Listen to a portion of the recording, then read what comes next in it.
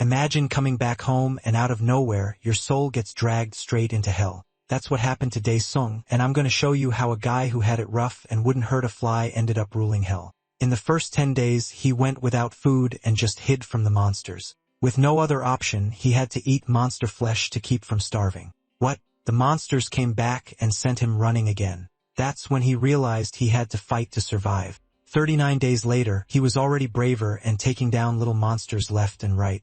7 years later, the kid was already level 24 and destroying monsters with a single punch. Time kept passing.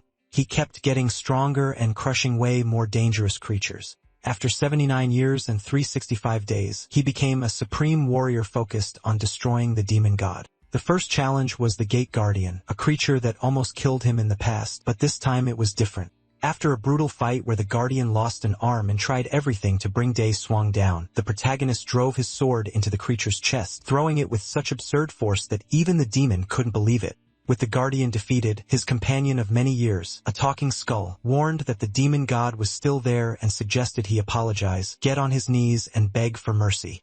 Dae-sung didn't care about any of that. He rotted 80 years in hell because of that guy, and now it was time to collect. Hours later, his body was completely wrecked, broken, and out of strength, but he made it. Dae-sung beating down hundreds of demons and keeping his promise to take down the demon god, he was finally at peace. Even after becoming the absolute boss of that hell, all he really wanted was to go back home.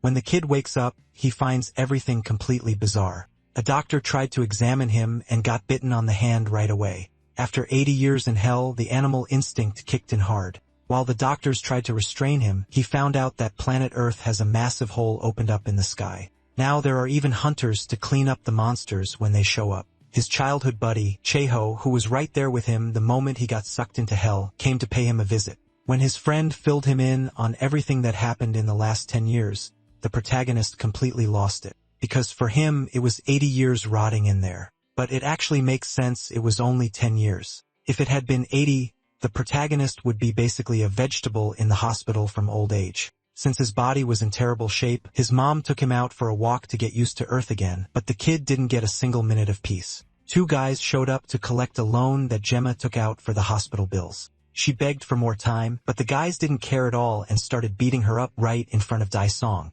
Since he could barely even move, all he could do was curse them out. The bully grabbed him by the collar, threw him on the ground, and started kicking him repeatedly, using him like a ball. His mom panicked, thinking her son was going to die. The protagonist realized he had escaped hell just to fall into the hell of Earth. A mission window appeared floating. Since he was in a really bad spot, he just accepted it. Everyone around him froze, and only he could move. The mission was to reach the marked location within 1 hour. The goal was to fix his body. Since his legs weren't responding, he dragged himself all the way there. The journey was brutal in his condition, but the kid used his head. The mission didn't say he had to walk, just that he had to get there. With only 35 seconds left, he threw himself into a wheelchair and pushed with pure rage. In the last second on the clock, he completed the mission. The reward was a healing potion. He didn't even think twice and downed it in 1 shot. The pain disappeared, and his strength got a boost. When time unpaused, the bullies were completely lost looking for the kid. Security showed up and kicked those guys out. Dae-sung vanished without anyone noticing.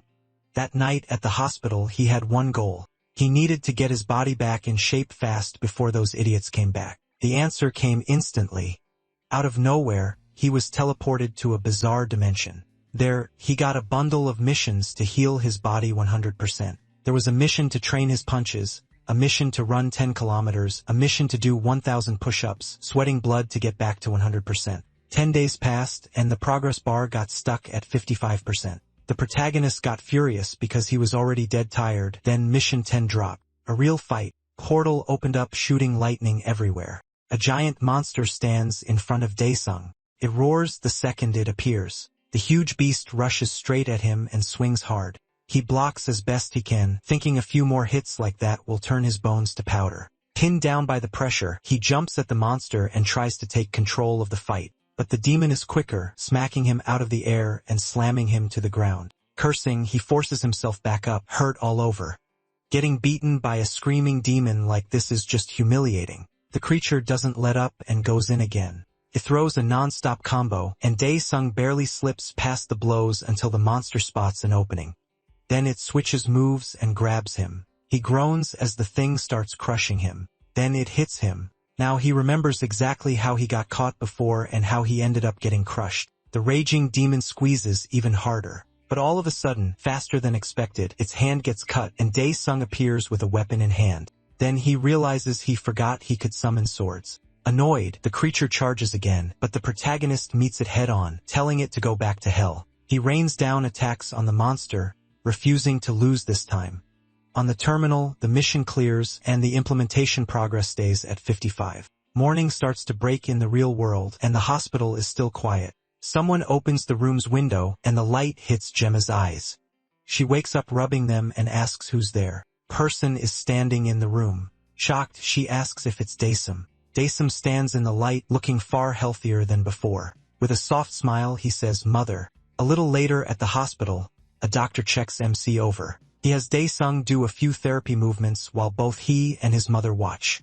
She can hardly believe it. They said after the last test he'd need over 6 months to recover. So how is he moving normally after only 15 days? The doctor says he can't explain it. Medically, it makes no sense. Gemma nervously asks if there's any chance Dae-sung could be. Still unsure, she asks if that's what this is. The doctor says no.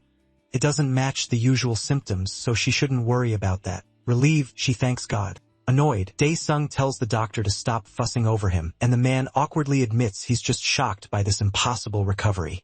Gemma says this is such a relief. Dae-sung feels much better now. Walking and moving his arms and legs feels normal again.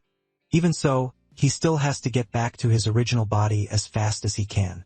When he reaches reception, he calls out to his mother and finds her thanking the nurse, who shyly asks what she even did. She says it's nothing compared to what a mother endured through those 10 years. His mother says it really feels like a miracle. Watching them, Dae-sung thinks he can't even imagine how much his mother suffered all those years. The nurse comforts her while she cries. That sight hits Dae-sung hard, and he promises he'll protect her. Later, in the hospital bathroom, he stands in front of the mirror and says Pantheon. A terminal pops up, entering the Pantheon. In the next second, he's back in that other space. He asks if the system can speed things up, and the terminal says he can choose mission difficulty, easiest, easy, or medium. He decides he's finishing this all in one shot, so he gives one answer, hell. The terminal confirms the setting changed to hell, and energy and light start bursting from the sphere. Cracks spread across it until it breaks apart. A man steps out, holding a sword. Dae-sung scratches his ear and jokes that it's not loud at all. The man stares back with a nasty grin. Then he finally understands what's happening and blurts out, "Oh, come on. No way." This as he quickly realizes the terminal labels the target as the absolute ruler, Han Dae-sung, a doppelganger, and says he has to defeat it. Dae-sung now faces his opponent in another dimension. The boy says this must be something he got from the absolute ruler of hell. The copy charges with a great sword. The protagonist is caught off guard and barely blocks the strike. His eyes turn red. The original Han blocks it too. The copy pulls away, throwing up sparks that make Han shield his face. Now he's clearly getting mad. The enemy rushes again, not giving him a second to respond. It's another overhead slash, and Han is already braced for it. He blocks again, but realizes something about this fight feels wrong. The copy looks like he's enjoying it. A storm of attacks follows, forcing Han to defend every single one, but one strike finally gets through and wounds him. Frustrated, Han realizes he can't keep up with the copy's power or speed, and the longer this goes, the worse it gets for him. The copy gets ready to strike with his hand, and it looks like Han won't avoid it. With an open palm, the double unleashes a heavy blow. In the impact zone, smoke fills the air, and Han is crouched inside it. Our hero uses the sword stuck in the ground to pull himself up, coughing. Covered in wounds, he jokes that the fake feels more real than the original, and that's not exactly good news. His eyes glow red as he says this fight ends right here. Then he activates a power called naturalization, wrapping it around his body. The copy gets ready to keep going. Suddenly, a blinding flash bursts out like a tiny sun.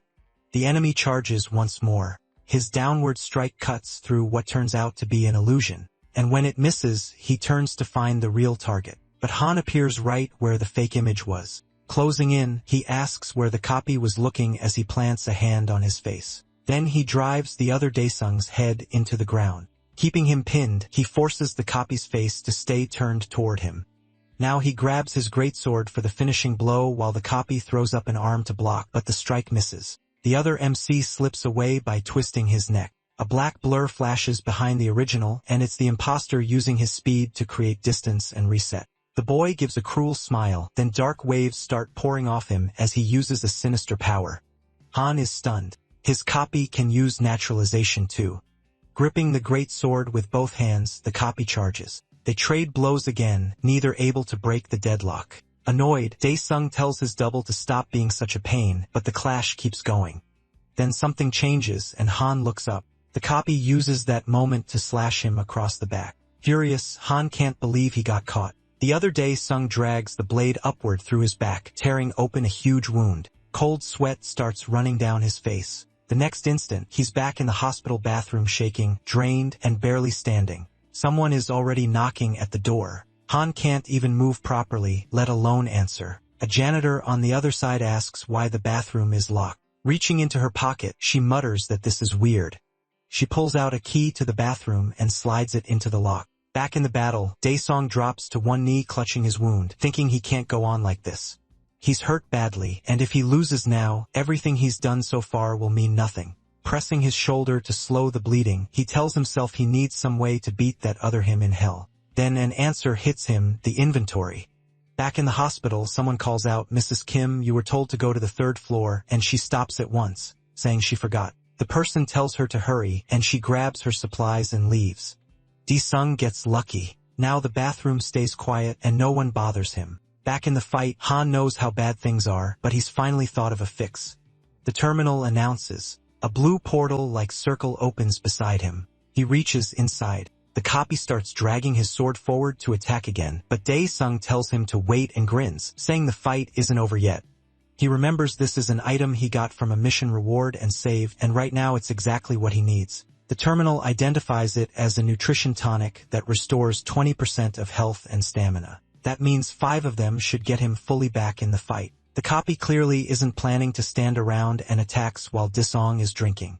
He dodges at the last second and fires back with a punch to the enemy's face, knocking him away. Glancing at his wrist, he decides he's almost ready. He reaches into the inventory again, thinking he can't waste time and should go straight to full recovery, pulling out a whole handful of vials. As he drinks, the copy tries to kick him, but he still dodges while chugging the tonics. He figures that's the 3rd one down, and right then, the creature is already back in front of him, attacking again. This time, though, Dae-sung has to block with his weapon. Annoyed, he counts to himself for 5, then he goes right back to exchanging attacks with the monster. He can feel his strength returning, but it still isn't enough. All of a sudden, the enemy changes tactics. It grabs Dae-sung by the throat and lifts him up, wearing a cruel grin. Then it goes for a killing strike, but the protagonist summons his inventory at that exact second. In the next moment, the sword plunges into the creature's stomach. The monster freezes. When it looks down, it sees the blade came through the inventory portal. Using the inventory as a shield, Dae-sung turns the attack around and lands the fatal hit. At last, the enemy drops to its knees. MC calls up the inventory again, relieved that trick actually worked. He says the damn mission is finally over, and the terminal reports his body is back to normal with the jade body at 100. It also says his body has been fully restored, and now he can use the hell system in this world too. Then something starts happening around Dae-sung. He wonders what it is, happy to feel his power back, but the scars covering him remind him of everything he went through in hell. Finally, he tells the system to get him out. The terminal says he has unread messages and asks if he wants to check them. Dae-sung selects the unread messages, then hits yes. The message appears. Hell welcomes its new monarch and says the absolute ruler has returned to Earth. While the throne stood empty, the Celestials sealed this place with the Stone of Earth. The demons captured by the Celestial Pantheon are waiting for their ruler to save them. Caught off guard, he asks if they're seriously asking him for help. With a grin, he reminds them he spent 80 years fighting just to live through those monsters, and after all that, he became the monarch. Then he throws out a rude hand sign and tells them all to screw off. Those bastards can go to hell. Shouting now, he orders the system to let him out. Somewhere else, thousands of demons stare at a sphere of energy. Sometime later, at the hospital, Dae-sung is working out, counting to 50. He does easy push-ups. It seems his full power still hasn't come back. Then the door opens, and the doctor walks in with his mother. Both of them stop, stunned by what they see. The doctor says her son may be an awakened one, and his mother says he wasn't like the others before. He explains there were no signs back then, so he thought Dae-sung wasn't awakened, but now that's the only explanation. His mother wonders how this could have happened to him. The doctor says that's all he can tell her, but suggests visiting the association. She thanks him for everything. The protagonist finally notices them by the door. Later in the city, he sits in the car thinking about awakened people and the association. He realizes he acted like he didn't notice before because he was focused on the mission, but now it's clear. His mother is hiding something. Looking at ruined parts of the city, he wonders what happened on Earth during the 10 years he was asleep. In a neighborhood farther out, she tells him to go in and wait, saying she'll be back through the next door. He agrees. Inside, someone is taking cash from a drawer. Dae-sung walks in and spots a girl crouching there, staring at her. He asks who she is. Startled, the girl can only look back in silence. His mother suddenly comes in, saying he needs to eat, then turns to the girl and asks what she's doing. She asks Jisoo where she's been, says she never answered her phone, and tells her how worried she was. Dae is shocked when he hears that name. Then he notices the empty drawer behind her, and his mother asks in disbelief if she stole again. Jisoo hides her hands in her pockets, trying to cover it up, then walks off without even looking at them. Dae-sung thinks it shouldn't matter how many years passed. She used to call him Big Brother. He can't believe he failed to recognize his only little sister. She says he looks fine now, but every day had been hell for them. As she passes by, MC just stands there thinking. Their mother calls after her, asking where she's going now. Suddenly, someone at the front gate starts yelling for her to open up. Dae-swang turns that way, serious, while his mother tenses up in fear. The men shout that if she doesn't open in 3 seconds, they'll come in anyway. They keep kicking the door and yelling at her to open it. From inside, he quietly watches it all. Out in the neighborhood, 2 thugs are kicking the gate to Dae-sung's house, screaming for them to open up. They yell that she really thought she could disappear without a word, while his mother desperately begs her daughter to come over. Still pounding the gate, one man says he knows she's inside and orders her to open it.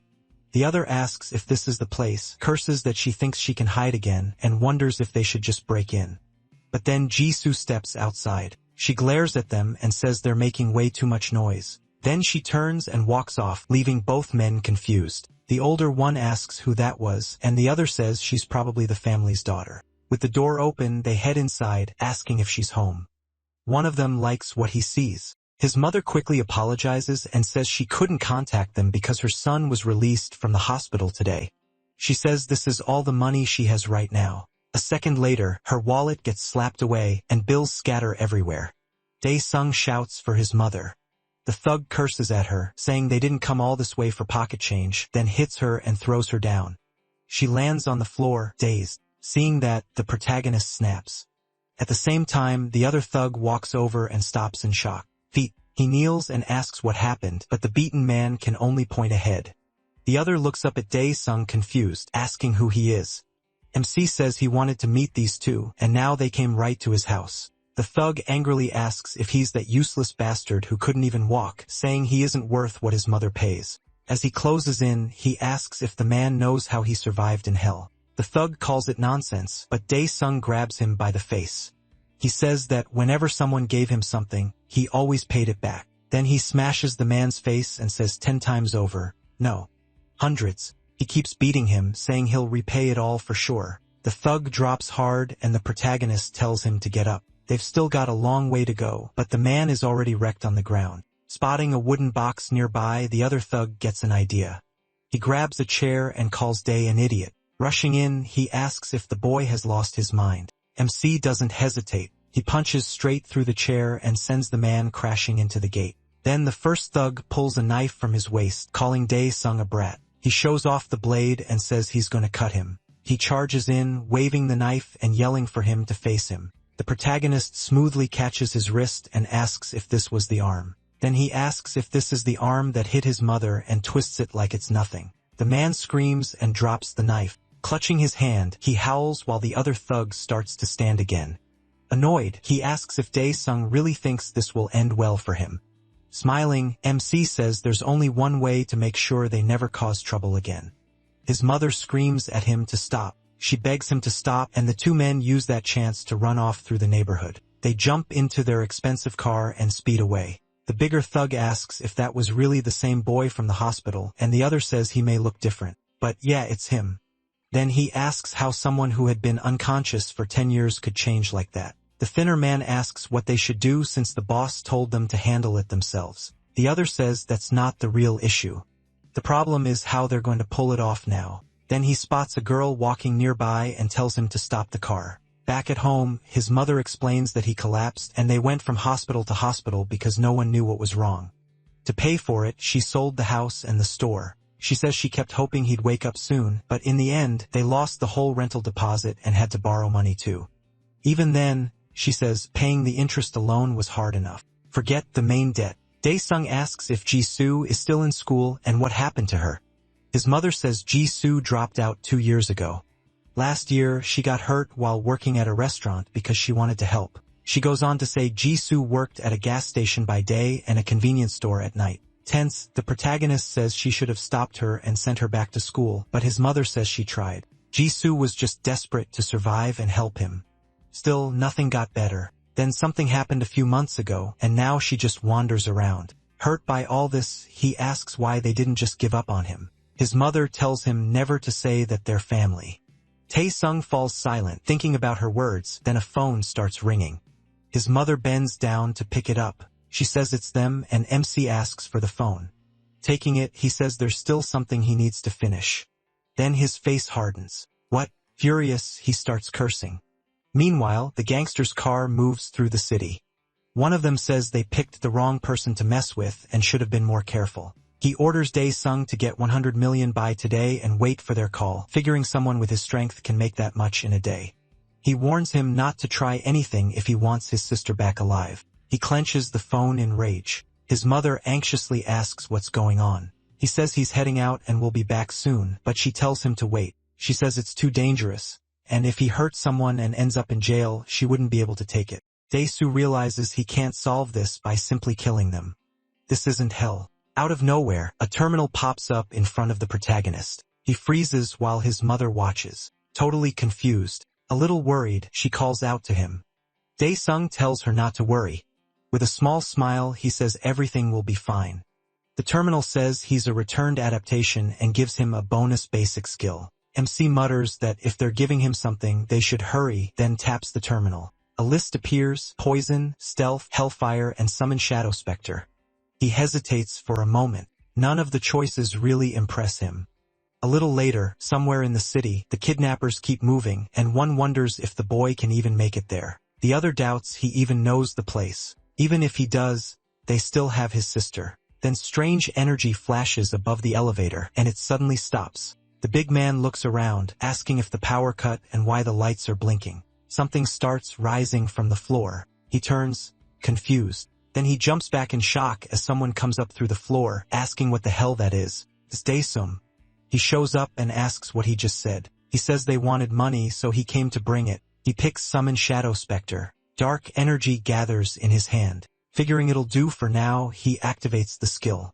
A black liquid forms in his palm. He clenches it tight. The liquid drips to the floor. Then something starts taking shape in front of him. Remembering the earlier fight, he tears off a piece of clothing. He orders the shadow to follow the blood and open a way for him, then he tosses the cloth. A moment later, he's inside the elevator with the kidnappers and his sister. One of the men rushes him in anger. Dae-sung slips past the hit, grabs his face, and drives him down, dropping him instantly.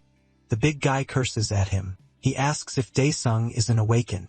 His sister hears that and stares in shock. The protagonist asks what an awakened is. As the elevator opens, the man snaps at him to quit playing dumb. He yells for the others to beat MC down, warning them he's awakened, so they should go all out. Before he can do more, Dae-sung strikes from behind and throws him to the floor. Another gangster shouts to grab him, and the whole group charges. He steps up. As he advances, the lights flicker and spark. The first guy swings and lands a hit, but Dae-sung suddenly turns into liquid right in front of him, then appears deeper in the crowd. He snaps a backward kick into one man while another charges in yelling. The protagonist avoids it with ease and slams a heavy punch into the guy's face. He moves through the group at insane speed, striking one after another. Even the lights keep glitching from his power. In seconds, every gangster is down. Dae soon walks past them and heads back to the elevator where his sister waits. He kneels beside her and asks if she's okay. Then he pulls the tape off her mouth. He tells her she's going home. She asks what he's going to do next. Dae-sung says he's finishing things here and will see her soon. As the elevator doors close, she keeps staring at him in shock. MC turns back to deal with the rest. The lights keep flickering like none of this matters. Bodies are scattered across the floor. The whole place goes dead quiet. Then someone starts coming up the stairs. The figure climbs with both hands in his pockets, hood up, one sleeve still torn, trailing behind two others. The rough group looks unsure. Dae-sung tells them the others weren't even worth calling bugs. The men can't tell what he's getting at. He finds it pathetic how fast the rest went down. Suddenly, a window at the top floor bursts apart. Elsewhere, someone makes a call using another person's phone. A tattooed man answers. Annoyed, he says he already told them not to call while he's in the sauna. The caller says there's a problem, and he needs to come to the office. He shouts back asking if he's some kind of dog to be ordered around, but the voice begs him to come. There's a monster there. He tightens his grip on the phone, clearly shaken, then he crushes it in his hand. Standing up, he finishes smashing the phone apart. Back at the building, one window is shattered, and several men are sprawled across the floor. In a nearby room with the door cracked open, Dae-sung walks toward another gangster. The trembling man tells him not to come closer, but he keeps going. The guy is completely terrified of him. The protagonist only stares back coldly, then a wall suddenly explodes inward. Dae-sung turns toward the noise. A huge man charges at him with some kind of attack. He closes the gap in a flash and grabs MC by the face, then slams him hard into the ground. With a grim look, the brute says he made a huge mess. While his head is pinned down, Dae-sung realizes neither his mother nor his sister were shocked by his power. The brute demands to know where his men are. The protagonist understands they already knew powers like this existed. He just never asked because he was too focused on waking up. When he grabs the brute's arm, shadows start trailing behind him. The man notices and panics. He jerks away from MC, leaving part of his suit behind. Even as he retreats, the shadows keep chasing him. While the brute backs off in fear, Dae-sung gets back up. The man can't believe he caused all this alone. The protagonist rises and brushes himself off, then looks at him and asks if he's some kind of awakened. The brute says there's no turning back now. He'll send Dae-sung to hell. MC repeats the word, almost amused. Hell? The big man powers up, his muscles swelling as his expensive suit rips apart, but he suddenly drives a punch into his face. The hit wrecks him on the spot. Spinning toward the wall, the brute screams and wonders if taking his clothes off was supposed to make that hurt less. Smashed against the wall, he can't understand how he got beaten so easily. He's furious. This makes no sense. Before he can react, Dae-sung stomps straight onto his face, grinding him down like he's nothing. The protagonist asks if this bastard even knows what hell is. He says his family suffered the whole time he was gone. The man realizes MC is on a completely different level, and now all that matters is surviving. Knowing he can't win, he begs Dae-sung to stop. He pleads for his life, offering money, anything at all. Still staring coldly, he asks, "Money? Where is it?" The man points ahead and says it's in the locker. The protagonist looks over and sees it. He asks if the man really means it and warns him not to lie, then Dae-sung walks over. As soon as he goes for the money, the brute bolts. MC watches him run and says he'll die if he doesn't disappear fast. The man screams out an apology. In the parking lot, he jumps into a car. Battered and furious, he curses the kid and swears he'll kill him, child or not. Then Dae-sung suddenly appears right by his ear and says he forgot one thing, the password. The man stammers, nearly losing himself in fear. He says that part matters. More than that, he warns the man he can visit him anywhere from now on. The brute speeds off screaming. On the rooftop, a portal opens and piles of cash spill out. Seeing it all, Dae-sung figures it's 532 million won. He wonders how long that kind of money could keep him going and how many apartments it could buy in Seoul. Later, at a busy phone shop in the city, someone mentions the newest foldable model priced at 2,990,000 won in cash. Dae-sung picks up a phone and asks, "This one?" The clerk says it's the newest model and really popular with girls, then offers it for 1,990,000 won. The protagonist pauses at that one word, girls? The seller adjusts his glasses, worried he pushed too hard, and offers an installment plan if the price feels like too much. But MC says he'll buy it, catching him off guard. Then he adds that he'll take 2 and drops a stack of cash on the counter. The seller lights up immediately. He thanks Dae-sung over and over. Back home in the quiet neighborhood, he returns with a small shopping bag. Smiling, he sets it on the computer desk. Someone calls that dinner is ready, but Dae-sung says he has to go out. His mother opens the door, asking where, but he's already gone, leaving her wondering where he went. Later that night in the city, the streets are still full of life. The protagonist arrives at a restaurant. From a table, Chan-ho waves and calls out that he's over there. Tae-sung smiles and waves back. Chan-ho is surprised. MEMC looks nothing like the boy from the hospital. The two enjoy a meal together. They raise their drinks. After a drink, Chan-ho asks what Tae-sung plans to do now. He takes a sip and starts with, well, Chan-ho says they're not dumb high school kids anymore, while the drink seems to hit the protagonist pretty hard. Then MC asks how many apartments 500 million and one could buy, and Chan-ho asks if he actually has that much. He just keeps chewing instead of answering. So Chan-ho tells him that much would only rent a small place on the edge of Seoul.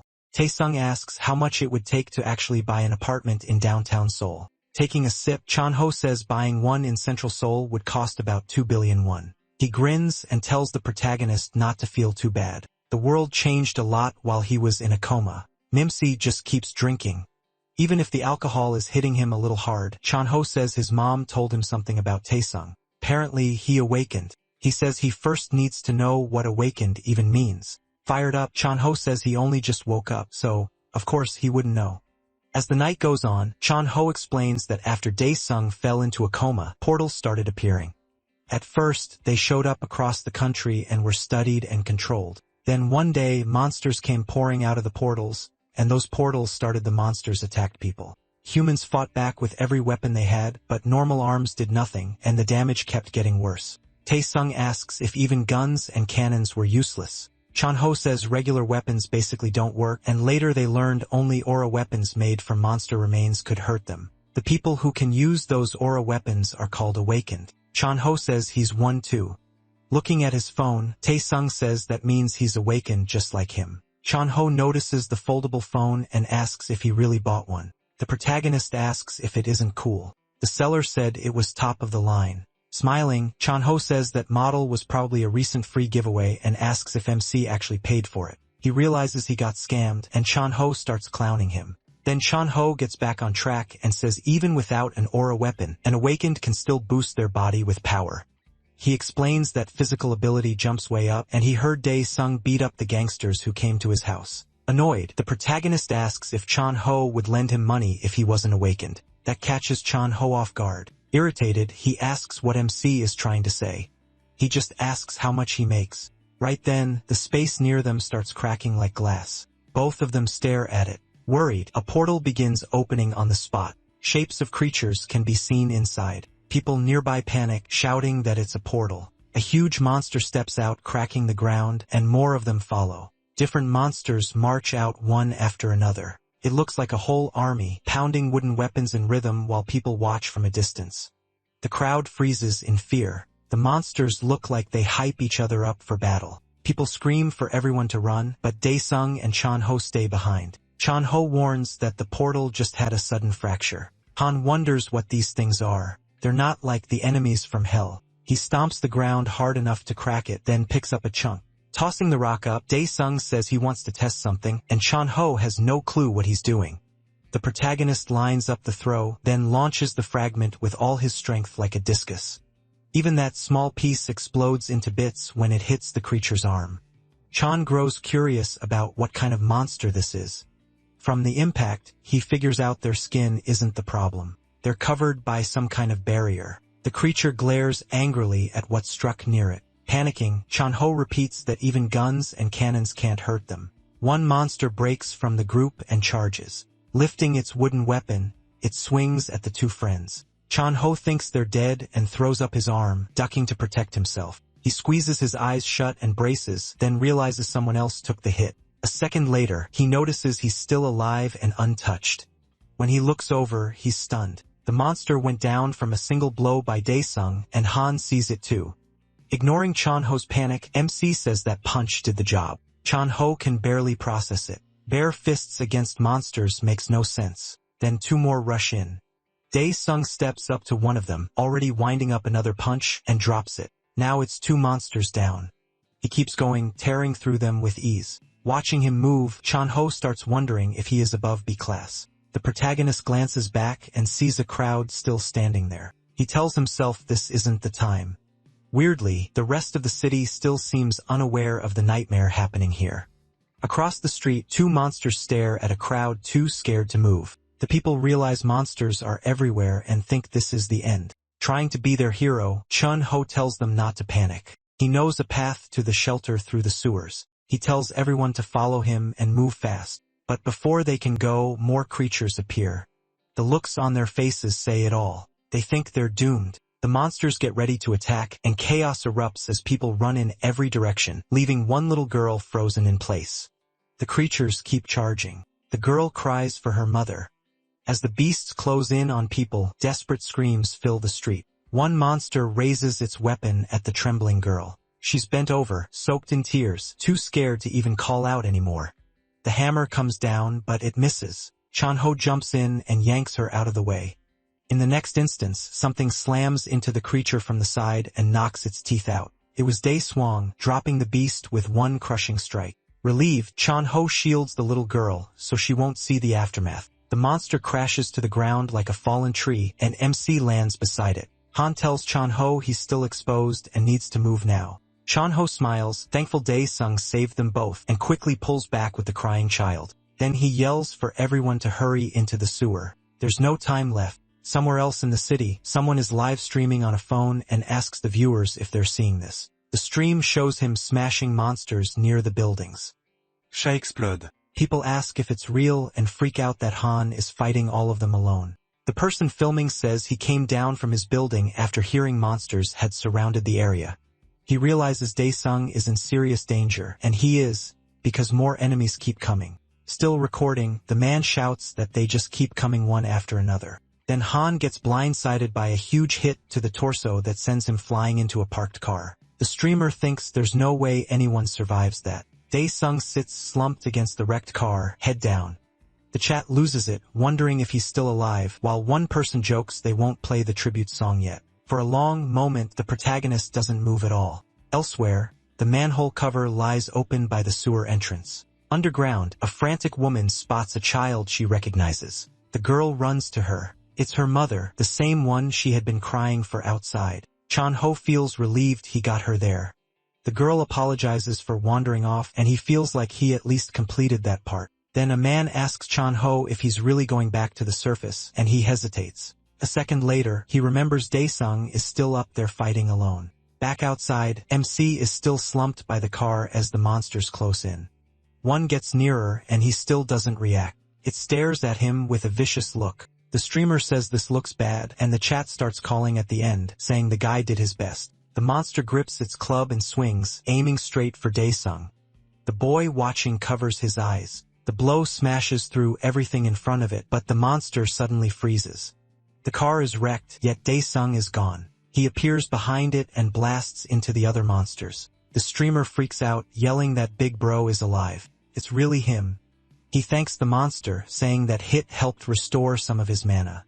With a smile, he says he'll return the favor with a painless death. Then he dashes in and cuts down more monsters on the way.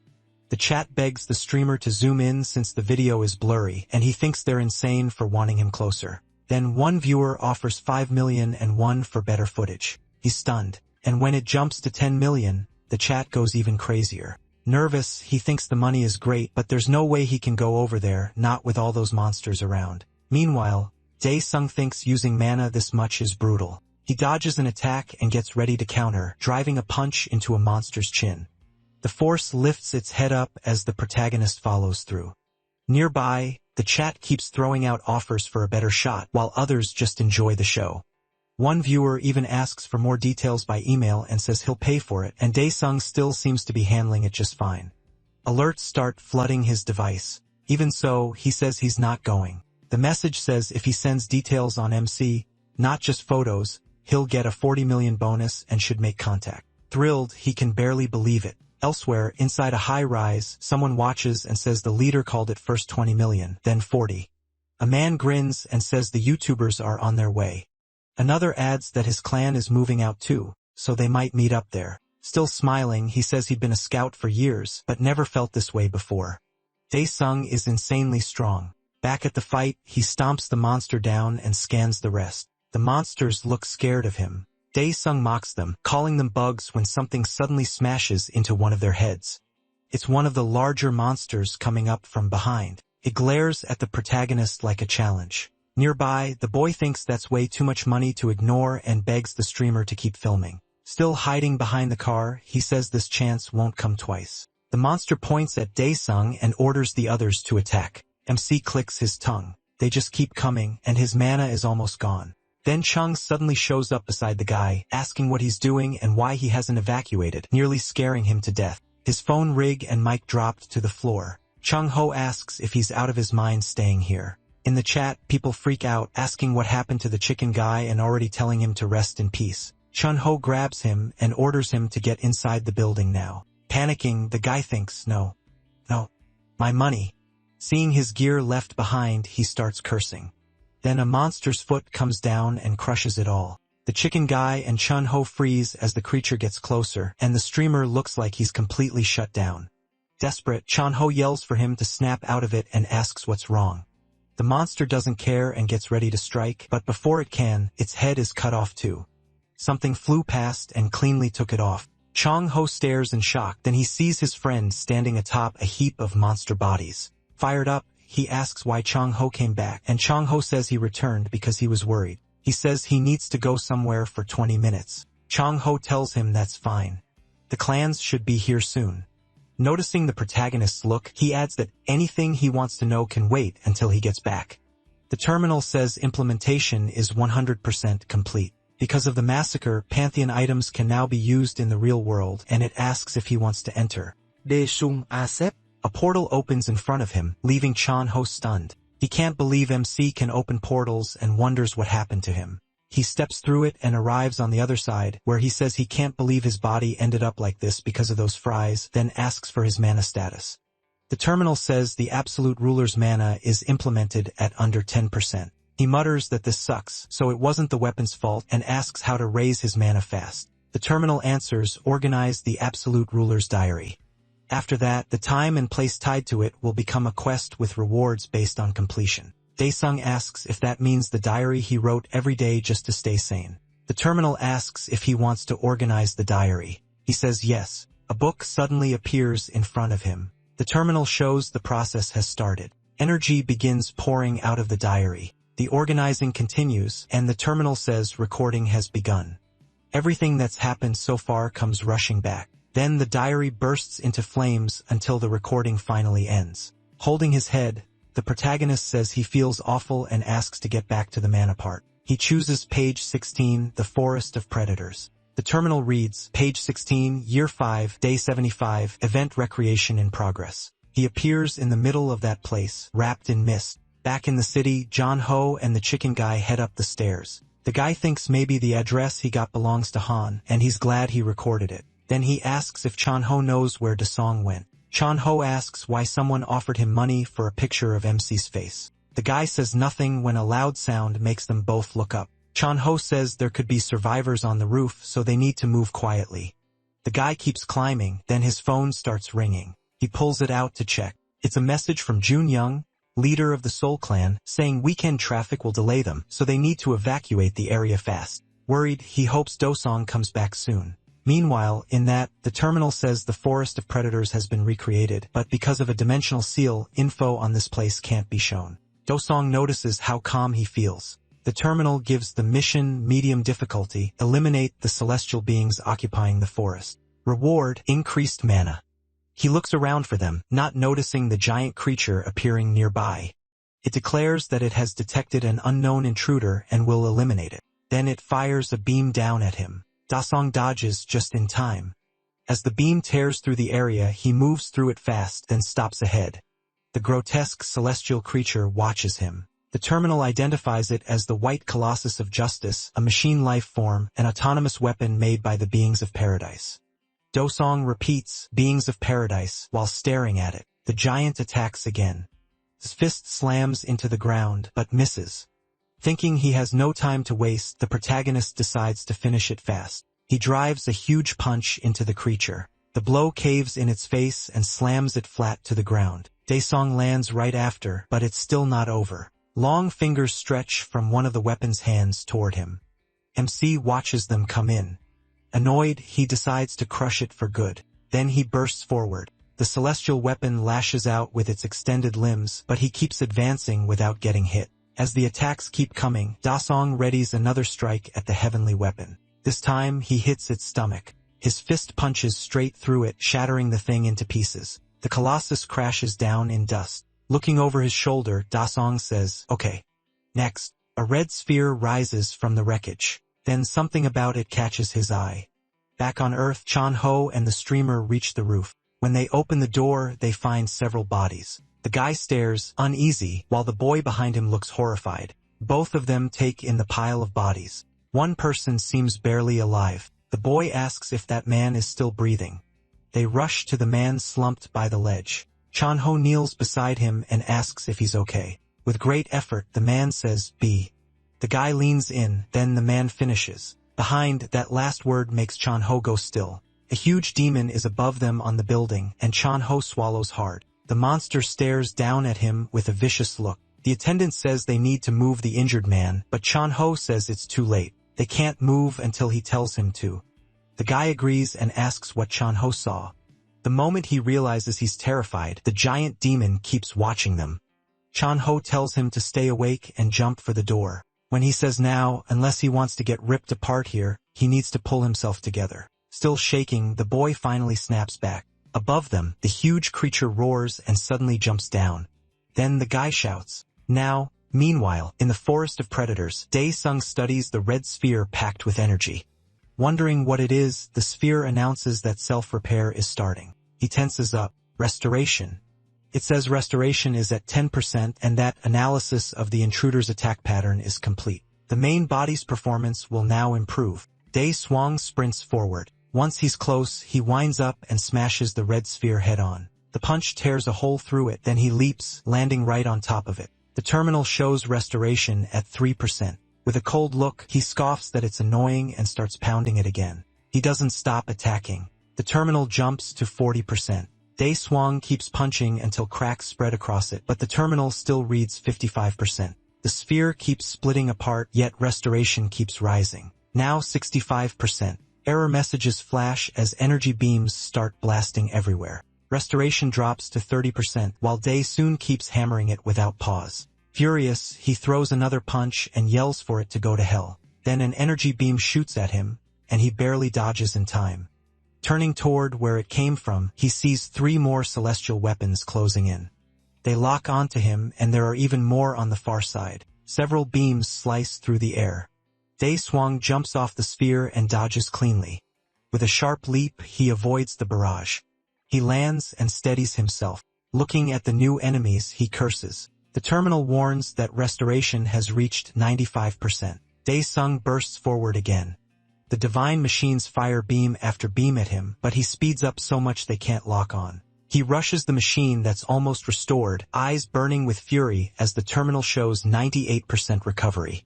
Daesung slams it with a massive blow, blasting a huge hole through it. The celestial machines surround the area and watch. Bracing himself on the ground, the protagonist steadies his body after that burst of power. He realizes this fight will never end if he keeps going like this, so he needs another plan. Then it hits him. Those recorded memories might show a way to stop all of it. He puts a hand to his head. Right away, a sharp tingling runs through his brain, and nausea hits him.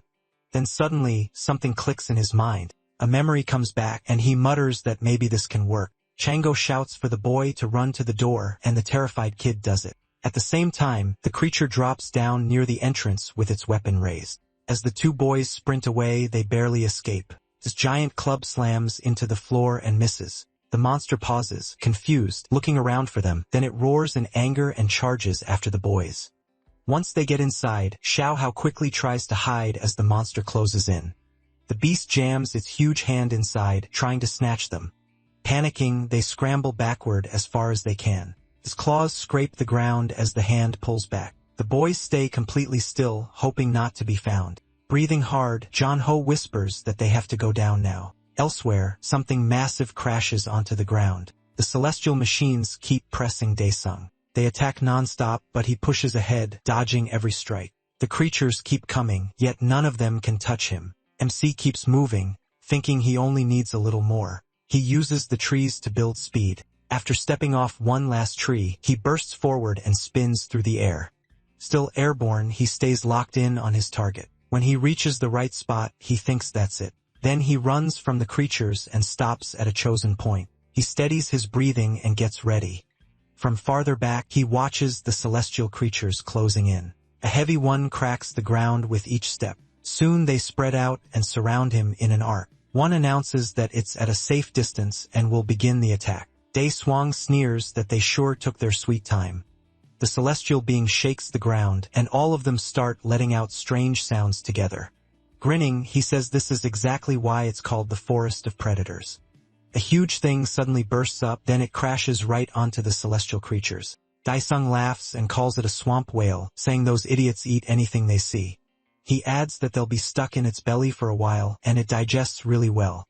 The terminal reports that the absolute ruler has met every condition, and its physical power has been restored. Daesung stands still, feeling his strength come back. Checking himself, he says his mana has clearly grown. The terminal then says the mission is complete and gives him a bonus reward, the Dagger of Judgment. The protagonist watches in surprise as the weapon forms in front of him. The terminal explains it's a sacred blade once used by the celestial judge made from white golem remains. It's powerful and can be controlled from a distance. He repeats the part about remote control and decides to test it, so he throws the dagger ahead. It sweeps through the space in front of him, then flies back into his hand. Pleased, he says this thing is going to be really useful. When he lowers it, the weapon fades away just like it appeared. After that, Daesung decides it's time to head back. A portal opens in front of him. On the news, reporters talk about the sudden portal and the chaos it caused, then ask a professor for his opinion. He says the real problem is the hunters. He complains that hunters act like public workers, slow, always taking breaks, and asks how people are supposed to trust them. Since portal breaks can happen anytime, not just on workdays, the reporter says the association should answer for it. Meanwhile, a car speeds through the city. Someone inside watches the interview on a phone. Annoyed, a man says those people are insane.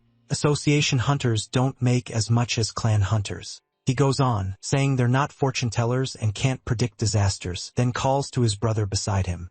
The well-dressed man tells him to quit complaining. If they can't handle this, they won't even have a team, and he's supposed to be the leader. He keeps glaring at the phone until a breaking report says a mysterious hunter showed up and solved everything there. The car keeps moving through the city. Somewhere else, the chicken boy shakily says the rooftop was covered in bodies. Chow says he knows it's awful, but for now they just have to wait for rescue. A sudden loud crash makes both boys jump. They peek over the counter where they're hiding, and the whole place seems to be trembling. Chow-ho wonders if hunters finally arrive. A huge impact hits next, filling the area with dust. The boys shield themselves as best they can. Terrified, he thinks the monsters found them. But then Daesung appears, saying he's starving, and they better not get in his way while he steps over the remains of the creature. The boy lights up with relief and calls out to his friend. Smiling, MC asks if he's late. Still stunned, the boy asks what is wrong with him. Daesung hugs himself and groans, and Chan-ho quickly asks if he's hurt. He asks if he's really seeing them, and the chicken boy says yes.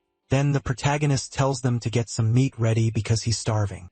That leaves the two boys who just survived hell staring at him in shock. Scared out of their minds, they ask if he seriously wants to eat meat here. The whole area is a complete wreck. Looking at the meat, Daesung wonders if it's monster blood on it, then says it's fine.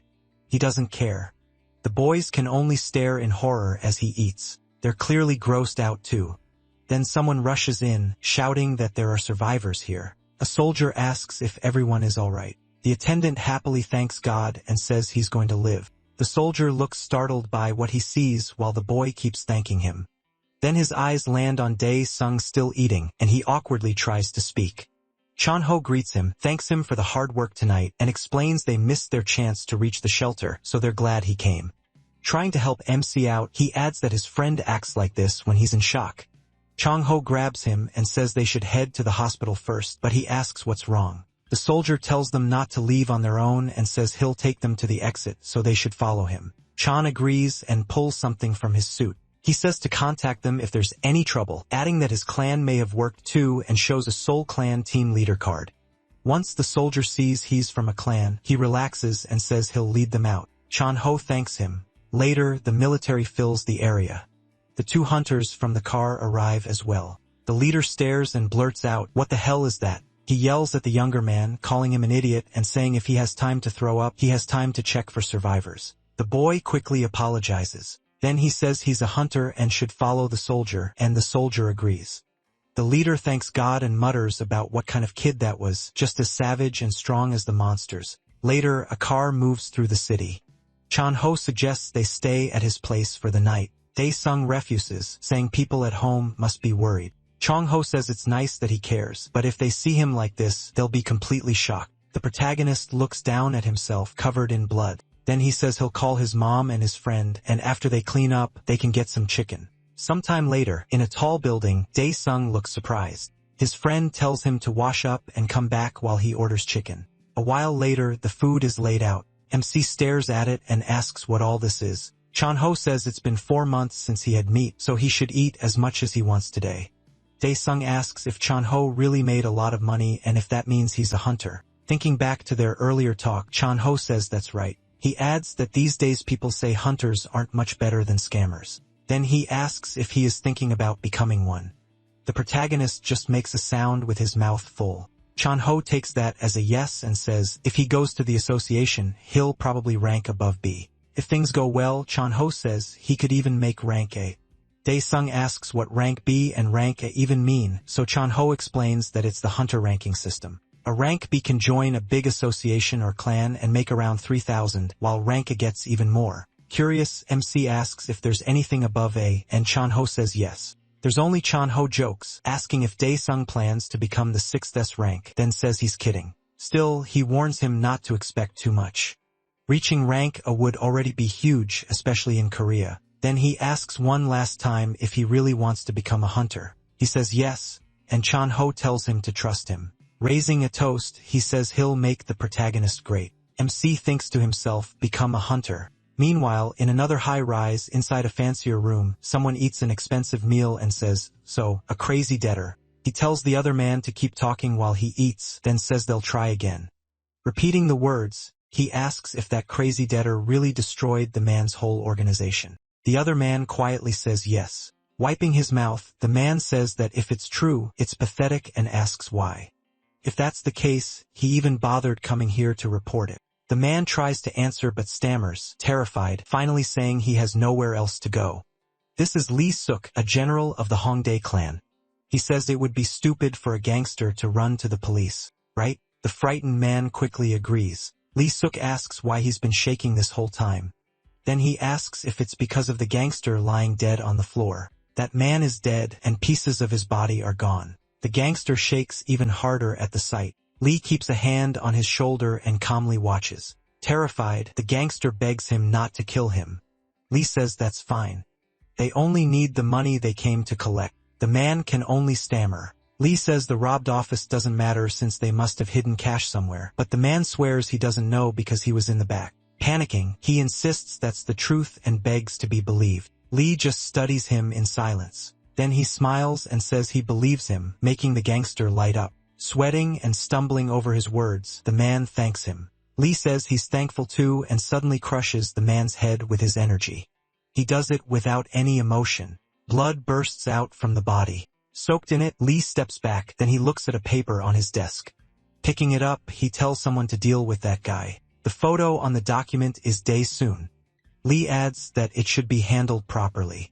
A person waiting in the corner answers yes. Sometime later, he reaches the Korean Hunter Association. The building carries the KSH initials. He's just arriving there for his awakening test, and Chan-ho tells him the staff will guide him from there. Dae-sung says okay. Chan-ho reminds him to speak politely or people will think he's nuts, and the protagonist agrees while getting another warning not to mess anything up. Chan-ho says he's heading back to work and tells him to text once the results are out. Seeing how proud his friend looks, MC admits he's nervous. Still, he heads into the building with confidence. Outside, he notices a few staff members smoking and having drinks. There are also other people who seem to be here for testing. On the way in, he passes a man grumbling that this is humiliating. Dae-sung thinks Chan-ho was right. This could make good money, but it's a pain. Inside, he makes it to lab room 3. Quite a few people are waiting there. He checks his slip and sees he's number 9. Hunters really are popular, but being 9th means the wait shouldn't be too bad. Then his phone rings. It's a text from his mom asking if he's still with Chan-ho. And when he's coming home since her back hurts and she needs to rest, he decides not to tell her the truth. Instead, he says he's still at his friend's place and will shower before heading home. His mom asks if he ate, then tells him to come back and eat since his sister went out to buy lunch. Glad to hear that. He plans to head home as soon as he can. Then the door opens and a woman in heels steps out. She calls for the next person, number 9. Inside, an old man is yelling that he's not crazy and that he's obviously awakened. A staff member apologizes, saying the meter gave no value, and the old man snaps. What? He rants that he said over and over the meter is garbage, asking if this is really how the association works. Now people at the front complain that he's hurting their ears and tell him to leave because others are waiting. The old man keeps arguing that all his hair fell out overnight. If that's not an awakening side effect, then what is? He's sure he awakened. At the doorway, people try not to laugh. Dae-sung wonders why this had to happen right when it's his turn. Everyone's waiting on him. The miserable old man says he won't leave and will complain straight to the branch manager. Then someone suddenly grabs him by the head and growls, "Hey you!" Pulling the hand away, the man asks who thinks they can do that. Dae-sung glares at him and asks if he can't see all the people waiting behind him. The man nearly wets himself from fear. Shaking, he says the meter has to be broken because he's sure he awakened. He asks if he's really that sure. A man in a suit says they can test it with him since he's awakened. He walks over to the machine and places his hand on the sphere. Energy starts to gather. He holds it there as the machine activates. Soon, the sphere glows green. The man says green means rank C, so the machine is clearly working fine. The old man goes stiff and can only mutter, though the woman tells him other people are waiting and orders him to leave. Even as he walks out, he keeps shouting that the meter is wrong. The receptionist apologizes for the trouble and says Dae-sung can come in now. Already fed up, the protagonist answers yes. After he enters, the woman asks her senior if that guy will score high. He jokes that she should stop guessing and get back to work, but she still thinks that with the pressure he gave off, if he's awakened at all, he's at least rank B or higher. That morning at the KHA, inside the branch manager's office, everything outside is quiet, but inside the mood shifts fast. The manager asks what's going on, and someone urgently tells him to get to exam room 3 on the 6th floor right away. Startled, he asks what happened, but the reply is that he should see it himself. A few minutes later, he's in the elevator heading down. On the way, he tries to guess the problem. Could some S-rank level specimen have shown up in the exam room? He calms himself, thinking that if it's really that serious, they'll have to fight to keep other branches from taking the specimen. The elevator stops and announces his floor, snapping him out of it. A crowd is gathered there, whispering that they've never seen anything like this before. The manager steps into the hall, confused by everyone just standing around. He pushes through the crowd, asking them to move, then he gets close enough and is stunned. One glass measuring orb is shattered and still smoking. Looking around, he sees 2 more are broken too. The suited man can only mutter, "What the hell?" A nervous employee rushes over fixing his tie, and the manager demands to know what happened. Both of them look toward Dae-sung as the younger worker starts explaining. He says that MC put his hand on the crystal ball while MC stays quiet. At first, the crystal's color started shifting strangely, and Han asks if that's normal as mist and changing colors swirl inside it. An employee says that part can happen sometimes, but this was different. Then cracks spread across the crystal. The young worker panics because he has no idea what's happening, and Dae-sung is just as confused. A second later, it explodes and smoke blasts through the room, frightening everyone outside. They quickly open the door to clear the smoke. The researcher coughs behind her hand, while Han stands in front of the shattered crystal, and another nearby one is broken too. One worker is left sitting on the floor in shock, and Dae-sung just stares at the wrecked crystals. The younger employee asks him if he's okay. Han says nothing, just sweats. The manager asks if the meter malfunctioned. The employee says that would be hard to believe when all 3 crystal balls ended up like this, and the manager agrees that's too much to be chance. Meanwhile, Han worries they'll make him pay for the damage and wonders what he's supposed to do now. Just wait for the results. The young employee says yes. They should wait for further information. The manager is troubled because if this keeps happening, every golden crystal ball would be destroyed. Then he turns to Dae-sung, clearly about to make a decision, and the others wait for his words. Carefully, the manager begins to explain. He says they should use a judgment limit test, though the protagonist has no idea what that means. Since the crystal balls can't measure him, the branch will judge him through a license test which will decide his final rank. Dae-sung asks if that method is reliable. The young employee says the system is based on clear standards, so he shouldn't worry. Han realizes there's no other choice and says he understands. The chief politely sees him off, and MC leaves the room and quietly walks down the hall. The manager grabs his head and groans that he can't deal with this. A researcher says the crystal meter reacted to energy from another world, and the manager asks why. Adjusting her glasses, she says maybe the issue is that his energy works differently. Han's otherworldly power may be interfering with the crystal's function, which is why the orbs exploded. Right in the middle of her explanation, another employee sneezes. He quickly apologizes, but the researcher gets annoyed at the interruption. The manager asks if that means Dae-sung is SS class, and she says yes. That's likely. The young employee agrees, saying the world really does feel unreal these days, but the woman corrects him. He isn't SS class. He's beyond that. At the same time, the crystal shards crackle with lightning. Later, out on the street, the protagonist tells someone about the test result, and the reply is just limits? The person on the call thinks that's weird and asks if the meter froze, but Han says no. He explains that the meter broke. The caller asks if he messed with it, then quickly takes it back, saying it shouldn't break that easily. Dae-sung says he didn't, and when he's asked if he just put his hand on it like they told him to, he says yes. The thing still broke.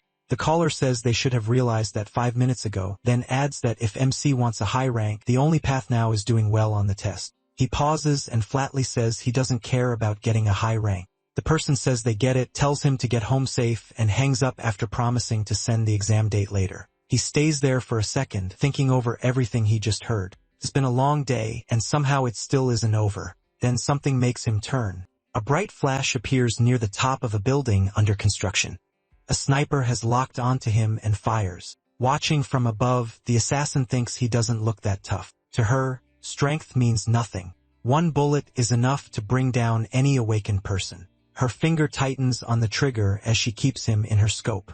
Then she suddenly freezes. She realizes she might be in trouble and wonders if he spotted her. That shouldn't be possible. No active hunter has ever found her before, so there's no way someone this pathetic looking could staring right at her. Dae-sung tells her to look over there. Annoyed, he corrects himself. No.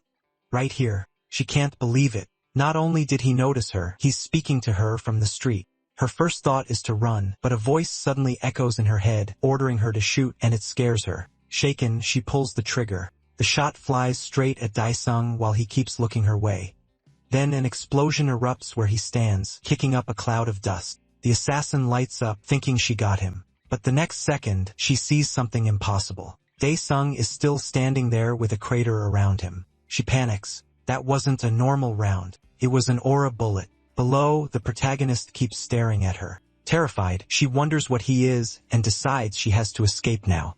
She drops everything and runs. Then something suddenly flies at her and smashes into her legs. She cries out and crashes to the ground, unable to move. In the next instant, Dae-sung is already up there, looking down at her. The assassin stares at him in fear. He apologizes but points out that her bullet hit him right there, just not hard enough to kill him.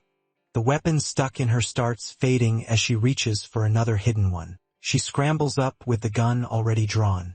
Trembling, she asks if he really said he's fine after taking an aura bullet. Then she asks where he even came from. Dae-sung answers that he came from hell, and she blurts out, "What?"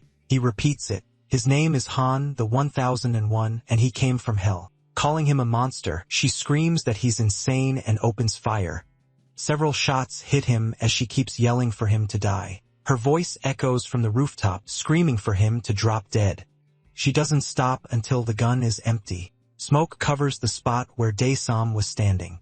Heart racing, she wonders if that finally killed him, but he suddenly appears behind her and asks, "Die from that?" She's stunned. She was sure he was finished. Then a mass of shadows spills out around them. Horrified, she asks what the hell that thing is. In one quick move, Dae-sung grabs her and slams her into the wall. He pins her there while she feels just how strong he is. And behind her, a terrifying shadow creature covered in hands and eyes rises behind her. It mutters broken words, play, hate, disgust, and other twisted fragments. Desperate, she asks again what that thing is. The creature grabs her, and her body starts going into shock. Dae-sung asks if she's really about to pass out without saying anything. Then he notices some items on the ground. As he bends down, he says he doesn't want to kill her. He checks inside the guitar case and finds more evidence. There's a file along with photos of him, his sister, and his mother. He lets the bullets fall to the ground and flicks one at the girl's head, forcing her awake. As reality hits her again, she screams in despair. Dae-sung tells her to answer him, warning that if she screams or talks nonsense again, he'll kill her. He looks down at the photos of his family, then he asks who sent her. She thinks she can't mention the Habma clan, so her mind jumps to that gangster instead. Since he was reported missing, she figures he wouldn't know, so she says Kim Song-hwan, and he asks who that is. She claims he's from the private loan group the protagonist wrecked and says he stole 500 million from that guy's vault. MC asks if she means the 500 million, and she thinks she can use that lie if she gets out alive. So she tells him to let her go, and she'll tell him where that man is. Instead, he throws a bullet at her so hard it punches through her shoulder and leaves a huge hole. She screams, cursing and asking why. Barely able to speak, she insists she already told him. Dae-sung says no assassin gives up real information that easily, and if she lied even once, he'll kill her. She panics, thinking that attack was way too fast, and she has no idea what to do now. At last, the protagonist asks one final time who ordered this. She thinks the mission already failed, and even if she survives this, she remembers that man blowing up his own subordinate's head. The Habma clan psycho will kill her either way, so no matter where she goes, she's dead. If death is coming anyway, she tells him he can ask 1,000 times, but her answer won't change. Dae wonders if she's trying some kind of self-destruction move. She screams at the bizarre monster to go to hell, but suddenly a hole is blasted through her, and her hand is destroyed too. She jerks in shock, then starts coughing, badly wounded. Dae-sung tells her to stay away from him because he's already sick of hell. The woman drops to the ground. MC walks toward her, saying that in the end, he still didn't learn who was behind it. Now he just has to get rid of the body. He says he hates using this item because it leaves a bad feeling. Checking his journal, he reads the keyword memory of death. He flips through page after page until he finds what he wants. That should handle it. He calls on the Pantheon, and a portal opens in front of him. He recalls hearing that most of this area is shut down because of the portal fracture, but this should still be the better way to deal with it. Outside, it's just another unfinished building. Inside, Dae-sung leaves what's left of the assassin covered up. The one hand still sticks out from under the tarp. He steps through the portal and returns to the Pantheon. At the terminal, a message says the demons of Pandemonium celebrate the Absolute Ruler's second return. Then it asks what date and place he wants to recreate. Dae-sung answers page 134, where the Prison of Souls was recorded. The Prison of Souls was the main weapon of the Ghost King, one of the 15 rulers allied with the demon god. He defeated that being once, and this artifact can pull from death because it carries his blood. When he first reached the Prison of Souls, he thought the fights would get easier, but his summon was too weak to use it right. The terminal shows page 134, year 37, day 98, and asks if he wants to recreate it in the Pantheon. Unlike on Earth, this can be used here to dispose of bodies, so he orders the recreation. Doosan confirms the command. The terminal marks the location as the River of Death and begins the process. Everything around him starts shifting. A moment later, he stands in a barren land. That place is the Souls. Drift all through the area. He remembers that the Ghost King's land lies across the river, and there used to be a boat to cross it, but now there's nothing. Not even planks, and swimming is impossible. The moment your body touches the water, death would eat it away. The terminal shows the mission goal: defeat the celestial beings occupying the river. Reward 50 implementation of the Prison of Souls. Suddenly, a voice announces they have found an unknown intruder and are waiting for approval to remove him. Dae-sung watches them and asks what they are. Up close, they look like white insects. The terminal identifies them as autonomous weapons, mechanical life forms made by celestial beings. Then the creatures announce that elimination has been approved. The celestial monsters rush Dae-sung, launching some kind. He slips past them easily, and the attack hits a tree behind him. The spotted struck starts corroding. The protagonist wonders if killing them might earn him a boat.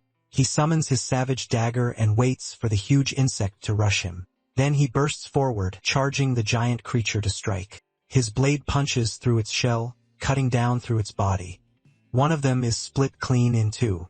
Crashes to the ground as Daisung resets his stance. Then several purple shots come at him from every side, leaving almost no easy escape. Daisung thinks they're like poison bullets, and dodging them won't help much.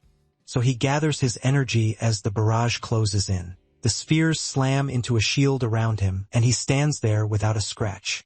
He says picking them off one by one is a pain. Since one of them doesn't want to come down, he tells it to get down here. Then he unleashes a heavy attack that shatters everything around him. The creature tries to hold on, but the whole area shakes, and the next moment it starts falling. Thinking this is his chance, Daisung charges in and tears through them, striking back at each celestial creature. Then he smashes their cores. He even catches one of those energy spheres with his bare hand and crushes it like it's nothing. The terminal shows the mission is complete and the prison of souls is now at 50%. Then it says the rewards have been given to the absolute ruler. He just watches the terminal shut down. A flame of energy appears in front of him, and something starts to form inside it. The terminal says he got the blessing of the worm armor that blocks death energy and lowers physical damage. Reading that, he realizes he'll be protected from death energy. Then a prompt asks if he wants to equip it now, warning that putting it on again later will take willpower. Dangsong pauses, wondering if this means he should swim. The river of death is still raging, and then he rises out of it. As he comes out of the river, a figure in armor appears. It's Daisung, now covered from head to toe. The terminal says the demon beast admires his swimming, while the demons of Pandemonium apologize for not helping their ruler. Dripping with that dark red water, he tells them to shut up if they already know that. A strong golden light appears ahead, and it spreads everywhere. Sometime later, MC reaches the Ghost King's territory and finds it empty. He looks around and says no one is here, and even the old castle is gone. The terminal says the beasts of Pandemonium are sorry. The Ghost King's sacred castle vanished, and Daesung snaps that he doesn't need them, repeating the obvious. He says the main objective may have been a side mission, then asks if another side mission can lead him to the castle. After that, he keeps moving forward, staying on guard. Suddenly, a huge crash rings out, and debris flies everywhere. Something massive starts pushing up from the ground. It keeps rising higher and higher, while Daesung watches closely until a giant monument finally stands before him through the dust. The terminal identifies it as the Celestial Obelisk, built by celestial beings with divine stones to capture wandering ghosts in the 9 heavens. A holy light appears at the top, and fiery energy shoots from the gate. Daesung asks if entering it will trigger the next quest. The terminal confirms this is Mission 2, destroy the celestial creatures made by the obelisk to earn 100% completion of the Prison of Souls plus a rune and contribution points. Then a strange creature appears. The armored being locks eyes, and he stares back wondering what it is. The creature glares at him in rage, and Daesung guesses it might be the general commander. Since it's in the demon category, he doubts it's hostile. At the same time, a whole group of those creatures rushes at him. The protagonist yells for the bastards to stop and releases his power on the spot. The demons freeze and watch him, while the terminal says the demon beasts beg forgiveness for betraying their comrades. The creatures roar back and challenge, then charge the King of Hell again. Jae-sung attacks first, striking 2 of them head-on. He notices they don't seem to have cores inside and wonders if the pillar is the reason. More and more creatures keep pouring out from the base of the obelisk, so Daesung uses blood naturalization while focusing on that pillar. The terminal explains that this turns him into half-human, half-demon, boosting all stats by 30% but draining energy over time. Even so, he decides to end this here. MC charges in without hesitation. With that power, he tears through one group after another, dropping the creatures without slowing down. One heavy strike takes out several at once. The terminal count jumps to 50 out of 10,000, then climbs to 130 out of 10,000. In the middle of the fight, he watches more creatures appear and realizes destroying the place from the inside might work better. Since the creatures are coming out of the obelisk, he pushes toward the entrance and attacks again. At last, he breaks into the structure. From there, he starts tearing it apart from within and keeps wrecking the whole obelisk until it cracks into pieces. As it collapses, the creatures begin turning to dust, leaving only their armor behind. Daesung walks through the ashes, and soon he's the only one left standing. The terminal says he cleared the mission and met all conditions, bringing the prison of souls to 100% and granting the other rewards too. Two glowing spheres appear before him. Dae-sung guesses one is the reward and the other is for implementation, so he decides to check them first. Then he gives the command, collect. The spheres react at once, and one of them flies toward his chest. The terminal says the reward is the soul prison artifact, which turns the dead into ghosts. It comes with a skill to imprison souls, store a dead target soul in the artifact, bring that soul back as a commanded soldier, and share part of the commander's memories. Right now, he has 0 out of 20 souls. Dae-sung says the main point was to gather bodies and information, but there aren't many slots, so that must be why he got another reward too. He gives the command again, collect, and the red sphere reacts. A message appears asking if he wants to carve the expansion rune onto the soul prison. He orders it to collect and the two spheres merge. The soul limit jumps to 100. He keeps holding the artifact for a moment, then tightens his grip and it disappears. At last, a message says the soul prison has been collected. He says he got what he came for, then wonders where to go next. Noticing something ahead, he asks what that is. The terminal says the demons feel a chill from a bright but evil aura and beg their ruler to be careful. He asks if he really has to listen to all of them, then decides to use the collect command on the sphere. The yellow light starts shining hard as he looks at the golden flame in his hand. A burning engraved circle appears on his fist, then something new finally shows up before him. The terminal glows yellow, and he wonders what this one is now. That object starts breaking apart, and Dae-sung says he expected something useful, not a waste of time full of pointless riddles. Finally, he says he wants to go back, and a portal opens in front of him. Back at the construction site, he stares ahead in surprise and disgust. The body he left there is gone. Dae-sung wonders where it went. Later, at home, Jisoo quietly watches. When the protagonist comes in through the gate, she tells him the rice soup is cold. He apologizes, and she tells him to come eat. Once he gets inside, the meal is already served. The news is talking about how serious the portal fracture case is, but his mother turns off the TV and says it's time to eat. Dae-sung says the world is changing fast, and he's even seen monsters on the news. His mother watches him eat and says she's scared he might be shocked, so she can't bring herself to tell him everything. She apologizes for being a mother who can't do much even though she kept pushing on. Dae-sung tells her it's okay. He says he's just thankful she survived in a world like this. She looks surprised by that, while Jisoo keeps eating like she doesn't care. MC wonders what this weird mood is about. Then he asks if there's anything his mother or Jisoo want. Jisoo asks why.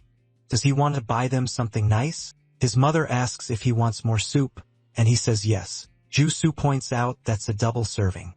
Elsewhere, at the Soul Clan, someone asks what's happening, and another says they were on their way underground, asking if this is about the licensing exam. On the phone, someone compares it to training in the mountain cave, but Chan-ho says it's nothing like that and asks if they really want to go back there. Dae-sung says he found a bug, but it vanished in an instant. On the other end, his friend asks what he means by bug, and he thinks about how the body disappeared without a trace. Still, he says that while he's gone, he wants his friend to look after his family, and Chan-ho agrees. The protagonist thinks he also needs to make sure he doesn't get caught. After hanging up, Chan-ho wonders what Dae-sung is planning.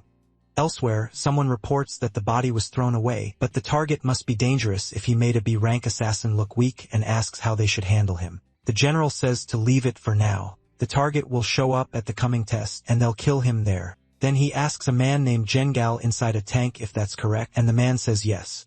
He tells Zengel to start at once, saying he's waited a long time for this day. A doctor reports that Zengel's rank heart is stable, and asks if they should begin the serum injection. The general warns that the pain will be intense and tells him to be ready. Zengel says he made up his mind the day he joined them. Without hesitating, the leader orders them to begin, and the doctor obeys. He says he'll start the injection and presses a button. The machines start up, the serum enters Jinxel's veins, and the computer reports 20% injection with his heart still stable. Inside the tank, he struggles through the pain as the injection reaches 40%. Jinxeo keeps enduring it and says good. The injection reaches 50% and the computer displays his data. The doctor panics and says they've gone past the normal limit, but the order comes back right away. Keep going. The doctor warns that if they continue, Jinxel could die. The general says if that dose could kill him, they never would have brought him here. The doctor nervously reports that it's reached 80.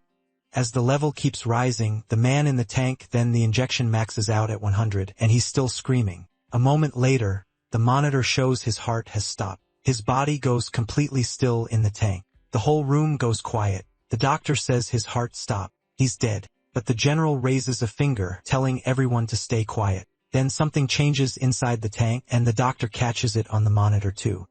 Out of nowhere, the man's heart starts beating again.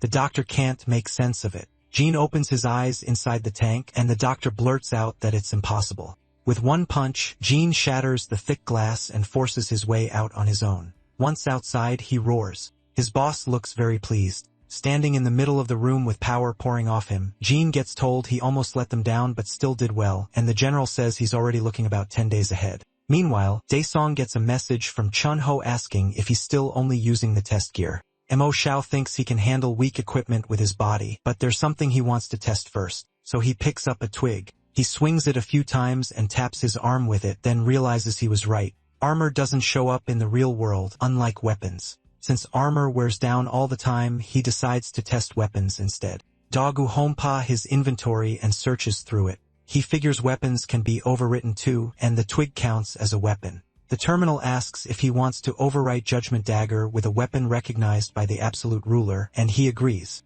The dagger starts to change, and so does the twig he grabbed. Then the terminal says the loading is complete. Now he knows it works. His dagger has taken the twig's form. Daesung wonders if he should go get it, then calls Pantheon. Sometime later, in the Flame King's territory, he moves through the area and says he never thought he'd come back here. Soon, several creatures head toward him. He watches them closely. They're wolf-like monsters, and they keep coming. The terminal marks the mission as high difficulty. Destroy Orkill's minions for the Hellfire Sword. It also says they're beast-type soldiers tamed by Orkill, the fifth celestial apostle. Daesung says he didn't expect to use this so soon. Sliding the weapon across his hand, he calls on Soul Prison. At once, a huge armored creature appears before him. The protagonist mocks it, asking if it came looking for food. The creature gets ready to strike, but Daesung rushes in first and batters it with a fast combo before it can fight back. As it drops, he throws his dagger ahead. One of the beasts glares at him with furious energy. Then something tears through the monsters, hitting them one after another. One of them clearly feels the impact, and the dagger keeps moving, cutting through as many of them as it can.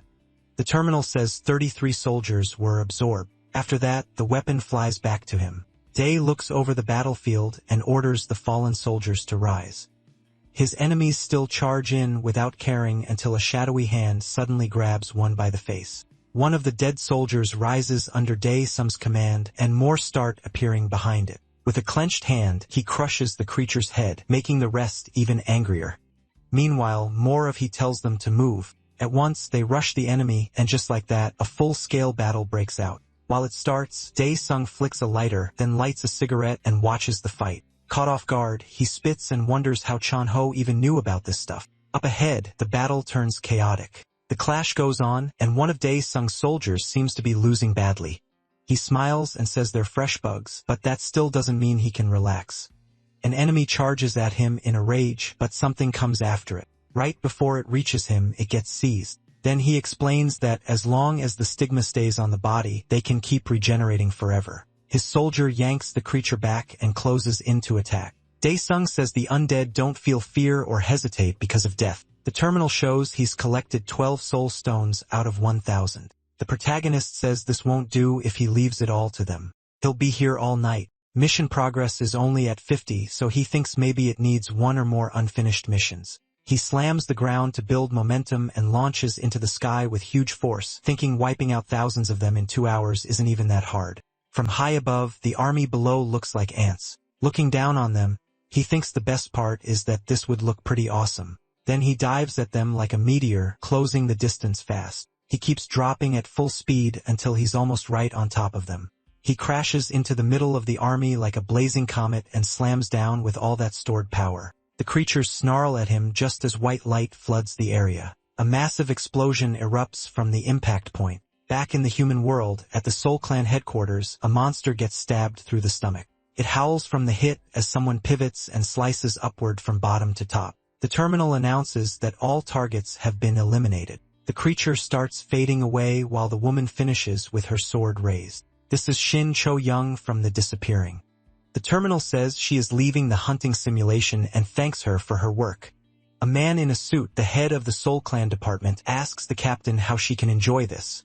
Clan leader Huang Zhang says it's not bad. He explains that she gets nervous in real fights and acts before thinking, so this training is good for her, especially with 10 left. He says they should raise the training by 2 levels because if they want to beat the Mad Dogs, they first have to beat. The department head cuts in, asking if he means John Jin of the Habma clan. The leader says yes. Without him, no one would likely beat Shin Cho's score. She's rank B, while Jun Jin is rank A. Jun, annoyed, says no. It's more about what the Havma clan is planning. The man says, come on, and asks if that clan wasn't banned from the rookie test for a year after that incident. The chief says that's exactly why they've gotten dirtier. They're desperate to make up for this year's gap. His subordinate says that in the end, Shincho and Junjin will dominate the first part of the test, and the stage will belong to those two. The chief agrees unless some other monster shows up. The terminal says the demons of Pandemonium admire the absolute ruler's amazing skill and are grateful, even tossing in a thumbs up. Then it shows only 1 soul stone remains. Daesung wonders if there's a mute option while still smoking. One surviving creature groans under him. It looks at him with fear and anger, but MC hits it and tells it to shut up while he keeps smoking his cigarette. Standing on a pile of bodies, he tells it to stay quiet. The terminal says the cleanup is done and the mission is complete, rewarding him with conquest points and 50 implementation for the Hellfire Sword. Then spheres of energy start rising from the dead creatures. The same thing happens across nearly all of them, and every orb moves toward Daesung, merging into one single sphere. The terminal tells him to offer the soul orb at the altar. He wonders what altar it means. He hasn't seen anything like that. He reaches toward the orb and thinks he'd better not have to waste time searching for it. Then a structure suddenly rises from the ground. It looks like the altar is forming, and Daesung notices the huge thing appearing out of nowhere. Surprised, he says it looks nicer than he expected. The terminal says the creatures of Pandemonium shake their heads at the absolute ruler's words. The protagonist flicks the rest of his cigarette onto the pile of monsters. The terminal announces the second mission, offer the soul stone at the altar and prove himself to the snake guardian. When he gets there, he places the stone into the altar. The stone immediately reacts, and the spheres on the pillars begin giving off the same energy. Then something gigantic appears before him. Daesung just stares at it, and a giant serpent reveals itself, locking eyes with him. Keeps its gaze on MC, and he stares right back. The terminal explains that this guardian is the snake favored by Orkil, the 5th celestial apostle. To claim the celestial item, he has to answer her question. Daesung is thrown off and goes, "What?" He complains that everything was going smoothly, and now suddenly there's a quiz. He says they're trying. Then he tells the snake to ask already because he's got a special answer ready. The beast finally speaks, but it's in a language he can't understand. Annoyed and shocked, he asks if she's kidding when something suddenly flies out and strikes one of the snake's eyes. The serpent screams in pain. Daesung snaps, asking how she dares try to sell him drugs. The terminal says blood naturalization has activated. It will drain his life over time and boost his stats by 300. With a quick motion, he attacks again, and his weapon pierces the serpent's other eye. The dagger returns to his hand, and he charges straight in.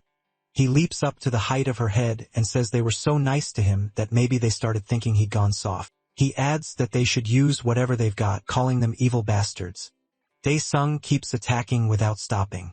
Furious, he yells at the snake. Standing on top of her, the monster arrives under the hits, then suddenly starts to swell. A second later, its head explodes. Daesung drops back to the ground as pieces of the snake scatter everywhere.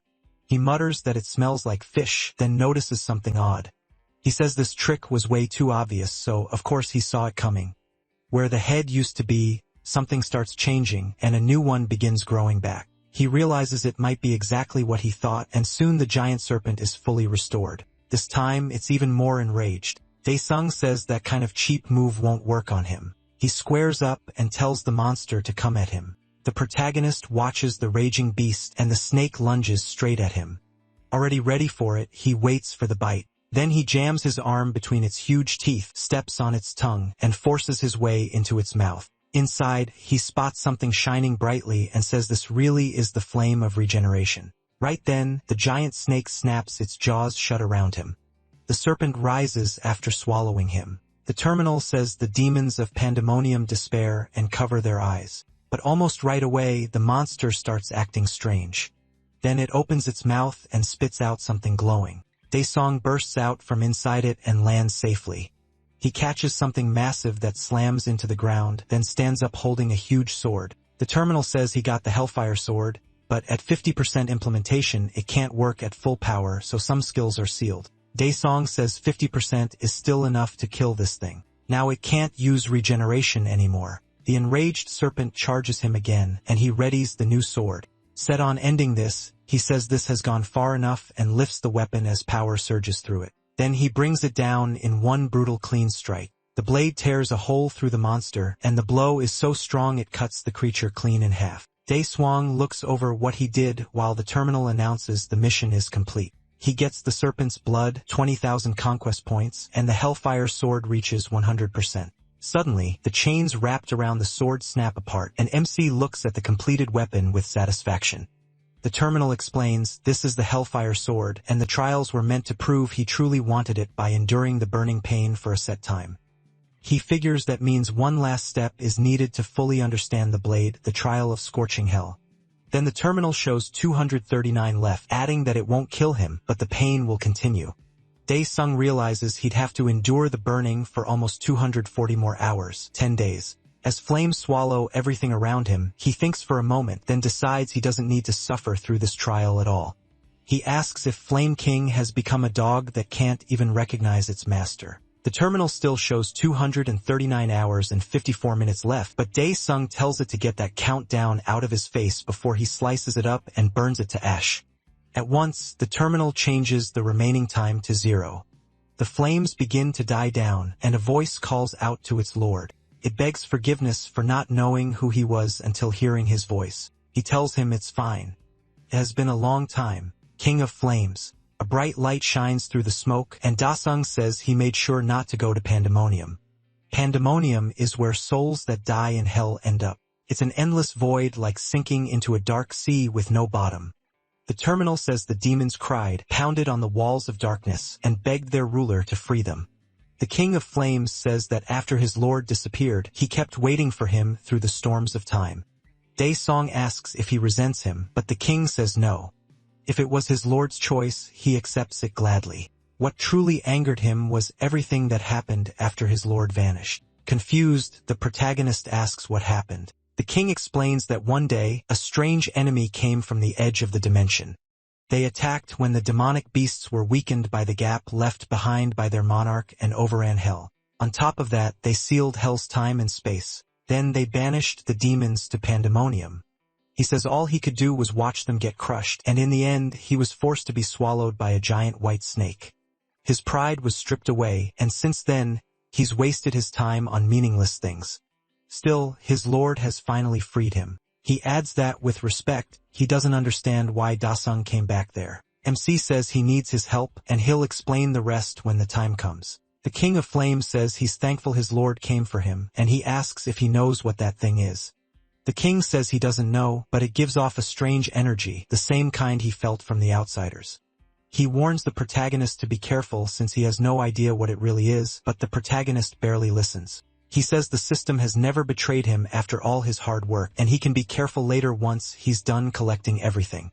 Then he grabs the object. A golden terminal appears, saying he has obtained 2 out of 3 required entries. MC says it looks like he now has permission to enter somewhere. The terminal asks if he wants to leave the Pantheon, but he says no. He thinks that, until now, leaving the Pantheon just meant going back to the real world. Then the terminal asks if he wants to leave this area and return to the Pantheon, and Daesung remembers there are still more items to get besides the sword, so he orders it to send him back to the Pantheon. Back in the human world, one person says the massacre video is blowing up, and another says that was bound to happen. It was no joke. They ask if the manager saw it too, and he says of course he did. Chan-ho thinks there's no way he can admit Daesung is his friend. That would be way too embarrassing. Then a man walks over and asks if he can speak with team leader Chan-ho for a moment. Chan-ho asks what brought the director there. The director tells him to take a break and come smoke. A little later, out on the terrace, the director says Chan-ho never mentioned he was at the scene and asks if he found anything. Tensing up, Chan-ho wonders what answer the man wants. If he says Dae-sung is his friend, the director will do anything to recruit him. So he says that if he knew anything, he would have reported it, and the director asks if that's really all. What a waste. He says if Chan-ho had known something, they could have brought him into the clan. Chan-ho decides to keep acting clueless. He agrees, then says it's only been 7 days since the license test and asks how Cho is doing. The director goes quiet for a moment, and Chan-ho asks if something's wrong. The man says no. He's just worried she's pushing herself too hard. Elsewhere, with 7 days left before the test, Chow Bei keeps training hard. A voice announces there are 10 minutes left in the simulation program, and 10 targets still remain when a stone slab appears. Chow brushes toward it and swings her sword, cutting it clean in two.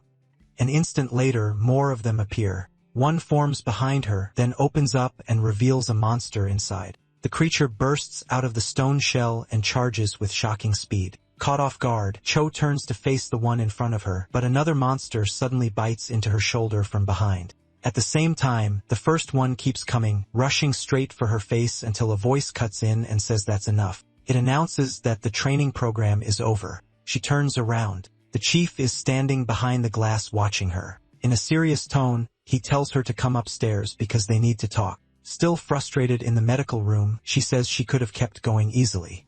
He tells her she's overdoing it and asks if she doesn't see that. But Cho fires back that he's always told her to achieve what she wants even if she has to push hard. She throws his own words back at him, then says this isn't physical overtraining and adds that she knows her own limits. The director asks if she really knows better than the AI system. Pointing at the screen, he asks if she sees the data. One side shows normal mental readings, and the other shows the readings measured from her. Cho just stares at it in silence. Then he asks what this psychological pressure is that the AI says is holding her back. Without even looking at him, she says she has to make the top 5. He repeats, top 5, asking if she's trying to raise her rank, and she says yes. Chow Bei explains that once she reaches a rank, she'll get access to more portals, more pay, and more recognition. Then she cuts herself off, crushing the bottle in her hand, and says it's not about money or fame. Biting her lip, she says she wants to kill every monster left in this world. With 5 days left before the license test, someone opens a door. It's the general of the Hama clan. He walks through the area in silence until he reaches a huge metal door. He pauses there briefly, then scans his finger to unlock it. The door opens at once. Covering his nose, he says he didn't expect the guy to hold up this well in a place like this. He adds that they can change the quarantine room, especially the ventilation. The lights react to some kind of energy, and he says they can fix the lighting too. Then he asks if that's right. Inside, someone is greedily tearing into a carcass. The general calls out his name. He says Jinkeel looks fine and even seems to like the food. He tells him to eat well and rest so the medicine can do its job. After all, he'll be the star of the coming license test. With 3 days left, the terminal shows his mission is complete. In a frozen area, our hero watches with his sword in hand. The King of Flames asks if his lord is finally coming back. Dae-sung confirms it, and now there's only 1 day left before the license exam. On exam day, the number of awakened people is up 25% from last year, so the first hunter test is more competitive too. Because of that, the association says it changed the testing method this year to handle all the applicants. Then a luxury car suddenly races in and stops with a loud screech. The flashy car causes a scene, and reporters rush over yelling that it's Hama clan's Lee Sikwar. 2 men step out. One looks like a top executive, the other like a movie star. A reporter introduces herself and asks Lee if the young man beside him is Hama clan's rookie, then asks how the clan will do today. Before Lee can answer, another reporter brings up the clan's ban over cheating and asks the rookie what he thinks. Inside, Lee is already sick of these vultures from the very start, but he still answers that he regrets what happened 2 years ago. The reporter presses him, asking if calling it an incident is just a way to dodge responsibility.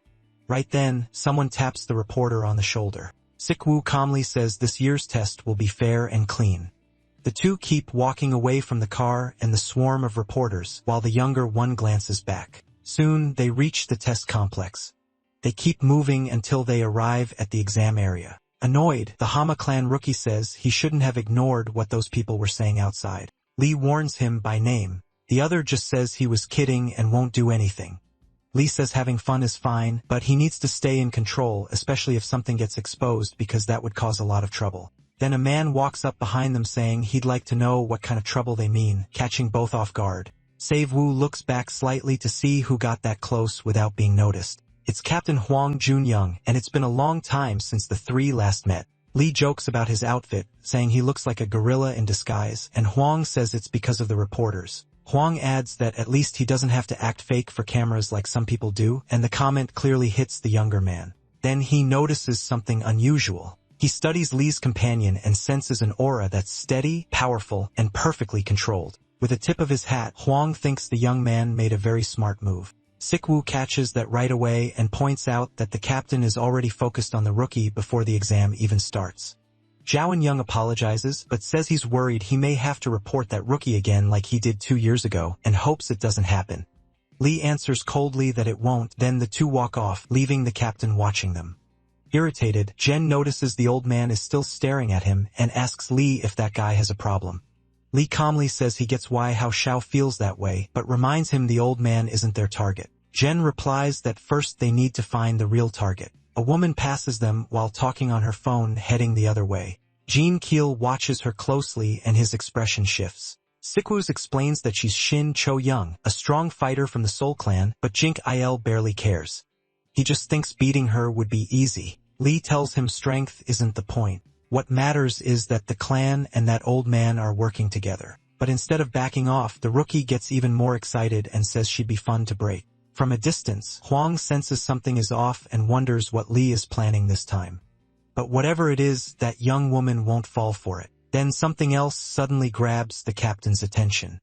Our hero arrives at the complex too, walking down the same hall with a heavy aura around him. Chao Young is deeply shaken by his arrival. Hwang keeps staring even after the young man passes, almost frozen in place. Now standing in front of him, Shine calls out to the old man as Dai-sung walks away. She calls him again, but he still seems stuck under the boy's presence.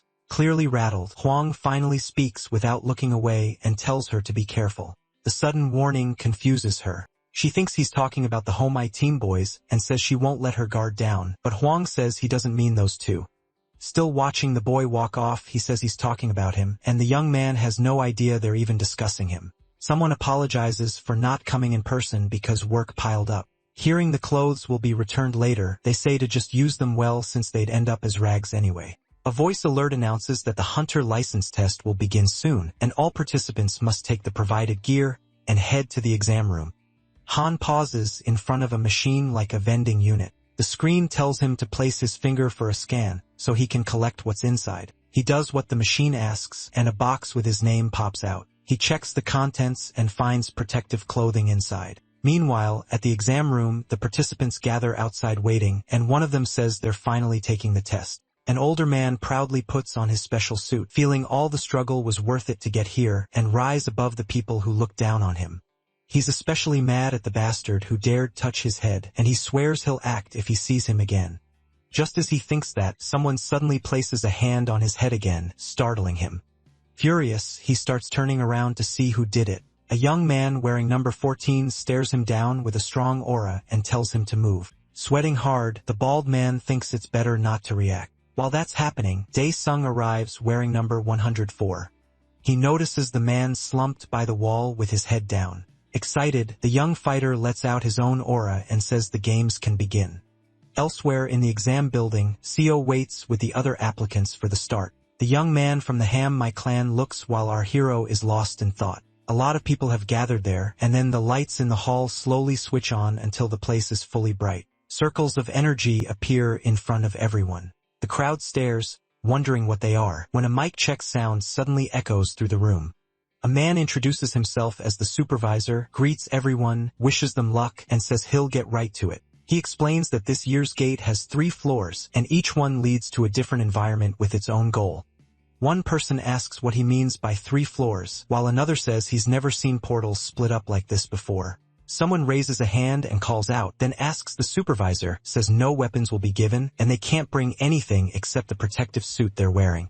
The crowd erupts, asking how they're supposed to fight with no weapons. Then a new voice greets them and says it's an iBot that will guide them through the test. It explains that the theme of this exam is adaptation. The question is how well they can use their natural talent in any setting, from freezing cold nights to burning tropical ones. It says a hunter's aura is what matters, the strength of the body, so they must prove they can adapt and fight. If there are no more questions, the gate will now open. An energy gate appears behind and quickly solidifies into a real passage. The supervisor tells everyone to enter the gate behind them and wishes them luck. On the first floor, a tropical forest, the test takers move ahead while struggling with the heat. They wonder what this place is and why it's so hard to breathe. One angry man curses, saying he'll be soaked before the exam even really starts.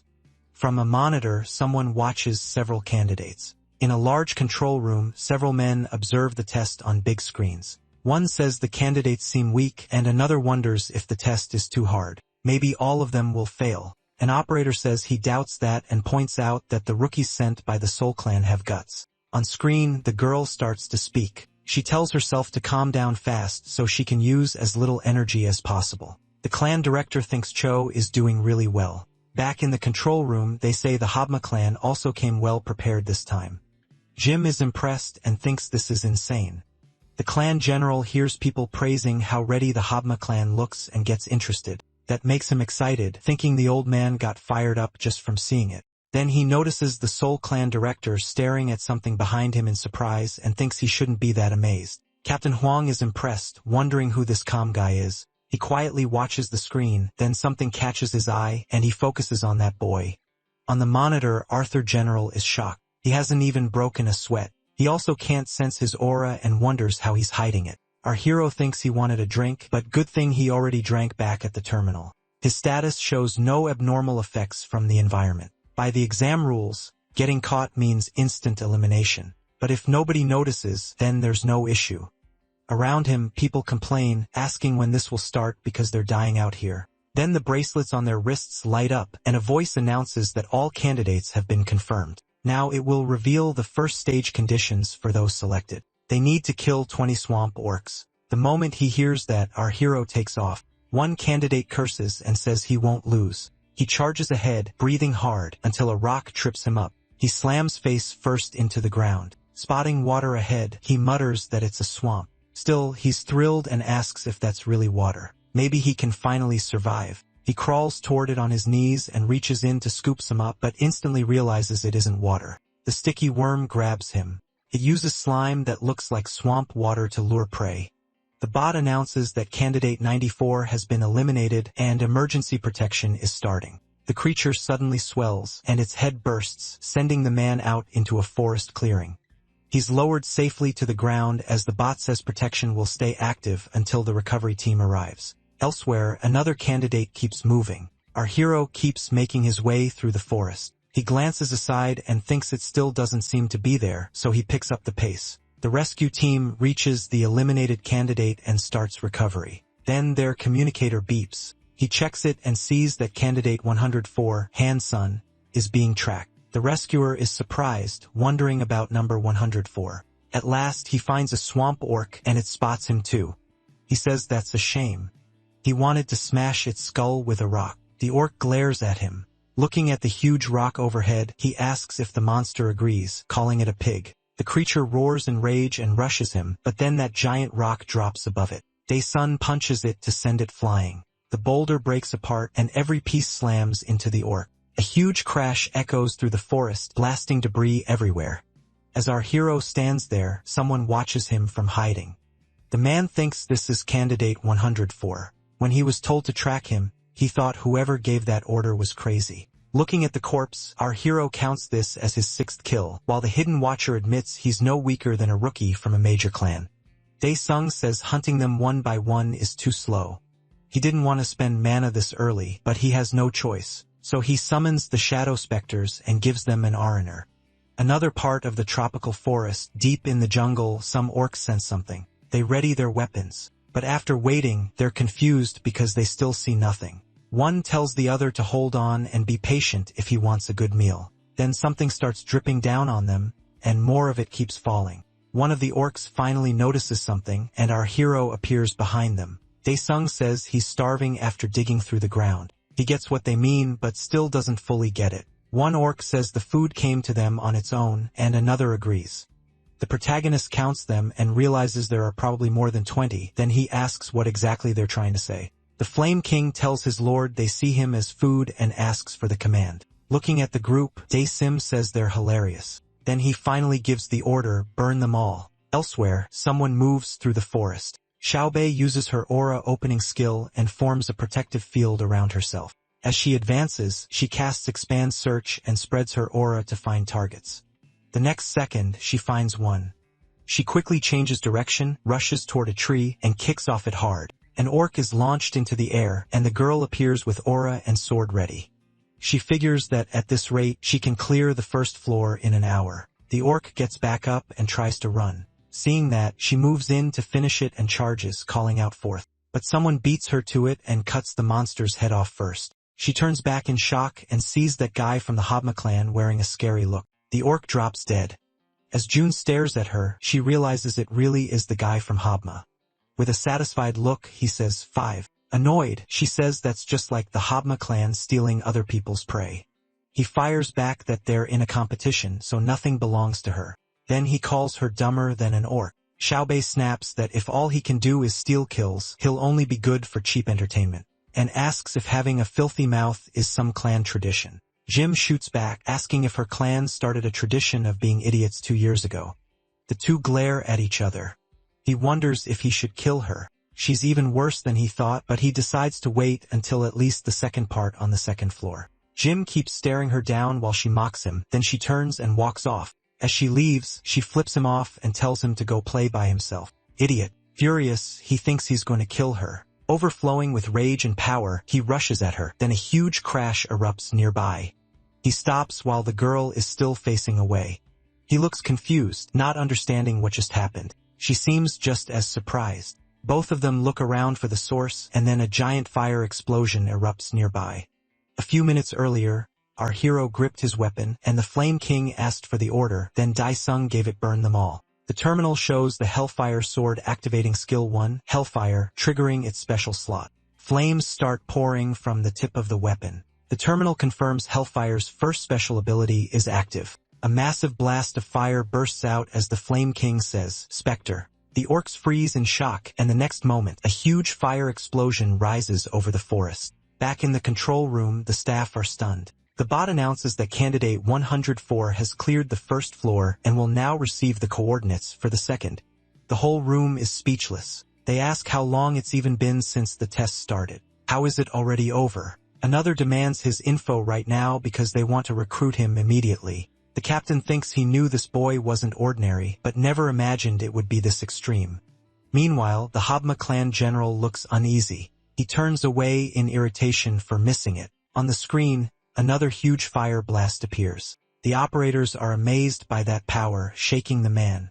The attendant says that's why she warned him. She knew he wasn't normal. He says he gets it already and begs her to stop shaking him. Another staffer stammers, asking if this is even real, then says, okay, fine.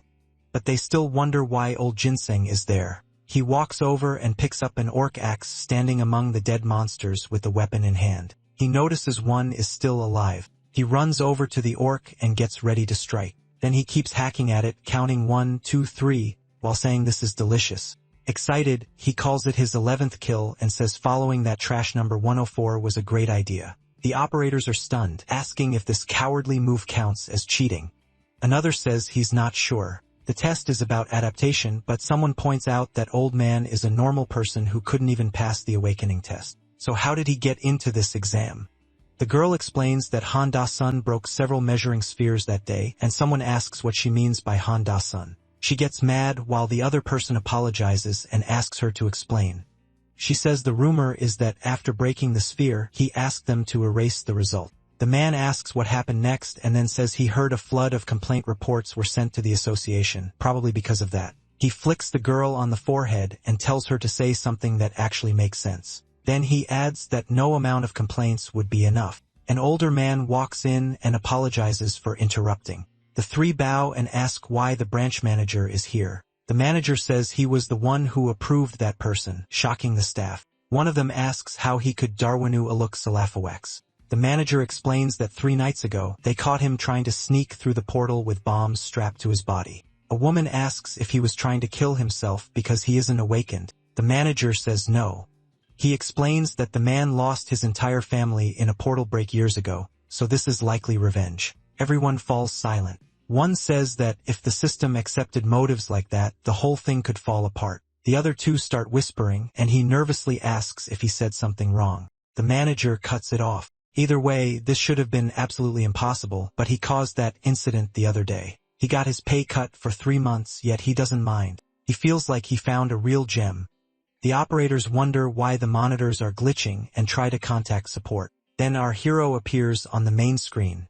A little later at the test site, 2 men in suits show up. A communication device suddenly flies off. The general says the control room must be in chaos by now, while the other man picks up the communicator. He asks if candidate 104 was supposed to be taken out on the 2nd or 3rd floor. The general answers that was before Jin's opponent moved ahead of him. The man asks what he means by taken out, saying that sounds pretty sinister. The general brushes it off, saying he only wanted to test his potential with a little challenge.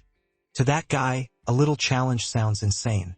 Somewhere else, another person gets a message. It orders him to inject mutation pools into the monsters on the floor. The lackey sighs, saying it's a shame. Number 104 really had talent, but he pushed too hard against what the Hobma clan director arranged. So the man fires his weapon. The shot hits a creature directly. A massive roar echoes through the forest. That sound grabs he figures the portal to the 2nd floor must be close. The Hobma clan general thinks it would be better if he died during this challenge. The creature starts mutating and goes wild. Rock shards burst everywhere, and the monster ends up wrapped in stone. It turns into a floating swamp ghoul that can make mist. The creature roars and uses its power. Thick fog starts spreading. The soldier thinks he needs to report this fast and ask for a lot more money. He pulls out a hidden communicator from behind the tree, but it suddenly blows up in his hand, releasing smoke. He realizes it's a paralyzing gas. His weapon drops to the ground. He crouches there, coughing in the smoke, then the giant creature appears right behind him. Our hero keeps moving through the forest. He realizes he's going in circles, passing the same place again and again. He checks his gear and notices a dead body. He wonders if that death was really an accident. He can't believe the test organizers would set this up. Suddenly, he senses something behind him and realizes he let his guard down.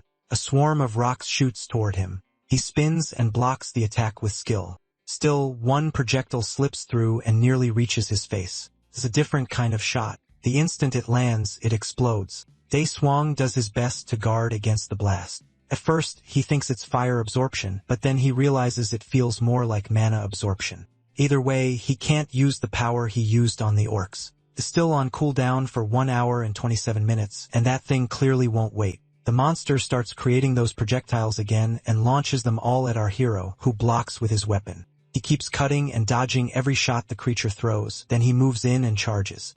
He leaves the projectiles behind, deciding this is getting old and going straight for the main body. He rushes through the barrage and closes in on the huge stone golem. The monster releases smoke as it waits. Daesung gets ready to strike. The creature prepares its own attack too. He lands a direct hit on the giant golem but gets struck at the same time.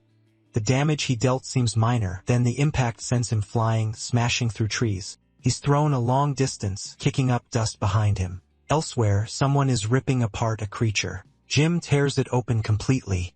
It's the remains of a defeated orc. The system announces that candidate 14 has cleared the 1st floor requirements and will receive the portal coordinates for floor 2. He thinks that one cost him too much time, then something catches his eye, and he looks back over his shoulder. A white object drops behind him. He quickly snatches it out of the air. Inside, he finds a vial, a special compass, and a note. He looks at the paper, confused by the message. Then the note suddenly burns up, and he realizes that bastard 104 is still on the 1st floor. Back to the fight, the golem watches its opponent. It summons those projectiles once more. Daesung starts standing after that heavy hit. He mutters that it took long enough and excitedly calls on the phantom shadow. His order is simple. Raising his weapon, he tells it to clear the path. At the same time, the projectiles fly at him. The shadows rush to meet the attack, and flames burst over everything. Our hero sends fire at the incoming shots, setting them ablaze while the shadows grab and swallow them whole. With a grin, he says he'll pay it back double and sends the shadows forward. He watches as the shadows rush his opponent. They advance with those burning projectiles, then compress into a pool of darkness. The monster roars in anger and charges. It rushes straight at our hero, crossing over that shadow pool, which suddenly erupts with a storm of shadow spikes. The creature is completely caught off guard. More shadowy hands reach for it, still carrying the flaming projectiles. Dae-sung says, meanwhile, back in the operations room, they finally start restoring the test footage. One operator says the screen is fixed. Another reports candidate 104's feet is back, and someone orders them to zoom in fast. They ask if the image is really restored, then notice only fog. Someone points out the first level was supposed to be a rainforest. An operator tells everyone to quiet down because something's appearing, a huge mass of stone. They're shocked, asking what that is and whether it's even part of the test. The manager demands to know what the examiners are doing. One man says there's no way this is normal. It looks like a mutation. He asks if they should stop the exam now since even emergency protectors aren't unbeatable. The manager stays silent, clearly worried about it. Then someone calls for the branch manager. He says nothing even as the man keeps pressing him. Another reports they just got a signal from candidate 104 and the examiners had already been told to stay near him. He asks if they should force candidate 104's test to end. The manager apologizes and says he can't do that. A startled girl suddenly tells everyone to look. In shock, they ask if he actually beat the monster. At the same time, the shadows clash with the stone monster. All the projectiles explode against the golem's body. Burning chunks of stone blast outward, and the creature finally collapses, defeated. Smoke rises above the trees. Everyone stares at the main screen in silence. The manager thinks classifying him won't be easy. He's right on the edge, and he had assumed it was just a measuring mistake. Now he's not so sure. This might be something far beyond what he imagined. The girl asks if he really brought that thing down, and if he did, isn't that amazing? Another operator says whether he's amazing or not has nothing to do with this test, and the girl asks what he means. He tells her she still doesn't get the situation and says to watch closely. Jim will reach the second floor portal first. The two girls glare at each other while a man in back asks the manager if they should pull out the people stationed there. The manager says no. Tell them to report back once they learn the truth. Back in the forest, someone moves fast, only stopping to check his compass. Jim figures the place must be nearby. He keeps moving through the trees until something suddenly draws his attention. He stops at once and studies the area. The mist is fading, so he assumes it's already over, but that doesn't matter as long as he gets there first. He thinks he'll, but not until he reaches the portal. Nearby, the creature's remains are scattered across the ground. Our hero pours life force into it, starting then he activates Soul Prison and commands a new soldier to rise. The people in the operations room watch it all on screen. Stunned, they ask what else he's doing and what that thing could be. Then a stone golem appears. Now under our hero's control, one man blurts out, "What the hell is that?" The creature lets out an intimidating roar. Dae-sung says there's no time, so it should stop showing off and lower its head. The creature actually looks embarrassed and bows to him. He plants his boot on the monster's head and says, "Run, rock." Nearby, Jim seems to have found something.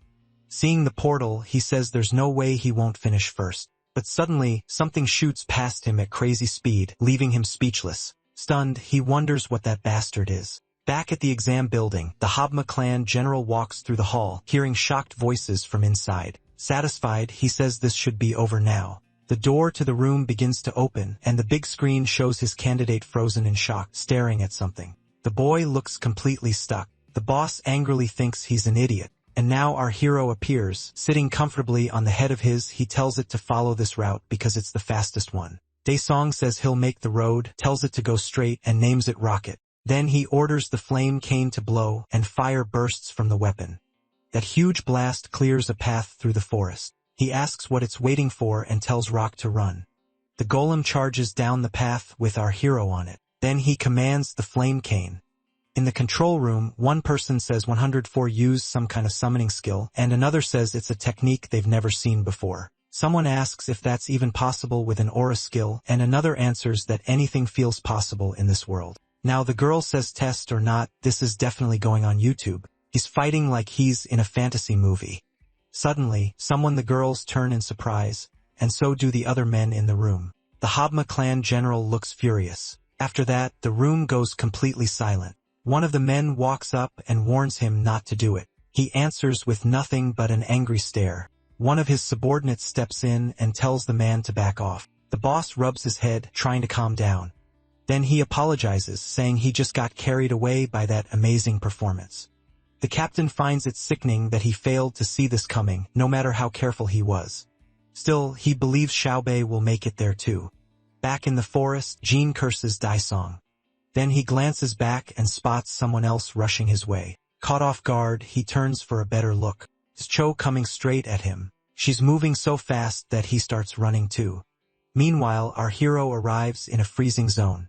He grumbles that the first floor was hot and the second is cold, so much for creativity. Then he looks at the golem and says, "Nice work, Rockhead." After that, he dismisses his soldier. A second later, his bracelet starts to glow. The bot appears and congratulates candidate 104 for reaching the second floor. He checks the portal, sees no one else, and asks if he can begin. The bot explains that the top 5 start from different portals, then begins laying out the second floor's rules.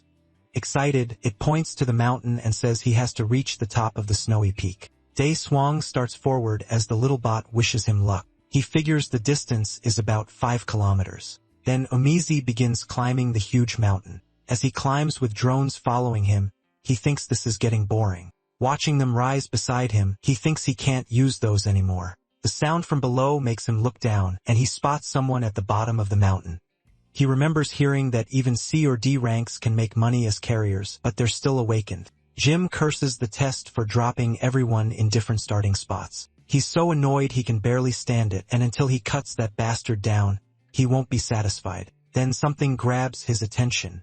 From a distance, he asks who else is there. He spots an old man struggling through the cold, complaining that he can't even feel his fingertips. Jim stares at him seriously.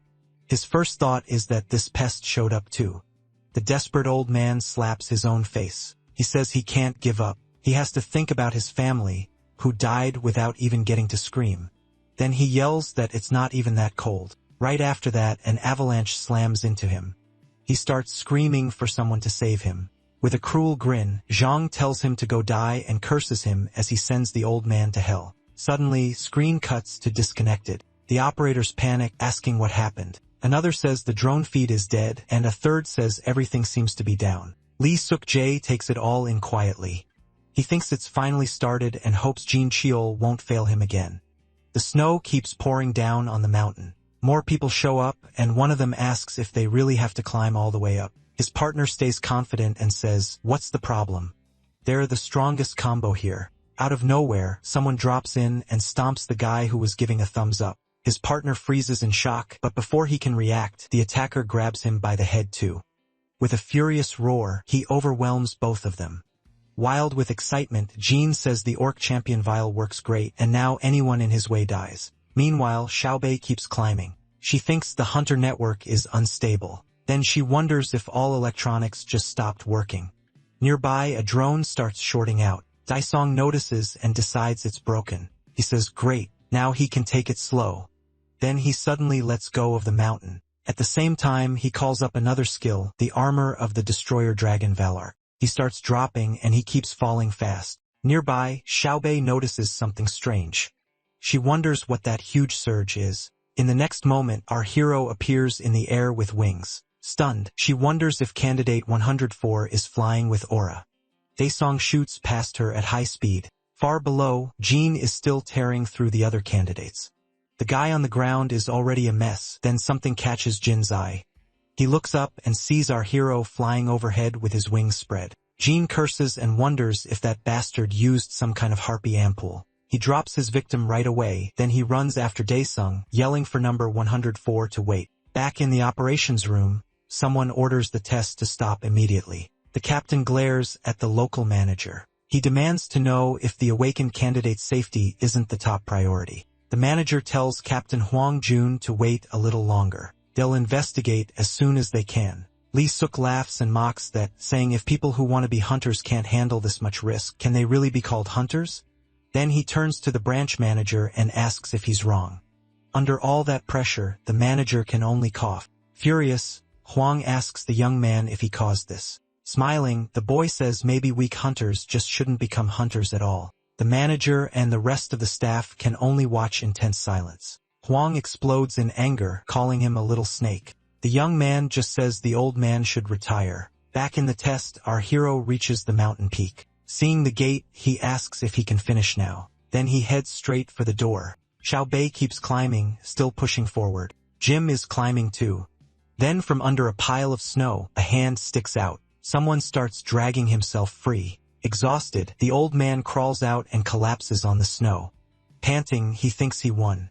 He shouts that he won because he's still alive. Then reality hits. It's freezing and he decides to head back down. The bot begins explaining the third floor. Get ready to be attacked. Kill monsters and collect 1,000 points. Xiaobei scratches her head while the bot wishes her luck. She realizes it's pitch black and decides to stay careful until her eyes adjust. Suddenly, someone calls her name.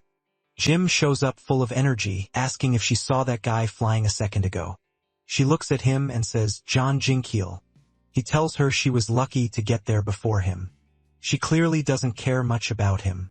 Instead, she tells him to keep it down and go his own way, calling him an orc that instantly gets under Jim's skin. The girl remembers someone's warning to be careful around Dasim. She thinks 104 cleared both the first and second floors incredibly fast. Then she checks her bracelet and it shows an aura reactor error. Before she can react, something suddenly she's stunned by the hit. With a twisted look, Jim says he wanted to use that on 104 first, but she's the unlucky one instead. He enjoys her fear while she struggles to call John Jinkiel a dog. On the terminal, it says the first special skill is active fire cannon. It's not very strong, but it tracks its target. He fires at several creatures, then he orders the Fire King to finish them fast, and it obeys. He keeps shooting, taking the monsters down one after another. Looking at the pile of bodies, our hero says the Fire King was too slow with those idiots. Then he asks why his points still aren't going up. He turns and leaves it behind. Before anything else, he says they need to wipe out everything in sight. In the operations room, the manager asks over the phone if the network is still down. Lee thinks mixing the hook component's pulse with the ampoule was a pretty solid idea. Pleased with how things are going, he quietly apologizes to Huang. Even if Shinsho survived, he figures she's probably half blind or crippled by now. Back in the test area, someone's life force drips onto the ground. Feeling the hit, Sho demands to know what he's doing in the middle of the test. He mocks her, saying she's softer than he expected, and asks if she even used her aura shield. But in the middle of his taunting, things change. Xiaobei is suddenly right on top of him, attacking. Her strike lands clean. He scrambles to steady himself. Angry, he starts shouting what the hell, but when he looks up, she's gone. He laughs and sneers that Captain Huang must have taught her hide and seek. Hidden nearby, Xiaobei tries to treat her wounds. As she uses her power, she thinks she has to heal fast. Then Jim suddenly appears like a monster and says he found her. She instantly takes off her coat and throws it in his face, catching him off guard. Before he can react, she drives a kick into his groin. Covered by the coat, he screams in pain. Then, without stopping, with a knee to the face, sending him staggering back and knocking the coat off. Dazed, he struggles to recover. Getting ready to fight again, she says her name is not bitch. It's Shinzo, champion of the Soul Clam. Then she drives a heavy punch into his stomach. This time, Jim really feels it. He goes flying backward, spinning through the air, then he crashes hard onto the ground. Furious, she calls him filthy, rude, and beast-like, then says her leader was right. She spits at him in disgust and turns to leave. In the operations room, Huang thinks he didn't raise her to be weak. Our hero says this is ridiculous. The thing really broke. Half panicking, he wonders what he's supposed to do now and even calls out to the organizers asking if he can just leave. In the end, he keeps moving while cursing the whole mess. Xiaozhou wonders why she still hasn't seen any other candidates. Then something suddenly rushes past her at high speed. A candidate drops right in front of her, and behind her, Jean shows up again. Looking fully healed and raged, he shouts for Shinsho. She doesn't hesitate. She turns and runs. As she escapes, she wonders what he did to that guy and whether he killed the other candidate. Then something suddenly jumps out in front of Sho. It's Jim, staring at her like he's lost his mind. Then he drops down and starts pounding her while she does everything she can to block the blows. He grabs her by the hair and tells her to scream. After that, he says he'll make her die slowly.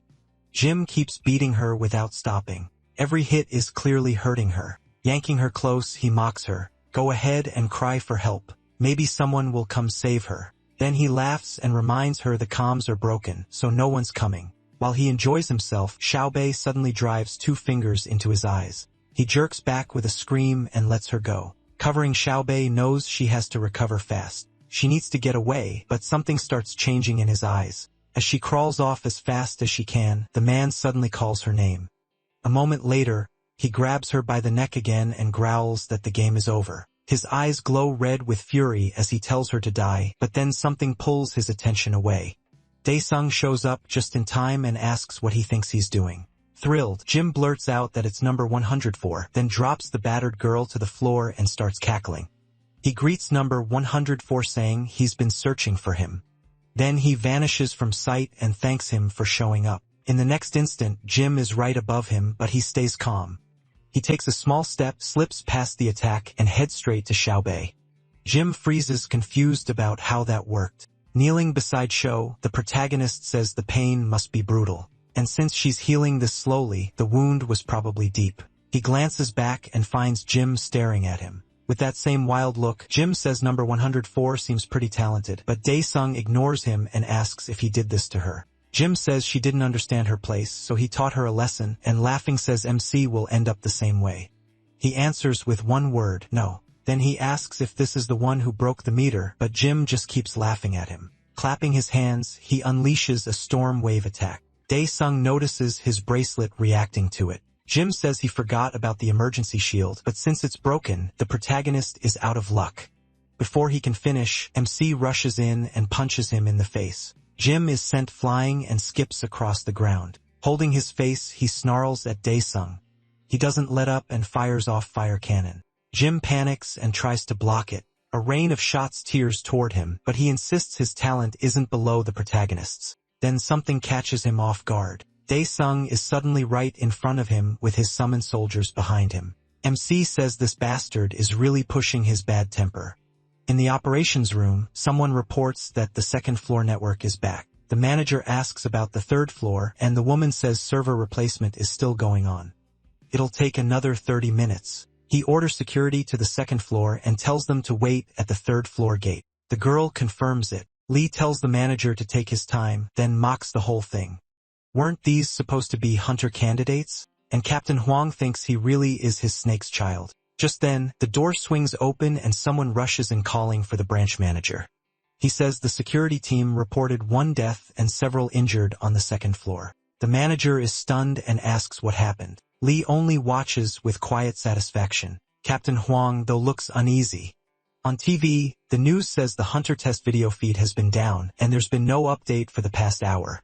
Cheon Ho realizes that's where his friend is taking the test. He grabs his jacket and runs out, thinking he has to get there now. Back at the test site, something is moving insanely fast. Jim starts running, thinking that person is the devil itself, then something flashes past him and tears off his leg. Jim screams in agony and crashes to the ground, rolling hard. He can't believe this. Then he remembers he only has 1 regeneration ampoule left from the wooden golem. Daesung says even bugs from hell can regrow after being cut, so Jim's no different. Jim screams at him in pure fear. Back in the control room, someone says the system is restored, and another tells them to call security. Shocked, Lee stares at the screen and asks what's going on. Everyone sees Jim on his knees in front of Daesung.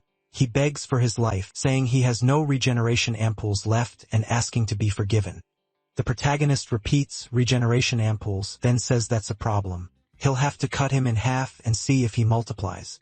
Jim panics, realizing an ampoule won't save him if he split in 2. MC also notices the camera is working again. Seeing that, he decides he'll let Jim go if he answers 3 questions honestly. Jim looks shocked and asks if he means it. Then Daesung flicks his weapon up and holds it over his head. He warns that 1 lie means getting cut in half. Jim is terrified of him. Daesung starts with the first question. Did you do all of this at the test site? The general of the Habma clan grows nervous, and Captain Huang tenses up too. On the screen, Jim is frozen, not sure what to say. He presses him. Was he the one who ruined the test? Jim stammers, trying to think fast. Daesung mocks him for thinking so hard and asks if he should just slice him in half first. Maybe that'd be more fun. Jim breaks and screams that, yes, he did it all. Every bit of it was him. The protagonist thinks over the answer, while Jim stays stiff on the floor. In a hard voice, Dae-sung asks who ordered him to do it. That's question 2. Jim thinks he might live through this. So he says the leader of the Habma clan ordered him to weaken the other clans, and he only followed orders. MC asks, Habma. In the operations room, people turn to General Lee and ask if what John Jean said is true. They ask if he's really the leader of the Habma clan, and someone calls him Lee Suk-woo. Annoyed, Lee thinks John Jean is a dog. He shouts that the bastard caused all this and is trying to pin it on him, then orders everyone to grab him now. But someone calls out to leader Lee Suk-woo. The manager says they'll hear his explanation through the Hunter Inspection Agency. Lee curses knowing he can't fix this from here. After straightening himself, he says, fine. They'll appear before the inspection agency when called. People whisper that Lee Suk-woo actually bowed his head, wondering what's happening. Sometime later at the test site, Lee walks along, cursing Zhang Jin for turning on the man who raised him. He says he'll grind him up like rat meat. One of his men calls out to him and asks if he really had to bow that low. He stops in place. Lee calls him an idiot and says if he'd said even one wrong thing, Shuang would have gone for his head. Nearby, someone clenches a fist in anger. This Huang, watching all of this with fury. The manager thanks him for putting up with the association, but Huang says that's not why he held back. He turns to leave, thinking they're all trash. On the phone, the manager says the full security team has been sent in and the test is over. He orders emergency protection activated and the injured moved out. Inside the test site, Dae-sung says Jim waits nervously for the next question. He asks if he has any points left. Jim asks what he means. He thinks if he lies, he gets cut in half. And even if he still has 1 point, he might get cut in half anyway. No matter what he says, the bot suddenly announces that Han De-sung placed first and the test is over, thanking everyone for their work. De-sung says it ended pretty suddenly. He even gives a dry little congratulations. After all, he's an amazing S-class hunter. Then, in the very next second, Orisnui, just like he said, cuts him in half. Gassum says Jim still had a point left, so why couldn't he answer properly? Then something around Sho catches his eye.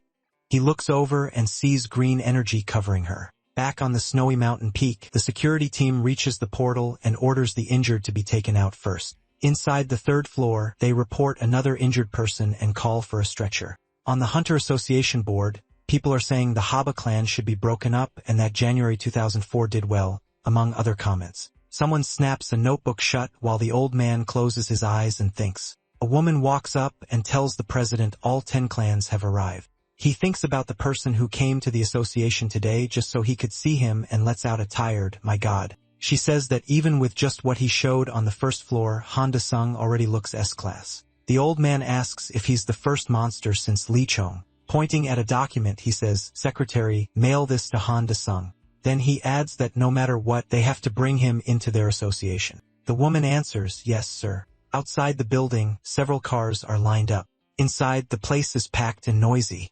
One man asks how the test ended, and another says the video came back. The Havma clan is finished, and no one knows if Jim acted alone. Then the bot announces the passing rules changed because of the incident. Admission will be based on the order candidates cleared the 1st floor. Beyond the screen, Han De-sung is listed as rank A.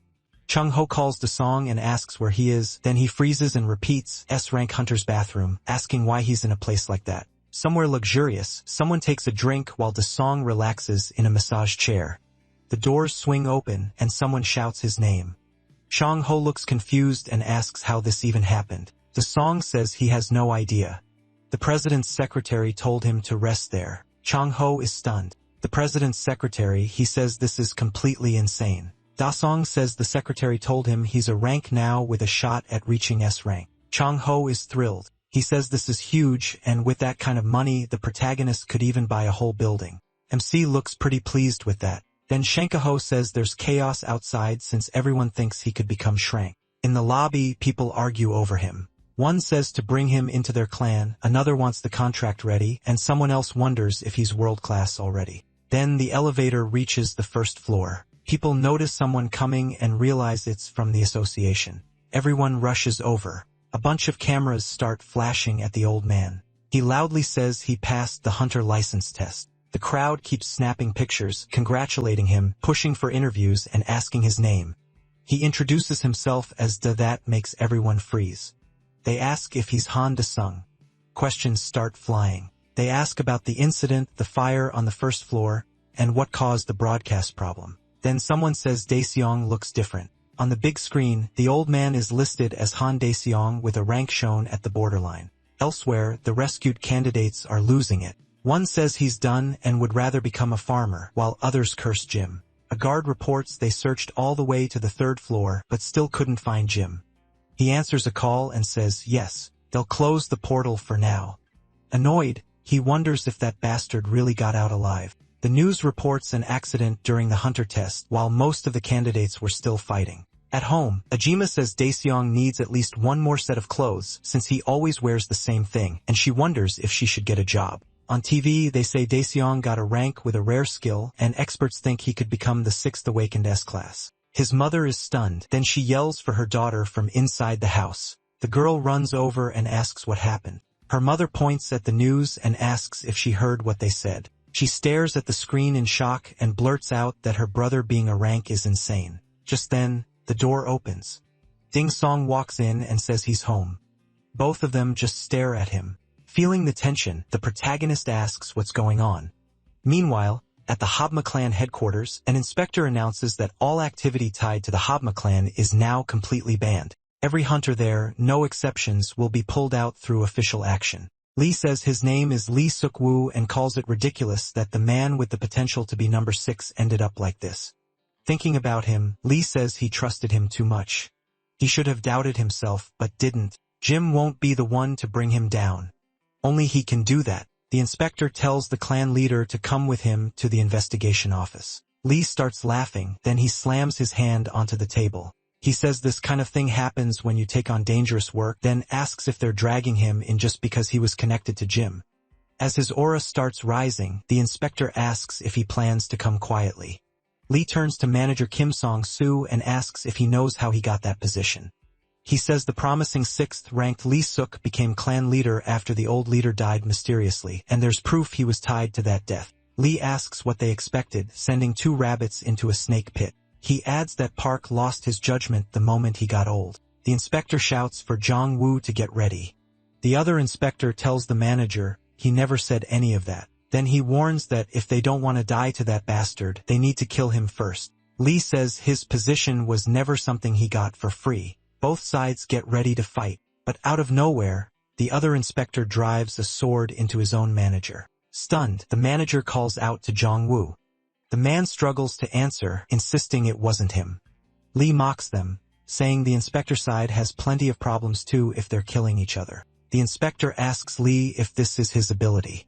Instead of answering, the man tells Inspector Kim Song-soo good luck and activates Puppet Aura. Threads of energy whip across the room. One man screams. He watches his boss collapse, dead, shaking. He apologizes and keeps saying he didn't do it. Sometime later, the double doors swing open.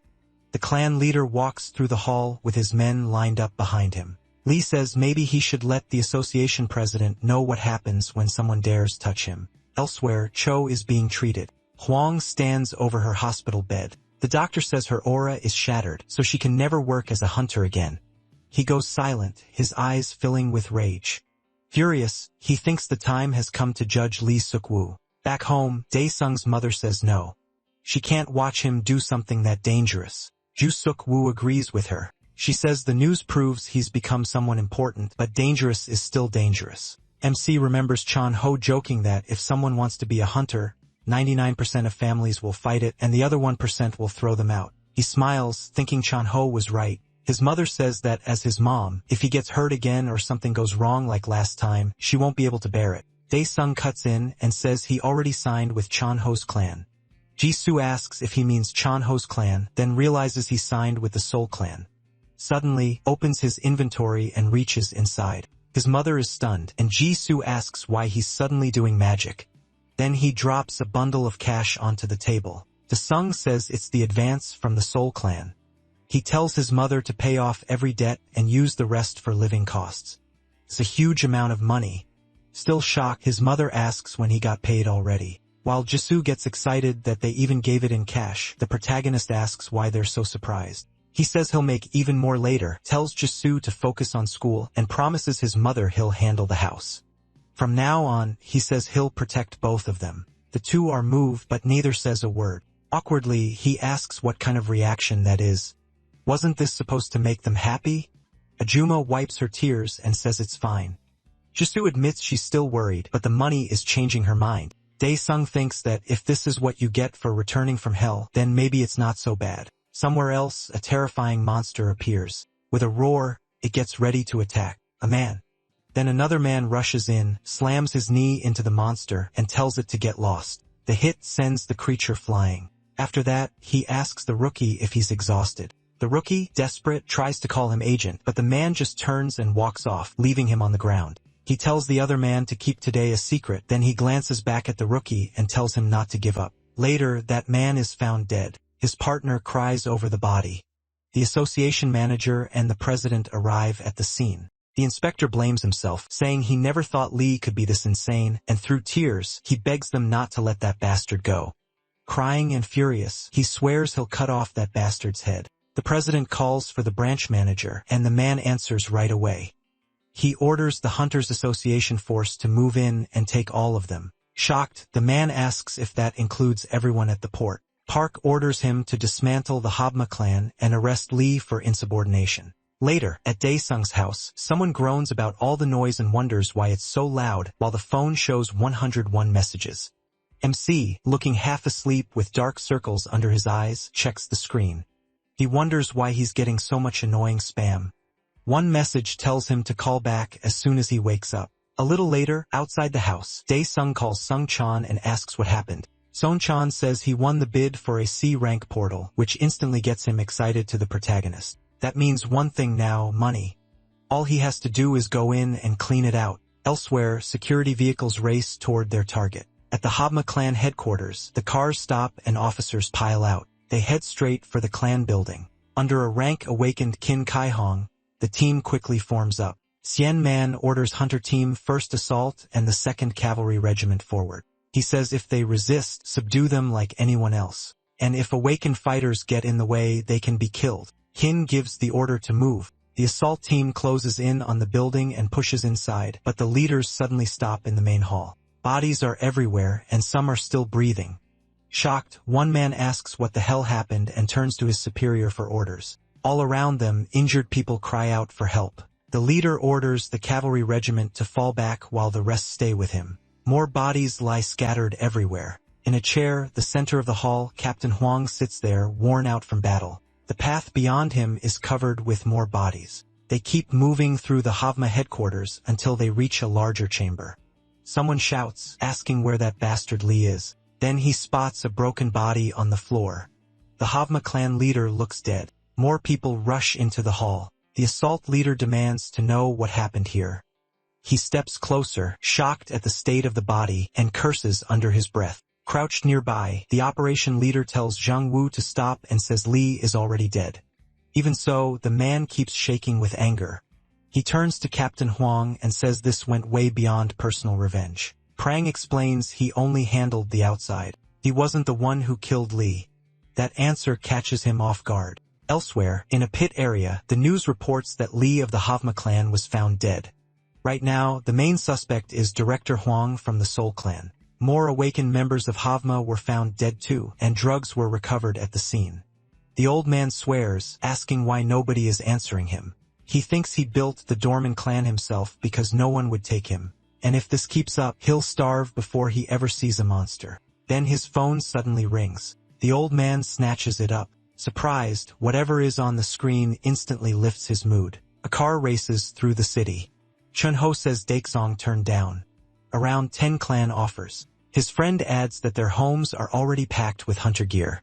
Anyone can notice. Memsi brushes that off, thinking they'd pass out if they saw the stuff he brought back from hell. Then he asks if a C-rank portal pays well. Chun-ho calls him crazy, then says clearing one costs 50 billion, about 30 billion after taxes and fees. Stunned, Dae-sung asks if the cut is really 40% and calls them crooks. Chun-ho says there are still other cores he can sell to make more. He adds that he called the dormant side too and asked if he would really be fine by himself. He stops at one word, alone. Then he tells Chun-ho to come with him. Chun-ho goes quiet, sweating.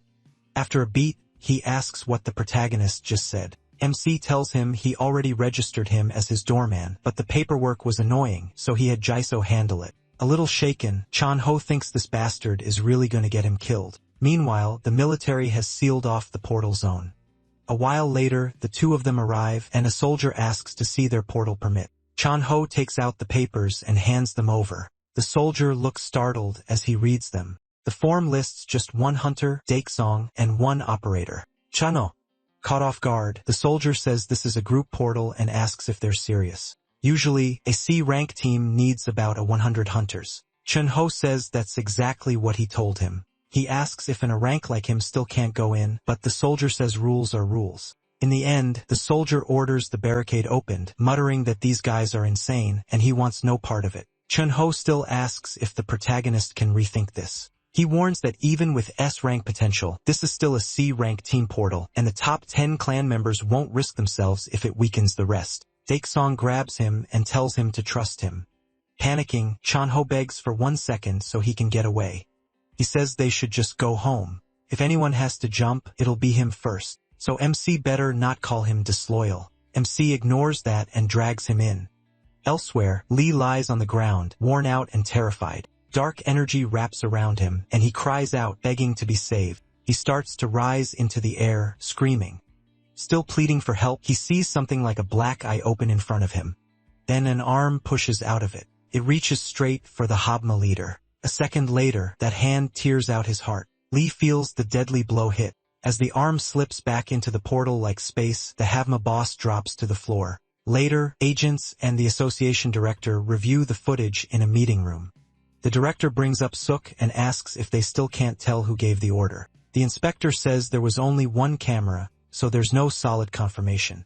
An autopsy was done, but they still couldn't identify any aura-based skill. Park can only mutter, "well shaken." He says that means it really was a ghost. Back at the portal site, the military keeps moving around. The old man arrives, thanks them for their work, and introduces himself as GA, the hunter handling today's byproducts. The soldier looks confused and asks why processing is here so early when the portal only started 30 minutes ago.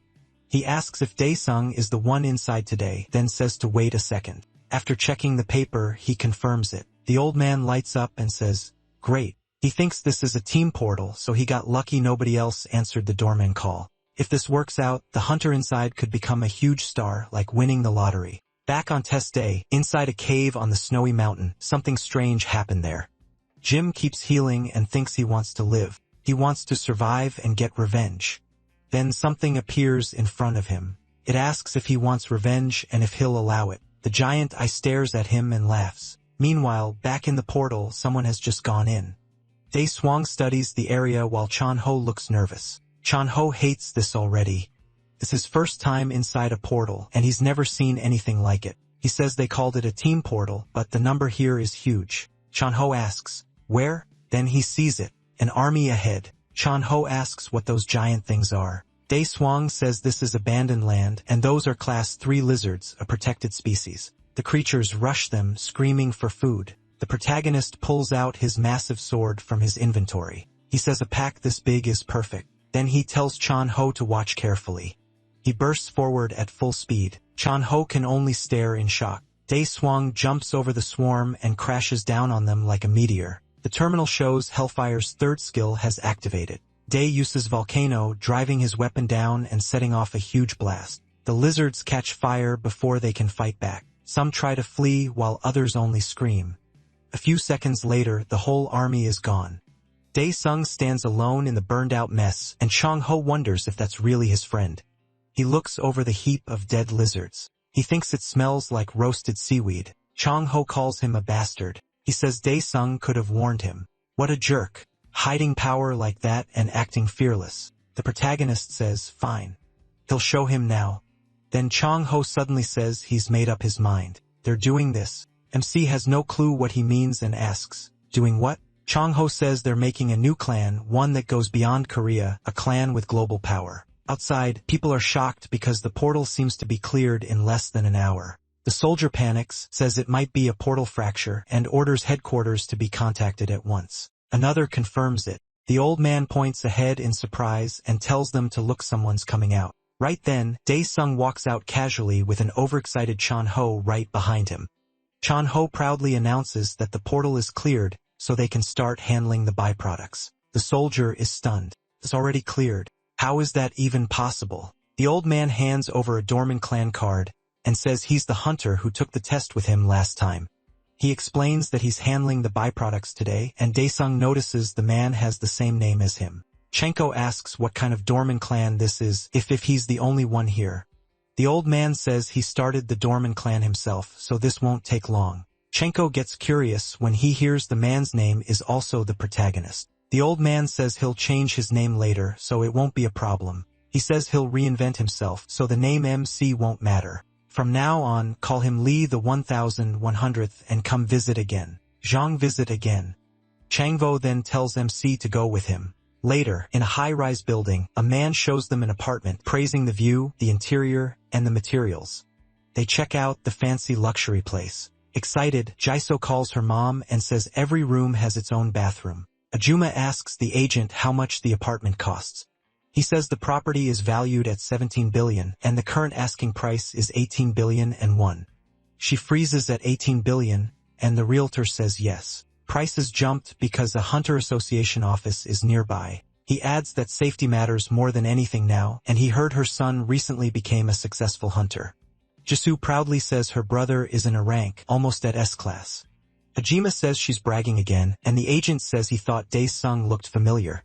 He says he likes the place and asks if paying in full gets a discount. The man says in a rank can get a special contract, and because hunters help protect people, he can knock off about 2 million. It's pricey because an S rank lives there too. The protagonist asks how low it would go if he were S-class. The man laughs and says if he were S-class, it'd be around 10 million as a deposit. Both women are left speechless. Dae-sung figures that means he could buy the place for 8 billion. Later that night in the city, everything seems normal. A woman glances back, worried that someone is following her. She starts walking faster, then she bumps into someone. Startled, she asks who he is. The strange figure tells. He says she was chosen, so she should be thankful. The woman is horrified when she sees him clearly. Sometime later, at the National Police Agency, inside the autopsy unit, someone says this woman died the same way as Suk, only this one was in Seoul. She's the 10th victim. One officer says they can't delay a public investigation any longer. Another thinks only an awakened person could have done this. He says just when portal disasters seem to calm down, now they have a serial killer. One investigator asks the boss to let him take the case, promising he'll catch the killer. For now, the boss says they have no choice but to assume it's the same one who killed Suk. Still, he refuses and says their main focus should remain tracking portals for headquarters. He adds that they'll release the case to the public and get full support from the investigation agency. Somewhere in a lab, someone begins waking from a deep sleep. Now the person Jean, the rookie who used to work with Lee, wakes up covered in signs of surgery. He scans the room trying to figure out where he is. Nearby, someone is focused on work in another part of the lab. At the panel, the scientist notices he's awake and lights up. Walking over, he jokes that Jean is yelling and flailing like a newborn. Still panicked, Jean asks where he is. The young man doesn't answer right away. He asks if this place looks like the lab in the Manhwa building. Then Jean realizes it's the awakening infusion room with the ampoule. The scientist says the ampoule from Lesuku worked very well, and he made a special request to the high priest to save Jean. At last, he introduces himself as Roman, the eldest of the Hungsi. Remembering those eyes from earlier, Jen asks how he's still alive. The man answers that he was reborn as one of the Hungsi. Jen stares at him, confused by what that means. With a smile, the scientist promises him even more power and asks if he'll help them rule the world. Meanwhile, at the Seoul Clan building, with a resignation letter on the desk, someone says she had no choice but to become an S-rank hunter. On the phone, John Ho says the top priority is clearing the portal, then he cuts himself off. The caller wants an S-rank promotion before buying a new house and now asks if he can bid on every portal. Caught off guard, John Ho wonders when he started caring about houses, then agreed. He says there's still a lot to handle and tells Han to pick up the gear he needs from the market, which makes the young man remember something. Out on the street, he realizes he forgot the equipment. A terminal asks if he wants to complete the ruler's field implementation. He tells it to begin. The terminal lists 6 field types: Predator Forest, Ghost King's Territory, Flame King's Territory, Exterminator's Nest, and 2 more. Daesong picks field number 5, Balerk's Iron Fortress. The terminal explains that each field ruler had their mind erased by heavenly transcendent beings, and the mission is to defeat them. Another prompt asks if he wants to start Protocol 212, Iron Castle. 45 years in the past. Our boy gives a flood of images rushes through him like downloaded data. Daesung watches it all and gets ready.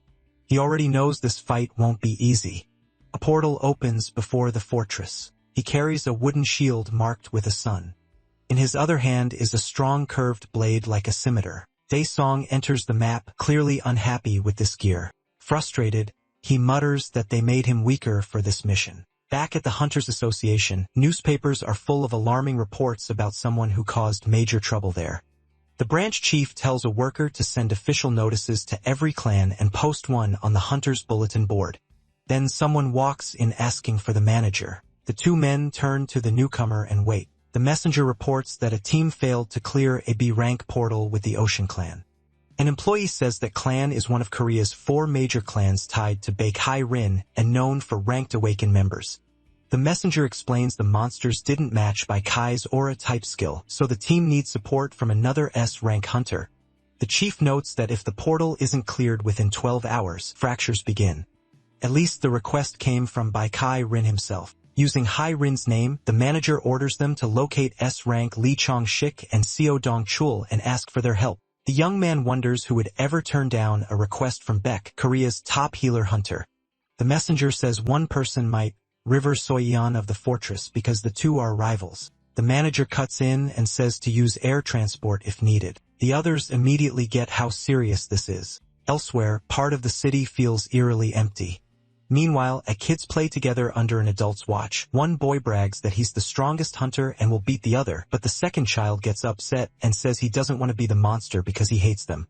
A man steps in and asks how she thinks her father fights monsters. This is Seo Dong-chul, a level 2 S rank awakened from the Crow clan. The boys strike fighting poses and shout monster. He plays along, acting like the monster while the kids gang up on him. A nun rushes over, calling for the director. With the boys still hanging on him, he asks what happened. She tells him the Hunters Association sent an urgent message. He asks her to watch the children and says he has to head to the gate. As he leaves, she tells him to be careful and not get hurt. He answers with a grin that he's South Korea's greatest hunter, so everything will be fine. Meanwhile, on Jeju Island, hunters gather at a C-rank portal to close it. Then someone calmly walks out of the portal. It's Lee Chong-sik, an S-rank awakened from the chosen group and Korea's #1 hunter. Looking bored by how easy it was, the gathered hunters line up in 2 rows and bow in thanks. His apprentice tells him the association sent an official request in Baekhai Rin's name, asking for help with another portal. He wonders why a hunter that strong would need backup. As a helicopter passes overhead, Lee remembers that the young woman was very beautiful. Elsewhere, someone stands over an active portal. He has no idea what's about to come out. A horned creature slowly begins to emerge. Once it's fully out, the beast kneels on its weapon, and Daesung spots it from below the stairs. The enemy then releases a power that covers its whole body. Difficulty, unknown. Description, defeat the gatekeeper. Time limit, none. Objective, eliminate the enemy. Reward, conquest points and tank implementation. Han knows that in his current state, a direct fight means certain defeat. For this mission, he only has Priest Odi's sword and the Great Ice Giant's shield. So he sits down and starts thinking of any way to win with that setup. He tries to remember the creature's weakness, but nothing comes back. Then he stares at his weapons, searching for an answer. Suddenly, an idea hits him, the ice shield. He looks back at the warrior dragon still waiting for him. In the next second, he quietly says, Eureka! Somewhere else in the city, guards seal off the entrance to a B-rank portal and keep reporters behind the tape. A reporter says the Ocean Clan is preparing a second assault after failing the first one. 2 guards get annoyed, wondering how these vultures always find out so fast. The crowd watches the Ocean Clan arrive with Baek and asks the woman for an update. Baekhai Rin, an S-rank hunter of the Ocean Clan, stands before them as reporters throw questions at her about the failed raid and even her dating life. The crowd is totally charmed, praising both her looks and her skill. She walks up to a reporter and politely asks to borrow his microphone, leaving him stunned. Then she explains that they will stop the B-rank breach with help from Korea's 2 best hunters. The reporters murmur, wondering who could outrank their favorite, and a couple names come up. She confirms it. The first and second ranked hunters in South Korea, Lee Chang-sik and Seo Dong-chul, are joining them. People are still trying to figure out how those two got there so fast. Lee praises her for standing firm even after the first failure, but privately thinks she loves attention and probably leaked the news herself. Cheerfully, she walks over and tells the two men they should head in together. The reporters scramble to send the update, while one writes a flashy headline about the B-rank breach and the Lee Sobak trio. Out of nowhere, a fireball shoots forward and heads straight for the target. It's Han, launching fireballs at the warrior dragon. The enemy doesn't seem bothered at all. Then it opens its eyes and unleashes a deep, powerful roar. Han realizes the real fight starts now. The beast has awakened. He grips his weapons and braces for what comes next. One mistake will get him killed instantly, so now he has to stay sharp. The enemy mocks him, asking how a rat like him dares to challenge it. But before it can act, the warrior loses balance because of something on the ground, and the beast realizes, thanks to a puddle of water. The warrior dragon crashes backward like a felled tree. Han instantly sees his chance. He powers up his aura and charges. Rushing to the beast's side, he reaches chest level and lines up his attack. With the scimitar raised high, he brings it down. As the beast turns its head, he spots a sealing mark. He strikes that seal with his sword, and with that, the enemy starts breaking apart right in front of him, crumbles into ash and scatters away.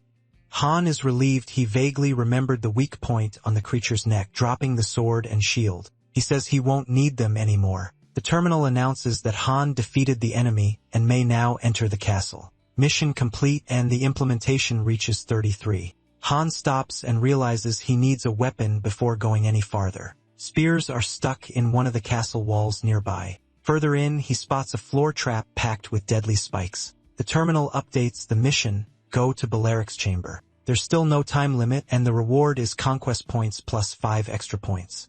Dae-sung touches the wall and feels like something is hidden there, so he keeps running his hand along it, searching for a clue. That patience pays off. He finds a brick that moves and pushes it in. Right after that, part of the wall slides away and reveals a secret door. He steps up to it, waits for it to open, and gets ready to go inside. A terminal tells Han this is Balaric's treasure room, and he can use it for 5 minutes. He enters a huge chamber filled with weapons and armor, and the countdown starts, but he already knows what he wants. About a minute and a half passes before he heads straight for his target. On a shelf, 3 different weapons are hanging. The terminal explains that the Black Dragon Slayer sword is deadly against dragons in hell, and all its skills are built for that purpose. Han tells himself it isn't as strong as the Hellfire sword, but without it, he'll lose the moment he enters Balaric's chamber. With the sword in hand, he still has 3 minutes left in the treasure room. Nearby, a set of paladin-like armor catches his eye.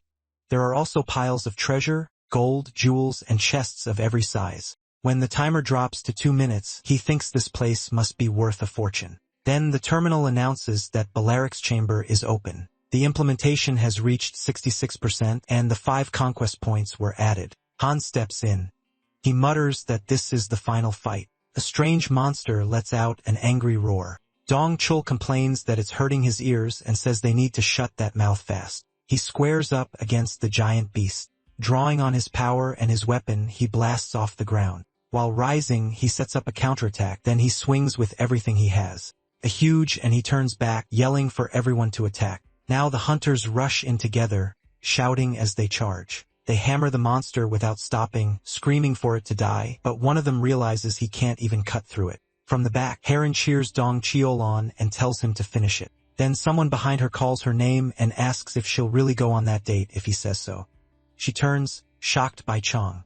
A moment later, she uses her healing aura. Feeling better, he gets up and says, "Nice." She asks what his problem is. He turns to Heron and says it's a gift. The gift is a dangerous monster corpse, a Class 2 Ogre King. Stunned, she asks if he took down an Ogre King by himself. He hugs her and asks if that doesn't make him look cool, but she gets mad and tells him to let go. Someone suddenly yells to avoid Jisoo and bring the injured guy back. Using his power, Dong-chul remarks that it's been a while since he had to carry anyone. As he heads back to the fight, he reminds her not to forget that date promise. Then he bursts away and disappears. Confused, she wonders when she ever promised that. Back with our hero, a massive palace stands before him. Daesung realizes he's finally reached the final boss. He tells the system to open the enhancement potions and starts picking from them. Dozens of colorful potions appear in front of him. The terminal says the absolute ruler has 120,000 conquest points and asks if he wants to use the potion. He orders every enhancement potion to be applied. At once, they react to his command and boost his strength, agility, power, defense, critical hit, and resilience. Satisfied, he calls them amazing potions and says it's time to go. The giant double doors open, revealing a huge hall. Inside waits a creature in powerful armor, holding a deadly weapon.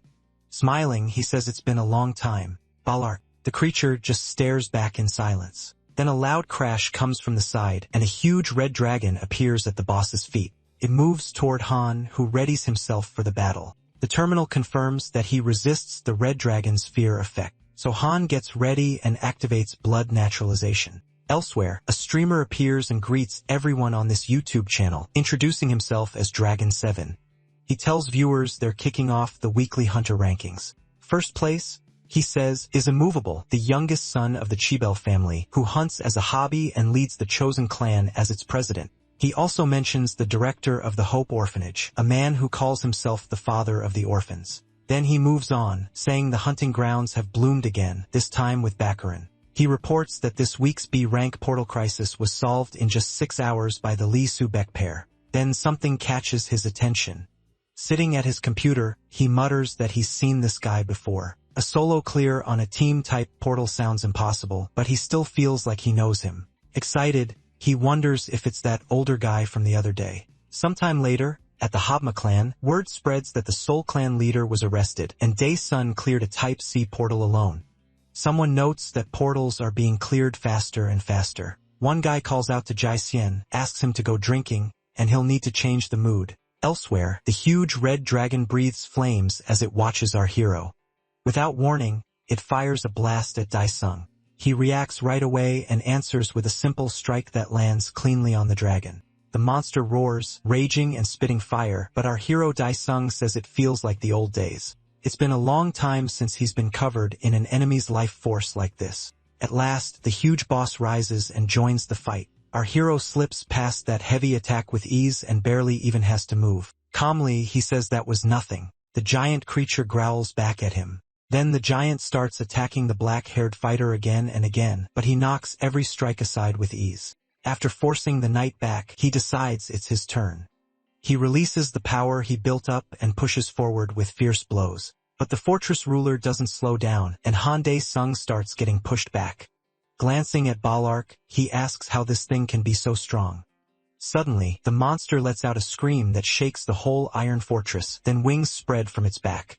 Balark unleashes the Brontosaurus cannon skill and charges at the intruder, declaring one attack, one death. In the end, the massive monster is decapitated. Han Dae-sung looks back with a grin, amused that the lizard became a dragon. Then a white liquid starts pouring from the dead monster's head, and a new creature begins to take shape. Even the ruler of hell has never seen anything like this. The snow-white being appears furious and demands to know who disturbed the rest of the holy apostles. Red blood keeps dripping near its feet. Elsewhere, a fanatic squeezes the last blood from his heart and prays to his lord that the sacrifice works. Then something starts rising from the red puddle, and a portal opens in front of the man in the raincoat. Meanwhile, at the Hunters Association, a scientist gets a call at work. He introduces himself as Jake, director of portal search engines. The fanatic reports to his master that the sacrifice with the hearts he collected was a success, and that he used the ones gathered earlier. Hearing that, the man smiles. The scientist says he'll notify the Hunters Association. After that, his underling asks when the ritual should be finished, and the man in red replies that once they have enough scapegoats, he'll end it. Several alerts pop up before Han Dae-sung, warning that an unknown creature entered the system. The system identifies it as a powerful celestial, then starts glitching. He can tell right away that this thing is insanely strong. Another message appears saying he can now use his own power because the terrain implementation is complete, and it asks if he wants to activate it. The ruler of hell smiles and says the timing couldn't be better. Then enormous energy erupts around Han Dae-sung. Seeing that, the celestial smirks, calling him a tiny bug that thinks it can stop the universe and orders him to die. A violent explosion tears through Balark's iron tower. The Celestial assumes nothing is left of him, but out of the smoke, a black-haired boy bursts forward with sword in hand. In the next instant, drives the blade into the snow-white monster. Then the battlefield goes still for a moment. With a red-eyed grin, the Celestial asks if he really thought that weak attack could hurt him, but the ruler of Hell was never counting on that. Han Dae-sung uses Hell's final skill, one that only works in Hell, and whose power depends on his realization level. The monster is dragged into a vast echoing space. It looks around in confusion as a glow forms behind it.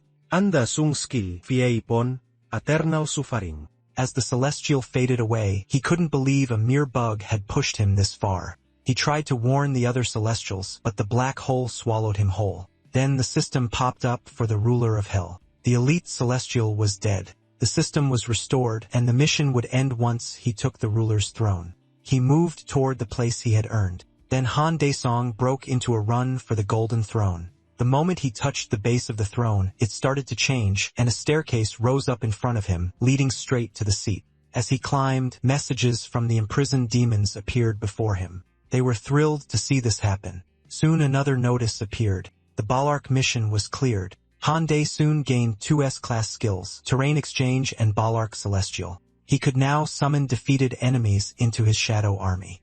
The monsters bowed to their new master and swore eternal loyalty. Han told them to be quiet. They were too noisy, and he'd call them when he actually needed them. Once seated on the throne, he decided the plan was simple. Close these portals and make some money. At the same time, the Hunters Association issued a first-level alert. A level 8 portal had been found in Gangnam's Dojyeokdong. Before ordering a full evacuation, they chose to send in an operation team first. Chief Leader Park Chung-ho entered the observation room and asked if this was the same portal that caused the disaster 5 years ago. The chairman confirmed his fear. What stood before them was definitely an 11 portal. Park Chung-ho rested a hand on his chin and thought it over. Then he quickly ordered them to call every hunter they could and request backup from the World Hunter Organization. The dark-haired subordinate bowed and said it would be done. Meanwhile, the system showed the ruler of Hell his updated stats. Han Dae-sung's physical realization had reached 48, and his magical realization was 41. He also got a new skill, Terrain Exchange. It let him swap part of the real world with terrain from Hell. Right now, the only area he could use was Balark's Ethio Iron Fortress. Reading the notices, Han realized his realization level was still too low, so he decided to pick up a few more skills. Standing alone on an empty platform, he activated Terrain Exchange. This was recorded on page 124 of his diary 3 years ago. Then the Colosseum before Han Dae-sung slowly began to change. Back at the Hunters Association, the top leaders gathered around a round table. Several other important figures joined the meeting online. After checking that everyone was present, the chairman began the meeting on how to deal with the 11 portal in Gangnam. A police bus moved through a crowded street in Korea. Hwang Jun-hyun sat inside surrounded by escorts. He kept wondering who the killer could be. Lee Sakubo wasn't someone who could be killed easily. Even a skilled mercenary would have struggled, so the bearded man knew a powerful person had to be involved. More than anything, Hwang Jin-hyun hoped his student was safe. Then the hospital room door opened and a nurse walked in with a fresh meal cart. She noticed the patient hadn't touched the last tray either. The nurse told Shin-chan she would take the food away since there was no point leaving it if the huntress refused to eat. On the bed, the girl tightened her shaking fist. Shin-chan barely heard the nurse. She was lost in thought, blaming herself for what happened to her master. Meanwhile, the meeting continued. An old man named Ryu Jones, head of the Fortress clan, said their huntress son had been missing for a month after going out to investigate. Then Cha Hung-kyu, deputy head of the Marble clan and brother of Cho Hun-ho, the 5th-ranked S-class hunter, explained that his brother had been in Silicon Valley developing aura weapons. But after hearing what was happening in Korea, he was rushing back home.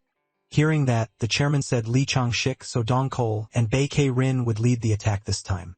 Dong-kol agreed, saying they had no other choice. If they failed to stop this, everyone could die. The blonde boy, though, barely cared. He only agreed because Baek Hai-rin was going, and she had promised him a date. That made the girl mad. They already had one, she said. She even bought him meat and dessert. How could he forget? Lee Chang-shik still refused to count it. A real date should be just the two of them.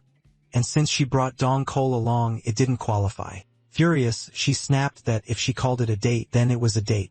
Watching them argue, Donkel felt embarrassed to even know them and said they could settle that nonsense later themselves. Instead, he suggested asking for a rank volunteers to join the mission. Everyone liked the idea. If 3 S-class hunters cleared an 11 portal, it would be a huge moment for Korea. After hearing everyone out, Park Chung-ho ordered them to gather at least 100 rank volunteers and 10,000 others. That shocked the leaders. Since 10,000 others was the association's yearly stockpile, Jake sat quietly among them, listening closely to every part of the association's plan.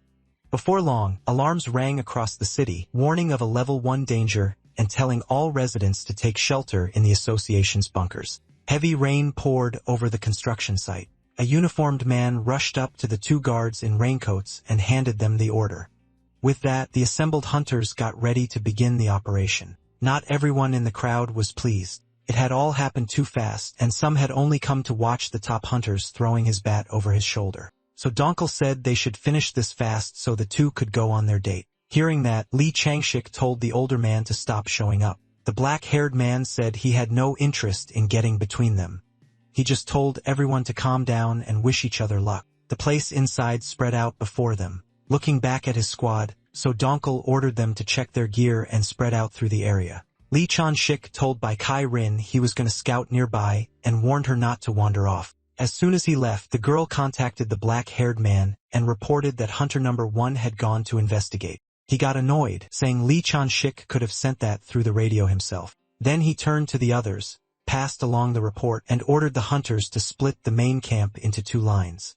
The hunters immediately started carrying out the order. Meanwhile, Chan-ho stood in his office, praying his friend would finally answer the phone, and this time, luck was with him.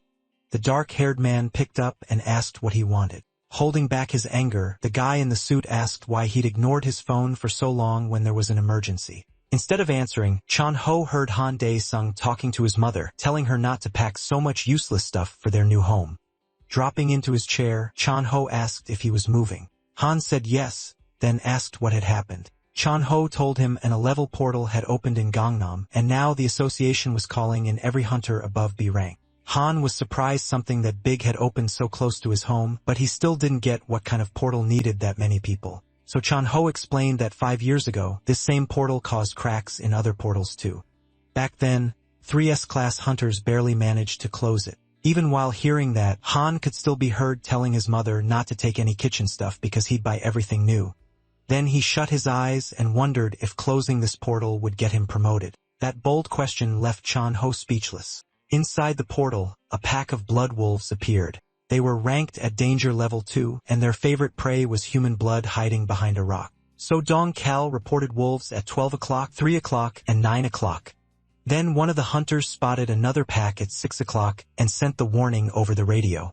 The black-haired man's eyes narrowed when he realized their squad was surrounded by blood wolves. Ethers are created when monsters inside a portal are defeated. Right now, they range from E-class to S-class. Humanity was heading toward collapse because of uneven growth, environmental damage, and reckless use of natural resources. Then ethers appeared. Their special energy helped humanity avoid that destruction. More importantly, if aura weapons are charged with ether and that power is infused into an awakened person, their abilities improve by a huge amount. Aura weapons matter for attacking portals, and others matter just as much for strengthening hunters. So Dongkao grabbed a bottle and told the senior hunters to load up on a feather.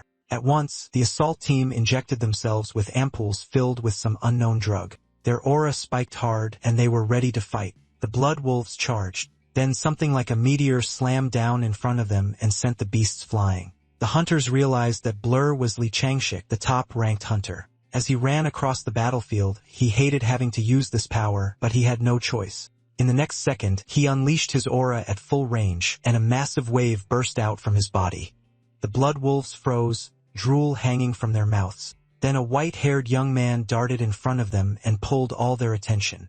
So Dong Kal told the girl to guard their rear, while Lee Chong-shik drew the monsters away.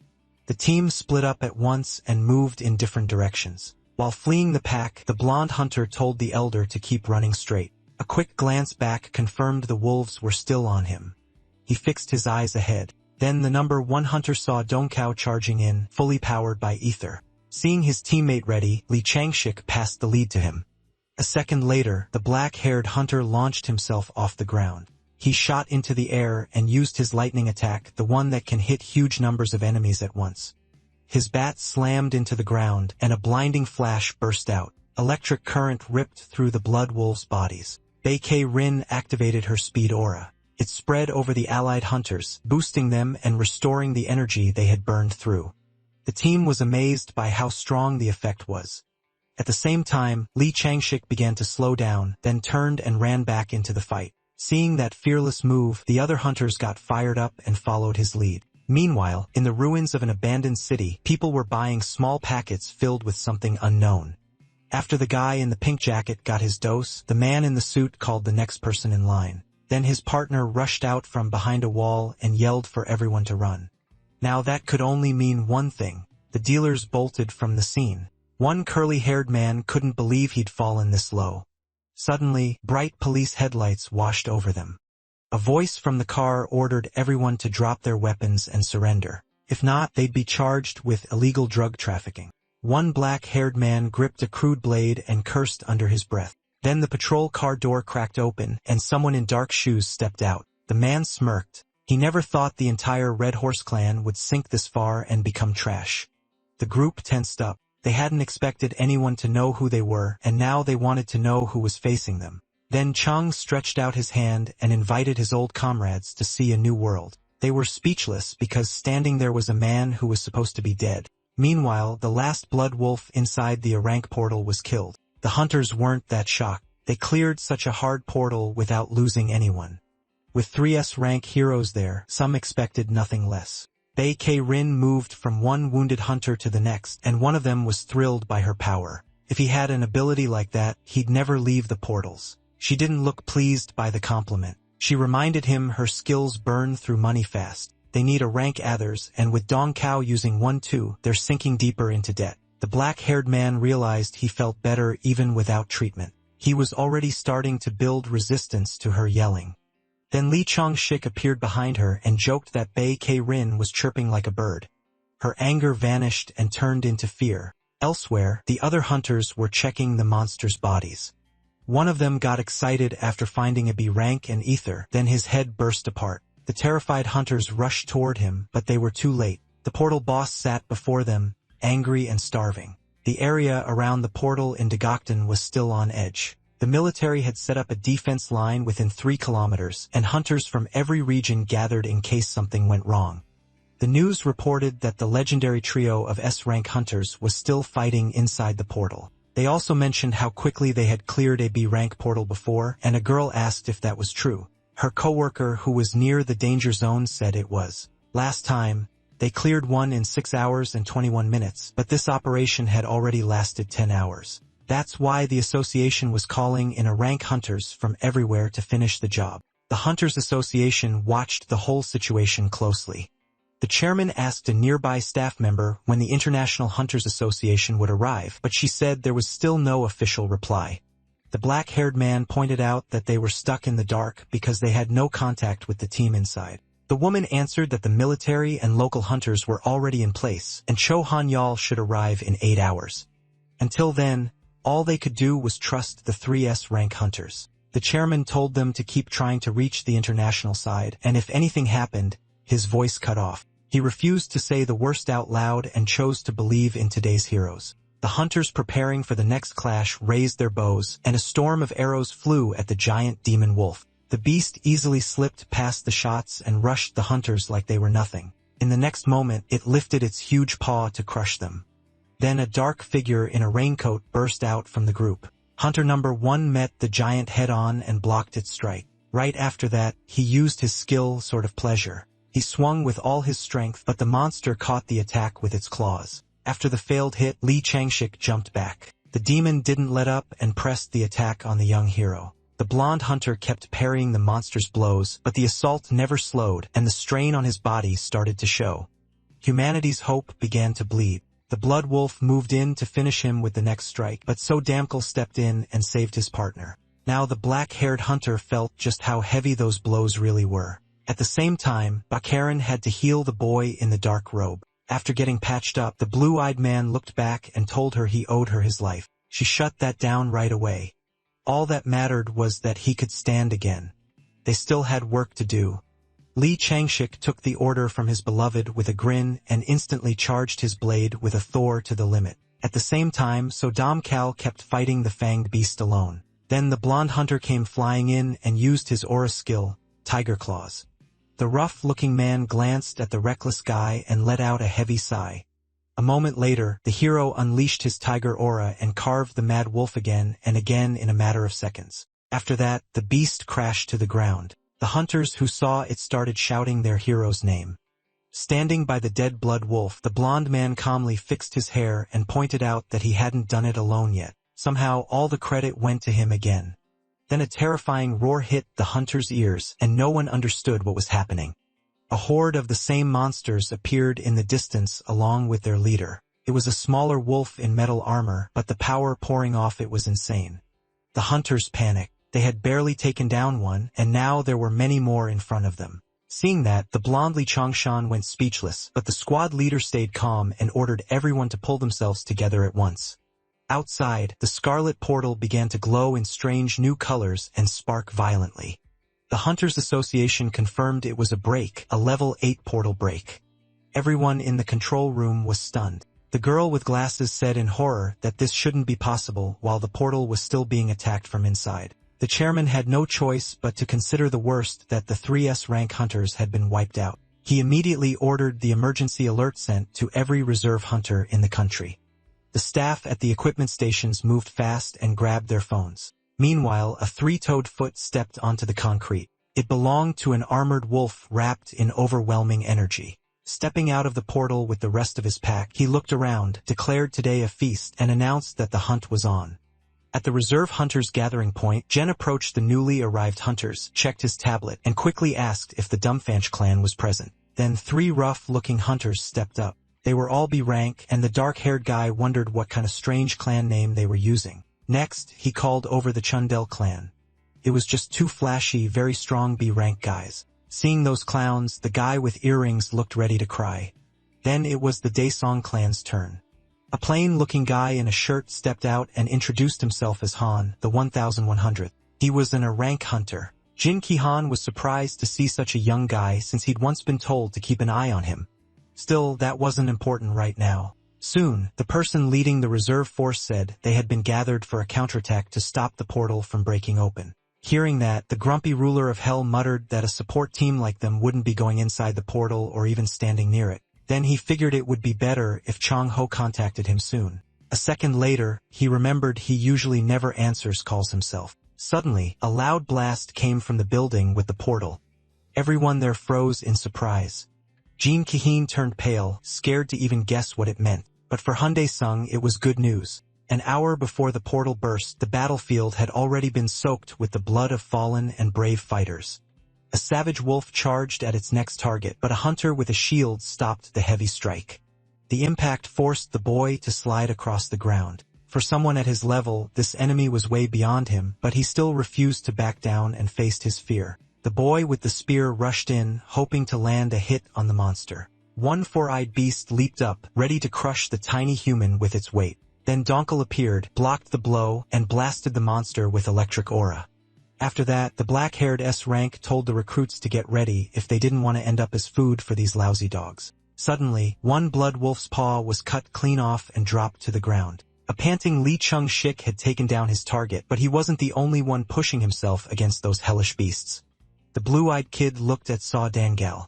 His strength was fading, and he had no idea how much longer they could hold on. Then a memory flashed through Dangal's mind. An absolute protector had been placed on the table in front of him. The chairman explained it was a German-made device built from an S-class core for a counterattack. Hearing that, the senior hunter couldn't even imagine how much something like that must cost, but the chairman said the chief executive got it as a gift. He also said all hunters were like children to him, so no price mattered if it helped them come back alive. Moved by that, so Dankel asked him to pass along his thanks and promised they would do everything they could. The chairman bowed, said he believed in them, and wished them luck. Back on the battlefield, Dankel decided it was time to use the absolute protector. He looked around, asked if everyone was ready, and a few seconds later said he was starting. Setting the white cube on the ground, Dankel activated it. Soon, The cube lit up and S-class ether began leaking from its sides. Not long after, a protective dome formed over the hunters. The hunters were stunned. Right in front of them was a top-class protector they had only seen used before in the exam. The wild monsters slammed into the dome, but their attacks did nothing against such a high-grade artifact. Dankal couldn't help feeling proud of the device made in Germany. Then the leader of the Blood Wolves appeared in front of the barrier. He kicked off the ground and launched himself at the dome. Then he hit it with a massive blow that warped the barrier's polygon patterns. Seeing that terrifying hit, the fighters got scared. At this rate, the monsters might actually break the protector. But suddenly, the spot that took the hit bounced back like jelly, throwing the wolf and his cloak away from it. Realizing how troublesome this defense was, Vals ground his fangs. Meanwhile, Sudankal and the other hunters laughed at the crazy sight. Then a young man asked the black-haired hunter what they were supposed to do next. Picking his nose, the man said there was no plan. They just had to hold out. Sudankal told the others that when nothing works, the first thing is to stay alive. The ideas can come later. He added that the other S-ranks should understand exactly what he meant. Li Changshik and Bei Karen, however, had no clue. The other hunters started talking among themselves, worried because they still had no plan. While they talked, a hooded stranger hid among them. The madman who created the portal was watching everything from inside the group, and he didn't like that things had stalled. So he pulled out a strange artifact and decided to change the plan a little. In the next moment, the portal flashed and cracks spread all across it. People were shaken and couldn't understand how that was even possible. Through the torn portal, the real world and an abandoned building could be seen. At that sight, the armored wolf smiled and said they still had some sense left. He decided that place would be perfect for his feast. Near the portal, military forces were trying to keep the demonic creatures away from Korea's crowded streets. But suddenly, the blood wolves broke through the line of fire and tore into the soldiers with their claws. Then the armored monster rose above the others and landed on the road. The soldiers opened fire at once, but the metal bullets only buzzed around him like flies. With one swing of his huge weapon, the monster sent the helpless bugs flying in every direction. A moment later, drones began circling above the armored beast. The wolf studied the strange little machines, then decided to wipe them out with his breath. His powerful roar made the flying electronics start failing, and the video feed on the screens cut out. Furious, the chairman slammed his fist on the control panel. Then he turned to the nearest worker and asked where the monster squad was. The shaken employee answered that they were now near Building H. The dark-haired man ordered a high-level satellite screen connected and told them to send reserve units to the portal. Night covered Korea under a bright moon. A quadcopter moved through the dark sky. A kid called 7th Dragon Young-Sol greeted his viewers. He was streaming right from the scene, risking his life for the video.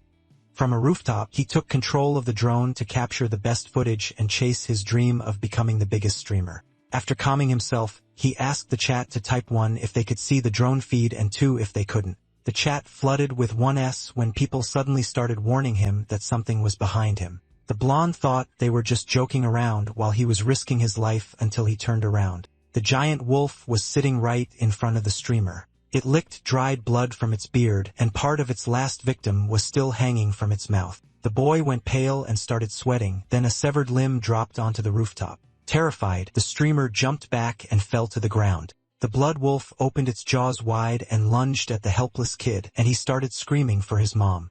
Then the monster's huge head suddenly flew off and shot past the streamer. In the next instant, the ruler of hell stood before the boy in armor, holding his legendary sword. The blonde kid couldn't say a word. His whole body was in shock. At the same time, the dead monster's head was flying off the skyscraper, and the drone caught everything on camera. Staring at the fierce dark-haired man, he realized it was his old savior, Han Dae-sung. The next second, the ruler of hell vanished from the roof. At once, the streamer scrambled back to his drone controls. The guy who grew up in the ghetto now stood on the marked ground, and in front of him was a strange wolf in a red cloak. And not just one, all of its brothers were there too. But the dark-haired man wasn't bothered at all. Smiling, he asked when so many stinking dogs had started roaming this area and where their pathetic owner was. Hearing that, the monster in armor bared its fangs in fury. With an axe in hand, it charged at the careless bastard. A bright flash burst out from the clash of the two strongest fighters, but somehow, the road stayed intact. The great Han Dae-sung casually blocked the attack and asked if it was his turn to hit back. Elsewhere, citizens crowded the entrance to a bomb shelter near the Fells building, demanding the doors be opened. Some of them found a live stream showing the battle, so everyone there ended up watching the idle stream. When he saw the viewer count had passed to 100,000, the guy swallowed hard. What shocked the blonde even more was that the kid who had saved him still hadn't died and was still fighting. Glancing back, the streamer wondered if he should finally run for shelter. Ion, who was in the control room, saw the live stream too and told the chairman to watch it. The chairman looked at the phone, recognized the figure, and ordered them to put it on the main screen right away. At the same time, Hyundai Song appeared before the hunting association leaders. The staff recognized him right away. He was the boy who had just ranked first on the exam. But like everyone else, the chairman couldn't understand why he was out there alone in the middle of this. A pack of blood wolves rushed the armored young man. In the next second, they seemed to swallow him whole. But Han Daesong had already slipped away. Standing off to the side, he mocked them and asked what they were looking for. The wolves turned on the Lord of Hell with killing intent in their eyes. Then they charged again without a thought. Han Daesong drove his storm blade into the ground and said one word, rage. A wild blaze instantly swallowed the charging wolves. Their screams filled the air as the monsters burned alive. Soon, the weakened beasts collapsed onto the asphalt, but the pack leader didn't stay still. Seeing his brother suffer, he swung his huge axe. The force of the strike blew the flames away.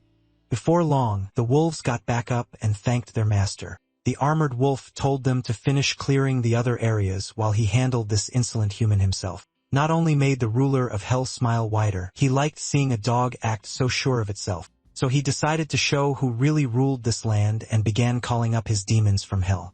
The space around the Devil King started to twist and a terrifying power poured out of him. Once again, the ground was covered in strange light. Even the bloodthirsty wolf flinched at that foul energy. The nearby streamer was just as confused and had no idea what was happening. Then a figure appeared in the sky, crouched on top of his beast. The guy started stuttering when he realized it was a real dragon. But Han Daesong wasn't done. He kept summoning more troops. Watching from the control room, the chairman could only stand there with his mouth open. That night, Korea witnessed something no human should have been able to see. Faced with that sight, some hunters even started begging their lord for mercy. Soon, Han Daesong stood surrounded by his powerful servants. Even the dumb wolves lowered their heads in fear at that overwhelming power. Hendy Song then declared that the big dog was his, while his summoned demons cleaned up the rest of the trash. Baylor, riding his dragon, faced the helpless monsters, while Jin Ki-han and a reserve squad watched from the side. Without warning, the winged beast bit into one of the wolves. His jaws snapped shut, tearing the monster apart. Seeing this, Jin Ki-han couldn't make sense of anything. Were the demons killing each other, or was the dragon actually on their side? Then a huge morning star crashed down on another wolf and crushed it. After that, the summoned demon lifted his weapon and kept hunting. The helpless wolves tried to run from the slaughter, but Bauer wasn't about to let them go. He couldn't understand how such low creatures dared resist someone as noble as him. The blood wolves could only whine in fear, but the demon showed no mercy. Meanwhile, inside the sealed bomb shelter, everyone stared at their phones and watched the battle above. No one could understand the madness. Monsters were attacking other monsters. At the same time, the doors to the association's control room opened and Han's friend walked in. Chan, who introduced himself and said he was on the same team as Han Daesong. The chairman clearly worked up, thanked him for coming so fast, and asked him to answer their questions at once. First, he asked what Chan who could tell them about him. Back in the fight, the armored wolf realized the dark-haired man's power wasn't from this world, and only one question remained. Who was he? Still smiling, Hyundai Song asked the mutt if she really couldn't tell who stood before her. Then he stopped holding back his demonic energy and slowly walked toward his enemy. The wolf in metal armor declared himself the king of the white wolves. Then he lunged forward and ordered the arrogant man to bow. The red-cloaked beast unleashed a brilliant strike, so strong the ground split under the ruler of Hell's feet, but Han, the protagonist, blocked it with total ease. Then the dark-haired man asked in a chilling voice, "Are you done?" At that moment, the wolf lost all his confidence, and his instincts screamed at him to run. Han Daesung started swinging his sword so fast his movements couldn't be followed. Only after images were left behind, the White Wolf King barely managed to hold the blows back with his axe. While attacking, MC asked since when a rank gate boss had turned into some lousy dog, then his sword slammed into the ground again. The red-cloaked monster barely dodged the insane attack. Hyundai soon looked back and asked why the dog was rolling around. The beast stayed silent, too shaken to answer. Lowering his sword, he told the Wolf King to go ahead and try something. Instead, the cowardly king turned and ran from the real monster. Seeing that, the dark-haired man stopped and asked if running was really the best he could do. The terrified wolf kept racing forward, trying to get back to his own territory because he wasn't ready to face such hellish power. Suddenly, Han Dae-sung appeared beside him and said a dog shouldn't be jumping around on two legs. The monster pushed himself even faster, but the Lord of Hell was about to turn him into an obedient dog. Then Han, the protagonist, tripped the fleeing beast. In that instant, the werewolf understood just how helpless he was, and his life flashed before his eyes. The king of the white wolves went flying through the night streets like Sonic. Satisfied, Han Dae soon told him nobody had given the dog permission to crawl back to his kennel. Then the summoned dragon opened its jaws and charged straight at the armored wolf. The white wolf regretted ever coming to this planet, but it was already too late. The snow-white dragon crashed down with a devastating blow. His huge paws smashed the little pest into the asphalt. After that, the dragon rose back into the air. Meanwhile, the battered wolf was on the verge of death, but the Lord of Hell had no plan to spare him. Drawing his sword, he demanded the monster's core. At the same time, Sodankle turned around and asked if everyone except the wounded had made it out of the portal. When the hunting party looked back, they saw an empty street covered with soldiers' bodies. Grinding his teeth, the squad leader cursed his superiors. No one from the International Association had come to help. Checking the injured, Kingren said she'd try to heal whoever could still be saved, and the rest needed to head for the portal boss right away. The black-haired S-class hunter was ready to charge in, but Li Changshik's friend asked him to wait and prepare first. The red-eyed hunter refused. He'd rather not waste time even if he had to fight half-dressed. Then he rushed in with the others. At the construction site where the portal had opened that evening, Baekabran stayed behind to help the victims. Then she suddenly felt a warning sign. Looking up, she saw exactly what it meant. An enraged white wolf was right in front of her. The monster lunged before the defenseless huntress could even cast her shield. Then the beast shot past her, and its severed body kept flying down the street. Standing before the stunned Baek Hae-rin was her savior, the great Han Dae-sung. She couldn't say a word and just sat there with her mouth open. The Lord of Hell looked at her and asked if she was a hunter too. Still speechless, Baek Hae-rin couldn't believe what she'd seen. These monsters had overwhelmed top-ranker Li Changshik, yet this stranger killed one in an instant. Suddenly, a white-haired hunter attacked the Lord of Hell, but Han Dae-sung dodged the pathetic strike with ease. Seeing her teammates' reckless move, Baek Hae-rin shouted out to Li Changshik, and the squad leader moved too.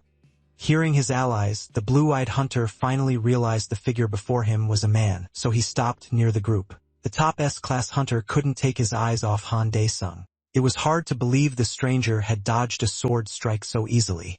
Realizing his mistake, the white-haired man quickly apologized. He had attacked because he thought Han Dae-sung was a monster. That answer surprised everyone there. Han Dae-sung then asked why he thought that. Li Changshik explained that only portal monsters gave off an aura like that, but this stranger felt even stronger than any of them. Hearing that, Han Dae-sung was a little surprised. He hadn't expected a hunter who could sense his demonic energy. After a short exchange, the white-haired man finally introduced himself properly. He was Li Changshik, CEO of the Chosen Clan. With a faint smile, the Lord of Hell gave his name, Han Dae-sung. Not long after, the young hunters gathered in the chairman's office, where he thanked them for their hard work. So Dong-kul quickly pointed out that the chairman's gift saved a lot of hunters, but the blue-eyed man wasn't focused on praise. He wanted to know how the monsters got out. Then Baek Hae-rin carefully asked who Han Dae-sung really was. She didn't buy the idea that the association had a secret weapon hidden away, and he seemed to come out of nowhere. What bothered her most was how someone stuck in a hospital bed for so long got this strong so fast. There was also one silent figure at the meeting, a masked man named Cho Han-al, leader of the Marble Clan and 5th in the rankings. After hearing everyone out, Park Chong-ho got to the point. If they wanted the full story, they should ask the kid himself. But first, he had another question. Did everyone agree to promote Han Dae-sung to S rank? The black-haired hunter in the red tie replied that their vote barely mattered. Now the public had already accepted him as an S rank hero. The girl voted yes right away, hoping fewer people would be thrown away and used up. Lee Chong-sik agreed too. Even if Han Dae-sung didn't want the title, he deserved it for clearing a rank portal by himself. After that, the gray-haired old man turned to Cho Han-ol and asked what he thought. The masked man answered that, in his view, Han Dae-sung had been Sarank from the start. That answer left the room stunned. Around the same time, Yeonmail started a special stream with a guest appearance from Mr. Anderson, the head of the clan of Pickers of Squabbles. The young host quickly asked how he knew Han Dae-sung, and the old man said their strange connection began during the hunter exam. Elsewhere, someone kept hammering a mouse while checking YouTube City's recommendations where the new hero was shooting past every ranking. Chun-ho sat in front of the monitors in total shock. Social media was exploding with Han Dae-sung's name, and just adding Lord of Hell to a video sent the views straight past 1 million. The kid in the suit could hardly believe it. They had hit the jackpot. Then his office door suddenly opened. Han Dae-sung stepped in. Chun-ho happily greeted the new star, jumped up, spread his arms, and called him the clan's greatest treasure. But Han Dae-sung wasn't amused, reminding him that he'd once told him to run if things got dangerous. Embarrassed, Chun-ho quickly said he was only worried his friend might get seriously hurt. Still, none of that mattered. Now Han Dae-sun was the best. Han Dae-sun let it go and asked why he'd been called here. Grinning, Chun-ho told him it was time to get his S-rank hunter license. Soon, every TV channel began covering the event. The Hunters Association had drawn huge crowds and reporters from other countries, all because interest in Han Dae-sung had exploded after he closed the Gangnam portal. What impressed people most was how many of his summons helped clean up the monsters that escaped. A red carpet and stage had been set up in front of the Hunters Association. A black Mercedes rolled up and came to a stop. Then the man dominating every headline stepped out. Han Dae-sung arrived with his loyal friend, Chun-ho.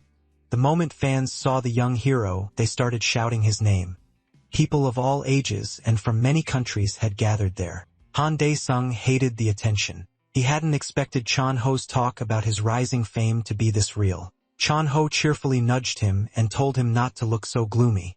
He should wave to the fans instead. So Han Dae-sung gave in and raised his hand. The crowd instantly erupted, and one person even shouted for him to marry them. Soon, on behalf of the association chief, Park Chun-ho thanked Han Dae-sung for closing the rank portal and helping prevent major damage. Han Dae-sung answered that he was only doing his job. The gray-haired old man ignored that modest reply and called for his secretary. A small box was opened, revealing a gold badge engraved with the letter S. The brown-haired guy stared in disbelief. He never thought he'd see an S-rank hunter's badge up close, something normal people could never touch. Then Park Chun-ho officially congratulated Han Dae-sung as South Korea's 6th S-rank hunter.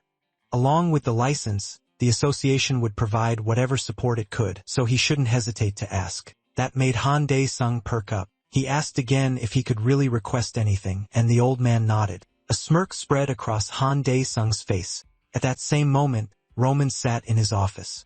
He was furious because all his prey had been taken from him, and he blamed Han Dae-sung. The old man then remembered Cho Hyun-shing's warning that this new hero was on a whole different level and wondered if the association could deny him any request at all. He pushed the thought aside and looked at Han Dae-sung, who was deciding what to ask for. Then Han Dae-sung opened his eyes and asked for permission for his summons to raid portals on their own. The man's eyes went wide and sweat formed on his forehead. One day, in a house in the capital, someone sat at a gaming computer in an apartment, clicking a mouse. She was watching the news, and every report was about Han Dae-sung. The girl grinned and said his name. This was Inferno, Ryu Seong from the Fortress clan, ranked 5th among hunters. She was sure a chosen one had appeared, someone who could solve her problem. She got up from the desk in pink socks and wandered through the house, humming a favorite tune. A little later, she opened one of the doors and let her father in with a sly smile. The man was stunned. He shot up from his chair, unable to believe it. His daughter, Sun, hadn't left her room in 6 months because of social phobia. But this time she had a reason. She wanted something. Hearing that, the old man asked still in shock. Elsewhere, the leader of the Ohisu clan was furious. With Han Dae-sung slowly taking over all the portals, the rest of the hunters were being left with nothing, and he wasn't the only one upset. A lot of people hated that Han Dae-sung ignored business rules and practically monopolized every portal. After hearing this, the man felt a headache coming on. His worst fear had come true. No one expected the guy to clear dungeons with summons this fast. Oyuzu kept ranting. They had stayed afloat by selling cores and loot from portals, but now they could barely even pay their clan members. The black-haired man was miserable. Letting only Han Daisung raid portals was like dropping a giant catfish into a pond of small fish. After listening to all the complaints, the man still didn't know what they wanted him to do since that permission came straight from the head of the association and was beyond his authority. Ryo Yusu demanded that Han Daesung's rights be limited at once, let him raid only up to be rank portals, and let other clans join the rank raids. That he claimed would help all hunters in South Korea. The man in the suit said he understood how everyone felt and would try to do something. Meanwhile, in one of the skyscrapers, a notification popped up on the screen showing another loss. Seeing it, Han Daesung ground his teeth. He couldn't understand how he kept losing at this stupid game. Then his phone started ringing. This wasn't the first time someone had tried to reach him, and Chan-ho didn't get why he had to keep shouting. After hearing his friend yelling, Han Daesung said he hadn't picked up because he was busy with something very important. The high-rise where the new clan had settled was now called the Daesung clan, and its leader was Chan-ho. The association called them in to change the portal bidding rules, and the black-haired man couldn't tell where this was going at first. The man in the suit explained that from now on, they could only bid on B-rank portals and above. For rank gates, they'd have to work with other clans. Jang Ho pointed out that Daesung's portal monopoly had pushed small and mid-sized clans into money trouble. Daesung didn't mind. By now, they'd already made plenty and had no reason to keep taking low-rank gates. The brown-haired man carefully asked if he was really fine with that. Daesung had no reason to be mad. He'd already made a huge pile of money. Chang-ho agreed. Unlike other clans, they didn't need a big team to clear portals. So their costs stayed low and each raid brought real profit. That's how they were able to buy this clan building.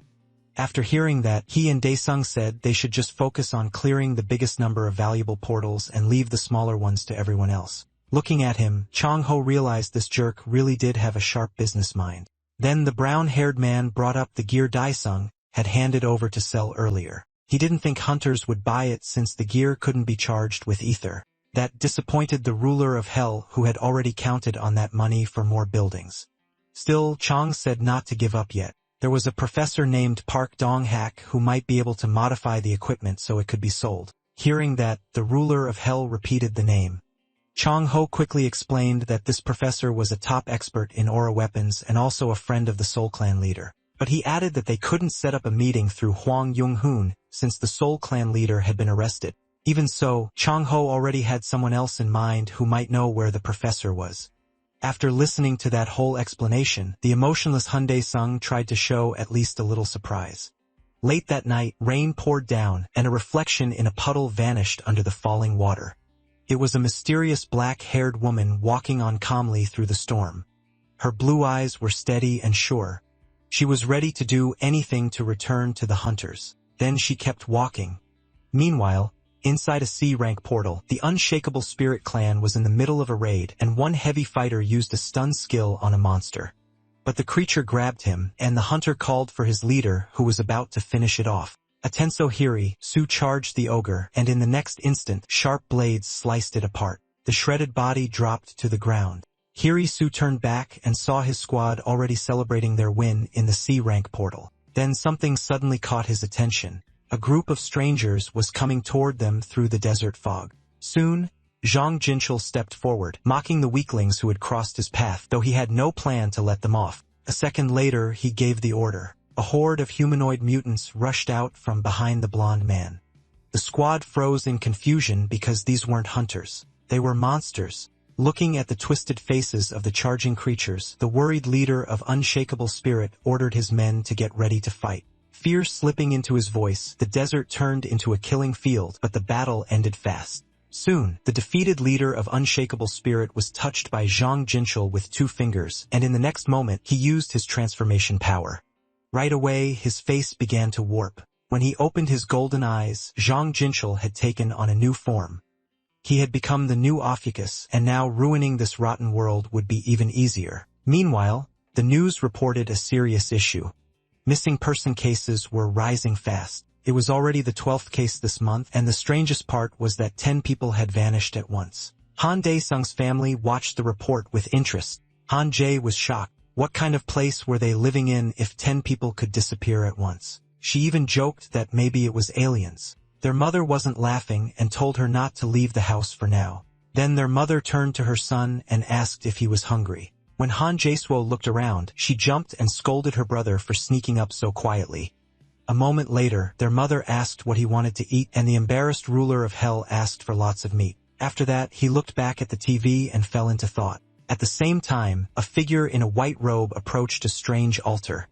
A dozen hearts had been placed in a vessel meant for sacrifice. Then Elder Hans began chanting, starting the ritual. Soon, the hands he held tight began to glow brighter. The torn hearts lit up too and started to tremble. After that, the man in white stepped away from the altar and faced his followers. At once, the people in red robes dropped to their knees to greet their great god. A man named Roman said they were lucky because in Cannes, there was someone tied to Han Dae-song. Because of that, the elder chose to pass on the Lord's will to the blonde man and ordered him to kill Han Dae-song. That cultist was Zhang Zhengshul, and he was thrilled by the mission. Now he could finally take his revenge with his new powers. At that time, a soccer ball rolled to the seashore and a black-haired boy ran after it. But the moment he bent down to pick it up, a strange light shined across his face. The boy looked toward it in surprise and lit up with joy at the sight of a beautiful flower. The adults nearby didn't share his excitement and turned to see what was happening in the water.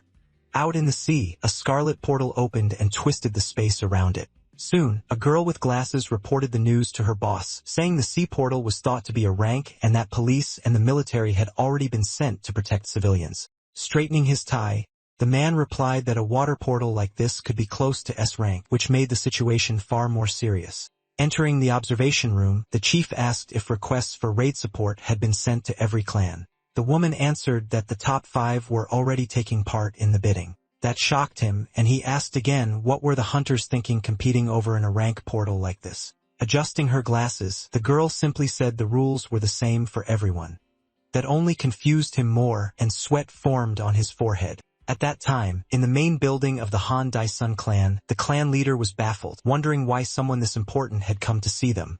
Clearly, this was not his day. Sitting across from him was Duvalnus O'Donkle. He formally greeted the clan leader and said he didn't like wasting time, so he would get straight to the point. After hearing that, Chamho said he was fine with it. Smiling with his arms crossed, the red-eyed hunter Pride Lojal working together with his Vorinth clan to clear the new portal. The brown-haired man, already overwhelmed, brought his hands to his face and was just about to turn him down politely when the office door suddenly burst open. Standing there before Sodonkle was his old friend in a white jacket, Lee Changshik. Now Jang Ho was completely losing it because another man ranked first in Korea had just walked into his office. Lee Changshik was glad to see his friend too, but he had one question. What was the man in front of him doing here? So Donkle had said he would sit this one out and let the others handle the portal while he played with the kids. So why had he shown up now? The blonde man didn't waste time arguing with his shameless friend and instead turned politely to leader Chang Ho, inviting him to join the Shosen clan for the water portal raid. The situation kept getting worse because this hunter wanted the same thing as his comrade. Soon, in the Ocean Clan meeting room, a girl named Bae K-rin announced that she would do everything she could to help Hunter Han Dae-song in thanks for saving her life. She openly declared that the Ocean Clan planned to fully support Hunter Han Dae-song in the coming water portal raid. Everyone there was stunned. A huge story had just been born. The new S-rank hunter saving the famous Bae K-rin would blow up social media, and today's announcement could mark the start of a Han Dae-song and Bae K-rin team up. The vice leader of the Marble clan and Cho Han Oken's brother turned to the younger man and said that, at his request, they had announced their readiness to provide the Dae-song clan with a newly developed S-rank aura weapon. Cho Hanakin couldn't understand why his brother wanted to raid the portal with Han Dae-song, but he was here anyway. While the other leaders kept buzzing around, the masked man simply said he wanted to see for himself. The black-haired man asked what exactly he meant. Clenching his fist, the Marble clan leader said he wanted to witness a power that went beyond S rank. At the same time, Han Dae-song picked up a golden pendant and a watch. Then he ordered the summoned demons to enter those items and guard his family. The shadows accepted at once and swore they'd give their lives if that was what their king wanted. A red portal opened in the middle of an empty park. Soon Han Dae-song stepped out. A half-dressed girl leaned in and quickly asked if that portal was the source of his power. He ignored the question and asked what kind of little pest was standing in front of him. Putting up with that attitude, the girl introduced herself. They hadn't met yet, but her name was Ryu-sun, and she belonged to the Fortress clan. After hearing that, he asked how this Fortress brat even found him. She snapped back that she wasn't a brat. Her name was Ryu-sun. Then she suddenly moved closer, catching the Lord of Hell off guard. He glared at her and asked what she thought she was doing. Looking straight into his eyes, Ryan Sheng said they were alike and that she really needed Han Dae-song's help. Without wasting a second, he shoved her away and told her to leave him alone. Then she vanished, which actually startled even the great demon lord. In her place was a small knitted doll. Staring at it, he wondered if the girl was some kind of ninja. Then he felt demonic energy coming from the doll. Meanwhile, people gathered at the pier by the sea. A white flag with the Fortress clan symbol waved nearby. The clan members were waiting for the operation to begin. Then something huge flashed across the sky, and everyone thought it was a dragon. They were right. It really was a dragon, and on its back sat the monster called Han Dae-song. The crowd split apart, making a path for the new legend. But Dae-song ignored the excited looks and walked right past them, then suddenly stopped. Ri-Yun-shang was sitting in front of him, furious enough to tear apart everyone on the pier. Then she felt someone watching and snapped back to herself. At last, the noise in her mind went quiet again. Dae-song didn't care much about her mood. He just asked if she was from hell too. The girl jumped up, repeated the question, then insisted that, yes, that place really was hell. She was from hell. Exactly hell. As she kept repeating herself, Dae-song just stared, wondering what was wrong with this kid. She cut into his thoughts and rambled that everything only became possible around him. And when he was near, the awful noise disappeared. Then she suggested they forget the portal. Her rant was cut off by Bei Chi-rin, who told the witch to stop talking nonsense. Dao Xiaobei frowned and muttered that another parasite had shown up looking for attention. Dao Xiaobei ignored that and announced she'd been put in charge of Han Daosong's support team. The whole thing was being watched by a very pleased Jin, disguised as Ohuksu. The ruler of hell noticed that nasty grin and thought that more and more people were trying to use him. The hell which kept glaring, thinking everyone else was useless, but Baek Hei-rin was the worst of them all. Baek Hei-rin wasn't happy to see her either. She asked if Ryu-san really thought that wild stare would scare her, especially after she'd already healed the hunter's hurt by that curse before. The witch caused plenty of trouble in that raid, vanished without a word, and now came back without even saying thanks. As the Lord of Hell walked off, the two girls practically started a war behind him. He glanced back and asked if they were done fighting yet. The crazy woman lit up, thinking he was on her side. He wasn't, and she was shocked he noticed without even turning around. Soon, Daosong got onto the lead boat with Ryu-san, then the hunting team moved out. Standing on the boat, the ruler of hell wondered what sin got him stuck with this. Meanwhile, the inferno which enjoyed every second because the voices were finally gone. But she wasn't the only problem Han Daosong had to deal with. He still didn't know Jean was watching him. Before long, the boats reached their destination. One after another, they entered the portal. Inside the red portal, everything was completely dark. Bai Chi-rin knew that invisibility this bad, they were wide open to a surprise attack. So she used one of her light-based detection skills. A glowing orb rose into the air and lit up the area. The hunters were amazed by the universal S-rank huntress's skill, but Bai Crin ignored the praise.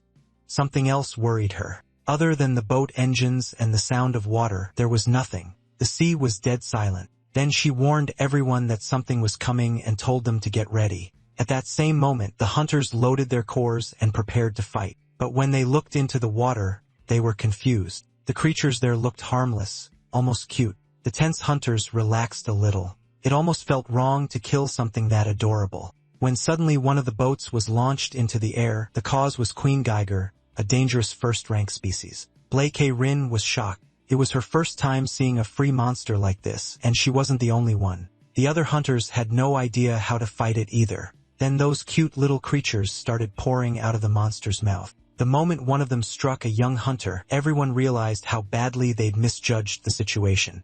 Still, no one died. When the careless hunters got trapped, a flying dagger instantly cut the bindings. The blade soon curved back like a boomerang into its owner's hand. It was Han Dae-song. Seeing him step in, the hunters smiled. He might get them home faster than expected. Then the monster dove under the water, ruining the ruler of hell's hopes. Annoyed, he turned to the brat and said that if she helped him, he'd solve her problem.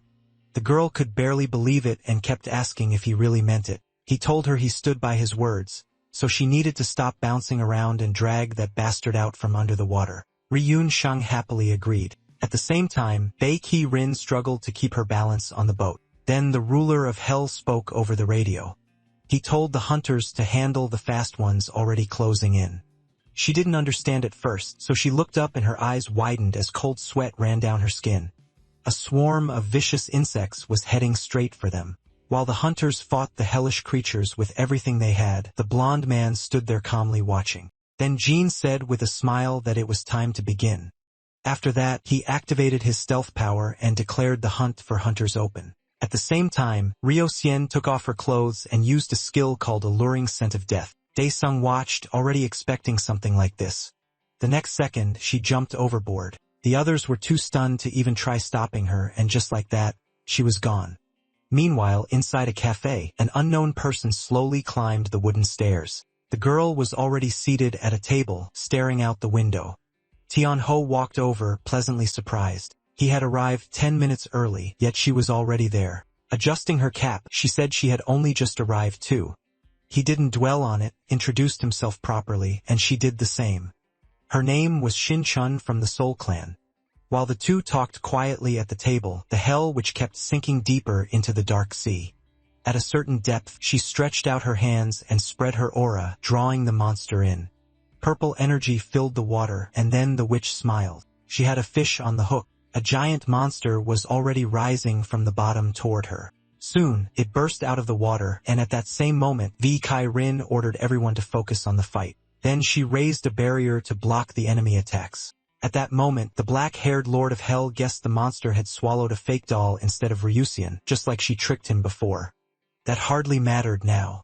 The girl had done her part, so Han Dae-song could finally begin the hunt. He kicked off the boat, spread his demonic wings, and shot straight at the giant monster. Once he got far enough from the boat, the creature fired tentacles with bait at him. He calmly sliced them apart and shut the attack down in an instant. When Queen Geiger saw that didn't work, she opened her huge mouth. Then a system notice appeared before the ruler of hell. It said his unique skills had changed to match how fully he understood his own superiority. Because of that, a locked skill was now open. King's Breath, it released a cloud of flame, and if the enemy couldn't put it out, the fire would keep growing until the cursed target was gone.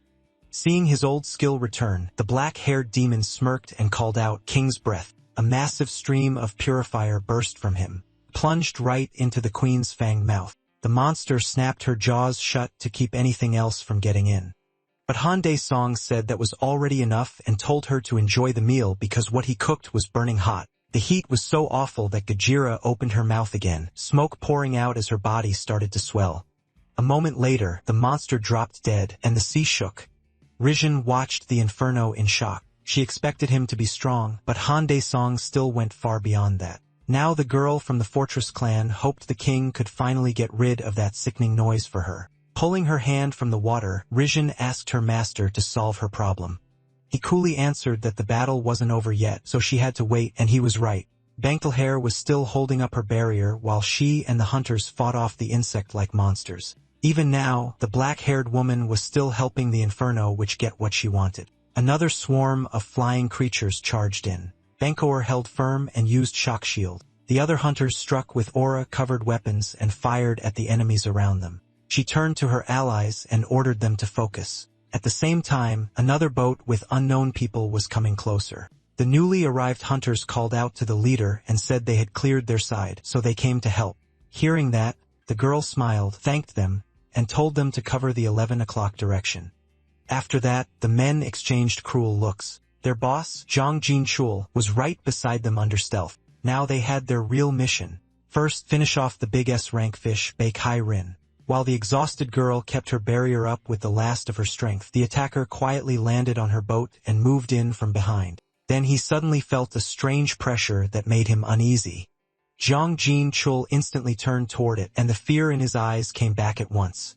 Only one censored curse filled his mind. Standing before the rat hiding with invisibility was the unreachable Han Dae-song. Then the black-haired man looked at Beck-haired and asked if she still wasn't done. Trying to defend herself, she said they were all doing their best. He stepped onto the deck, asked sharply where that best was, and told her to move back. Watching him pass, Jang Jin-chul forced himself to stay calm. He hadn't been noticed. Maybe this was still his chance to rip Han Daesong apart. After reaching the hold, the ruler of hell used Eyes of the Four Pillars of Fate. The skill marked every hostile target within 1 kilometer. Then he called up Hellfire again. A fireball like a meteor dropped from the sky. Its light washed over everyone there. Then the summoned flames split apart and flew in every direction, hitting monsters and people alike. Seeing that, the hunters were shaken by how cruel their new hero seemed. Then one of the nearby boats exploded. Bai Kai Rin couldn't take it anymore and demanded that he stop before he killed their own side. But the ruler of hell couldn't see where her people were. When he turned around, Jiang Jin-chul appeared before them, furious. When we censored his next words too, the hunters stared at the blonde man and demanded to know who he was. Then Han Daesong recognized the bastard and was honestly surprised he was still alive. Jiang Jin-chul pulled out a syringe filled with some unknown drug. Gritting his teeth, he jammed it into himself. After that, he swore that today he would rip Han Daesong's mouth apart and get his revenge. But right after that brutal speech, he tossed the syringe away and blood started pouring from his mouth. Then he left the ship, leaving the hunters behind. The ruler of hell didn't even know what to say, so he just looked down at the water. The others finally recognized the attacker as Jiang Jin-chul from the Red Horse clan. The problem was they'd heard he died during testing. Then the water around the boat turned dark. The newcomers panicked as black smoke filled the air and cut visibility. A second later, demonic limbs shot at them. One hunter was pierced through almost at once. Another attack went straight for defenseless Bai Kage Rin.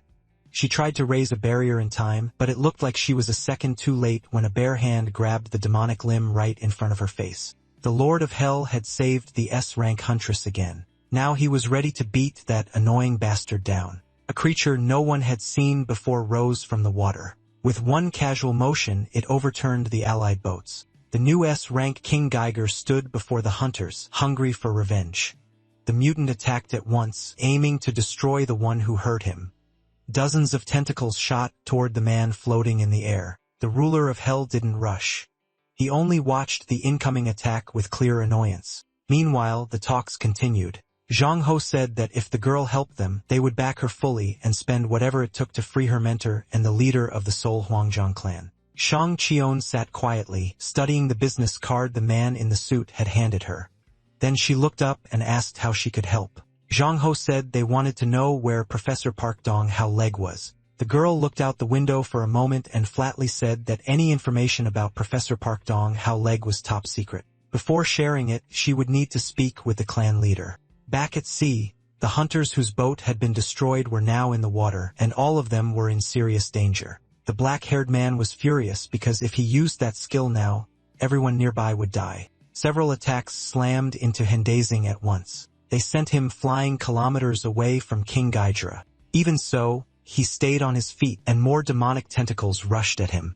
Soon, the ruler of hell was wrapped in sticky limbs. Now the crazed Jiang Jin-chul planned to tear the helpless man apart and wished him a quick death. 3 sharp-tipped tentacles lunged in, ready to pierce his body. Then an explosion tore across the water, and the rising spray blocked the view.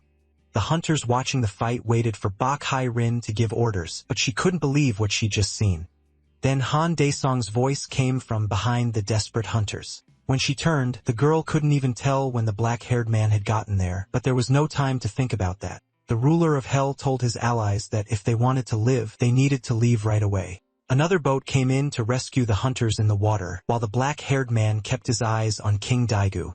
Then he launched forward on his wings. Another one of his skills was Extreme Rage. It blasted out powerful magical flame and set fire to everything in its path. Hyundai Song used it that very second. At the same time, the crazed human-like creature looked around, wondering where Hyundai Song had gone. But the moment the monster looked up, another thought hit him. Why was this one man so absurdly strong? Then a crushing blow erased the monster's body completely. As he broke apart into nothing, Jiang Jin-chul cursed his enemy and swore he'd keep cursing him even in death. But the ruler of hell stood at a distance, watching the remains burn. He didn't hear a word that bastard said. While everyone else stood frozen in shock, Ryu Shaon praised her new master. Then another system notice appeared. It said the power of Han's essence, the operator of measurements, had spread through his body, and Han Daesong gained 2 new skills, stealth and transformation. The ruler of hell kept floating above the water, staring at his hand. At the same time, the system announced that he could now use ethereal aura, but that wasn't what interested the black-haired man most. He was more curious about the unknown entity from Han. The Summit clan had arrived. Several boats moved toward the red portal. The Summit clan's top carriers came with their leader, Anderson. On the deck with him was the famous streamer Yen Gil, who already had 1 million followers. This time, he planned to film a special stream about sea portal transport, something only Anderson could make happen. Then a 100,001 donation popped up, and even more viewers flooded in since he was the first to cover shipping like this. Back at the Fortress Clan's Thorn Center, Ryu-san was still fighting her demonic energy with everything she had. Then Hyundai Song flicked a bit of magic straight at her forehead. She got mad, saying she asked him to get rid of the annoying ghost, not hit her. Hyundai Song told her the real problem wasn't a ghost. It was the magic stuck in her head. Now that he had suppressed it, it wouldn't bother her anymore. Holding her forehead, she tearfully asked what he meant by magic.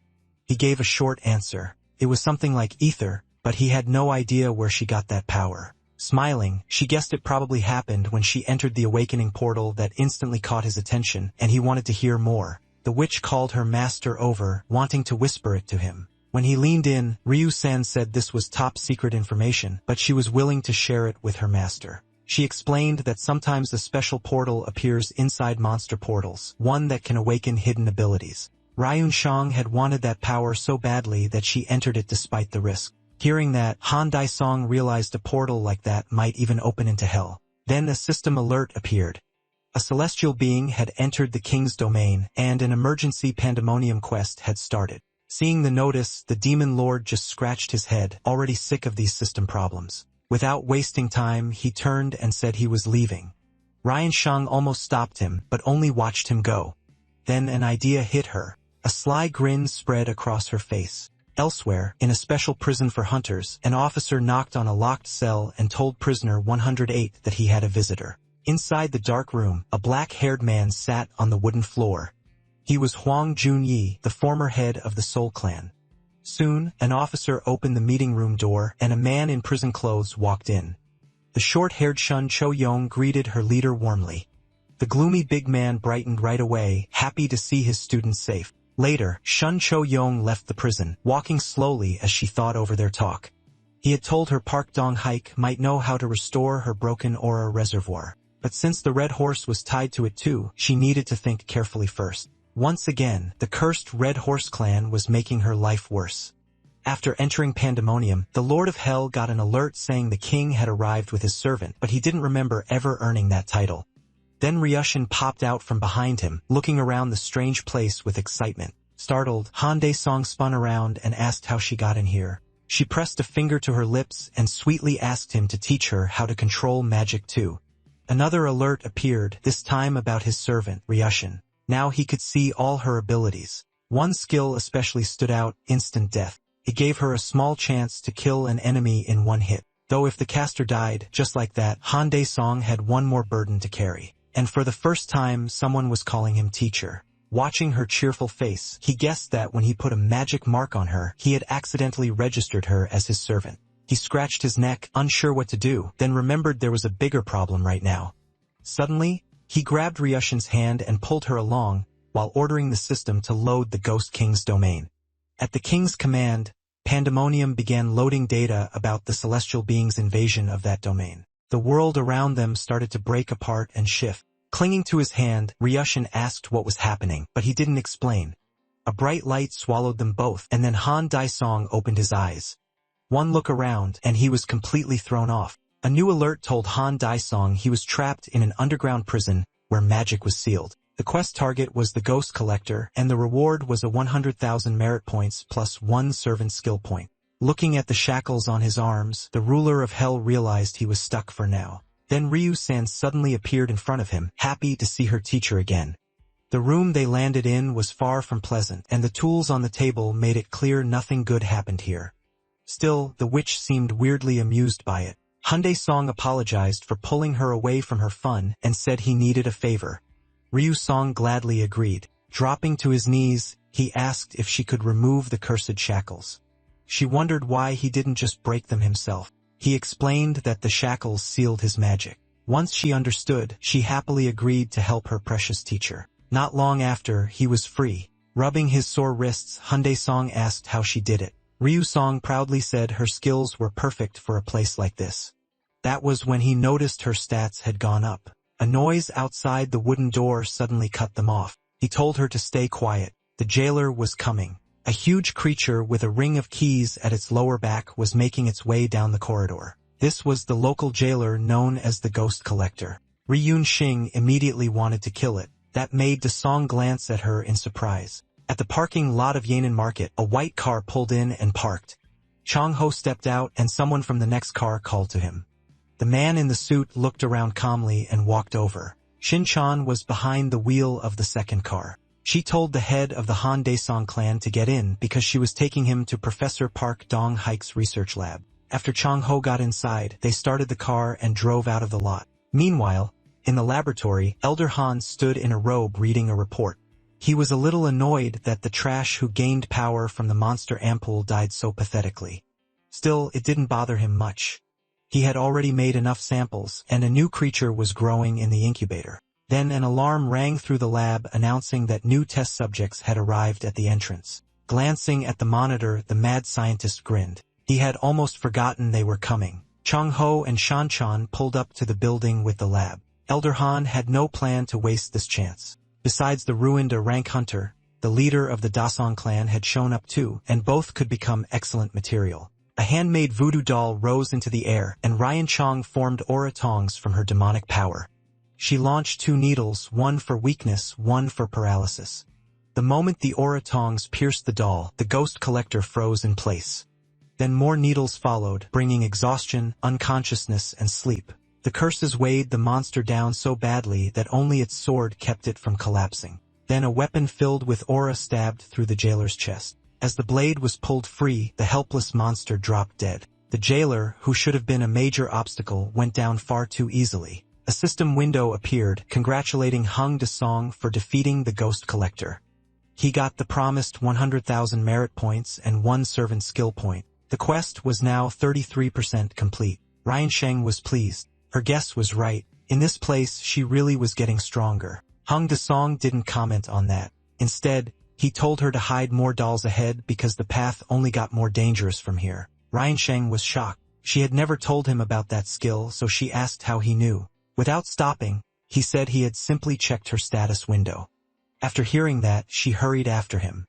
Soon, the forest path led them into a strange maze. A new message pops up. The second area is the garden maze tomb. The goal is simple, escape the maze, but there's a catch. The death energy in this place drains their life, and the only way to get that strength back is by taking down the nature keepers inside. Han pauses and says he's cleared this path before, so getting out won't be hard. Still, something feels off. After thinking for a moment, he turns to Ryan Shang and asks for one of her dolls. She doesn't get why and asks him to explain.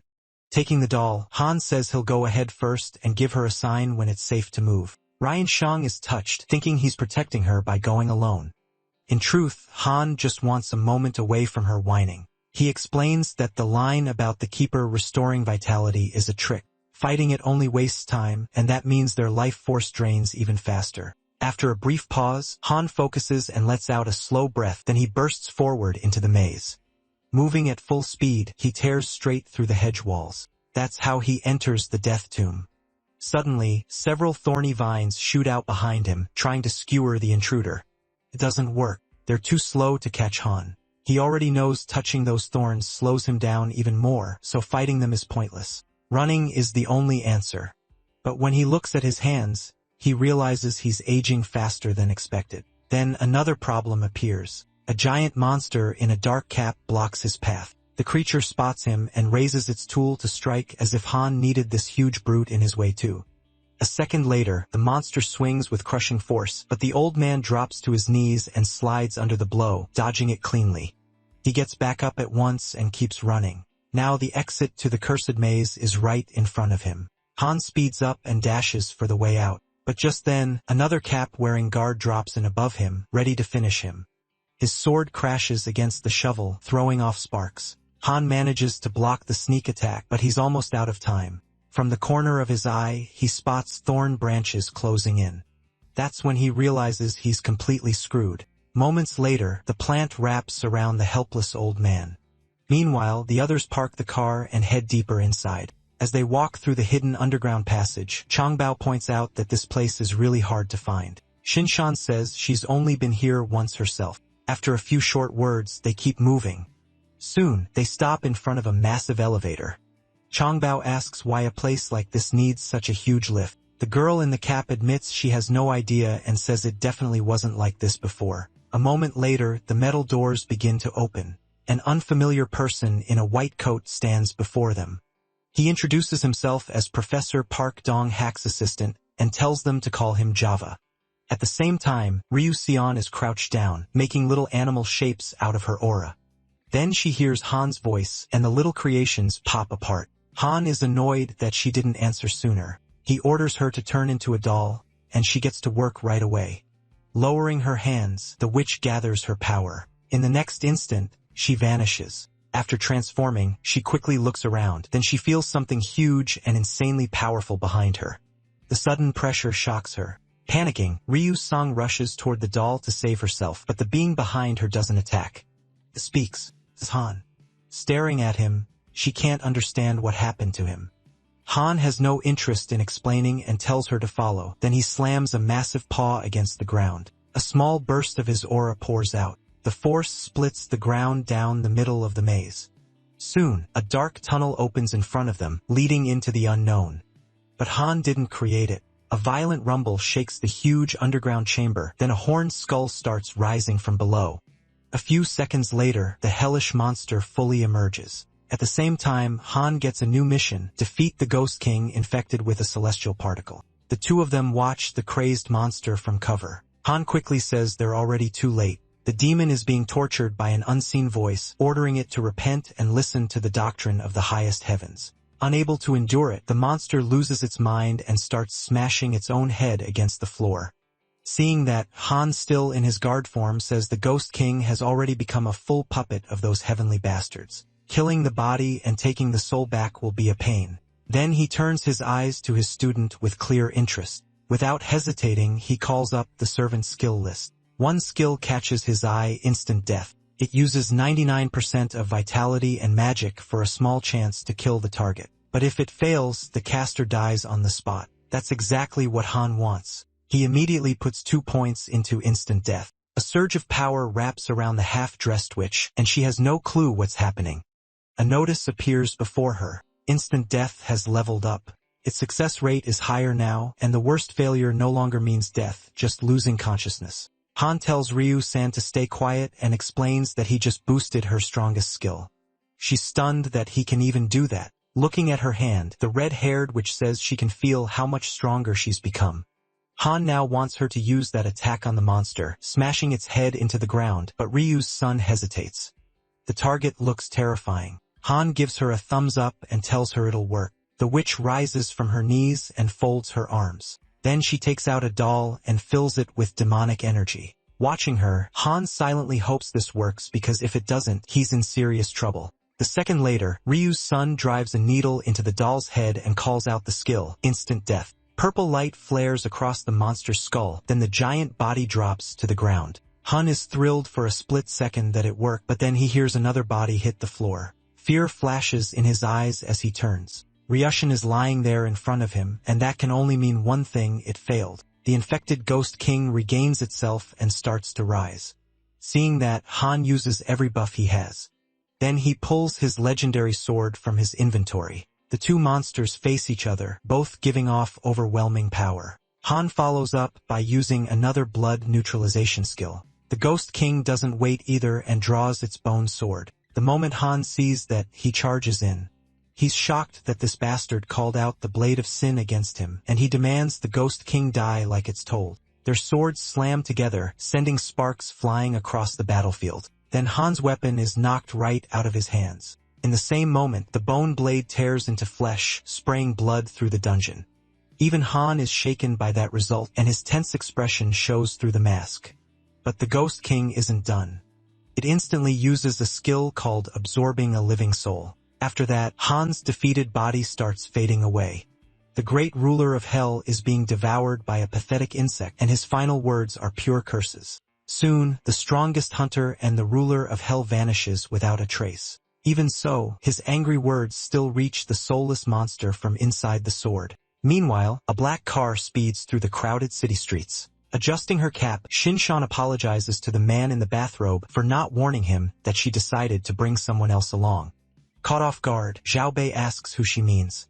At the same time, a bright light fills the underground parking lot. A black car pulls up beside the white one and stops. Soon, a figure in dark shoes steps out. The unexpected guest is none other than Cho Han-yul, the leader of the Marble Clan.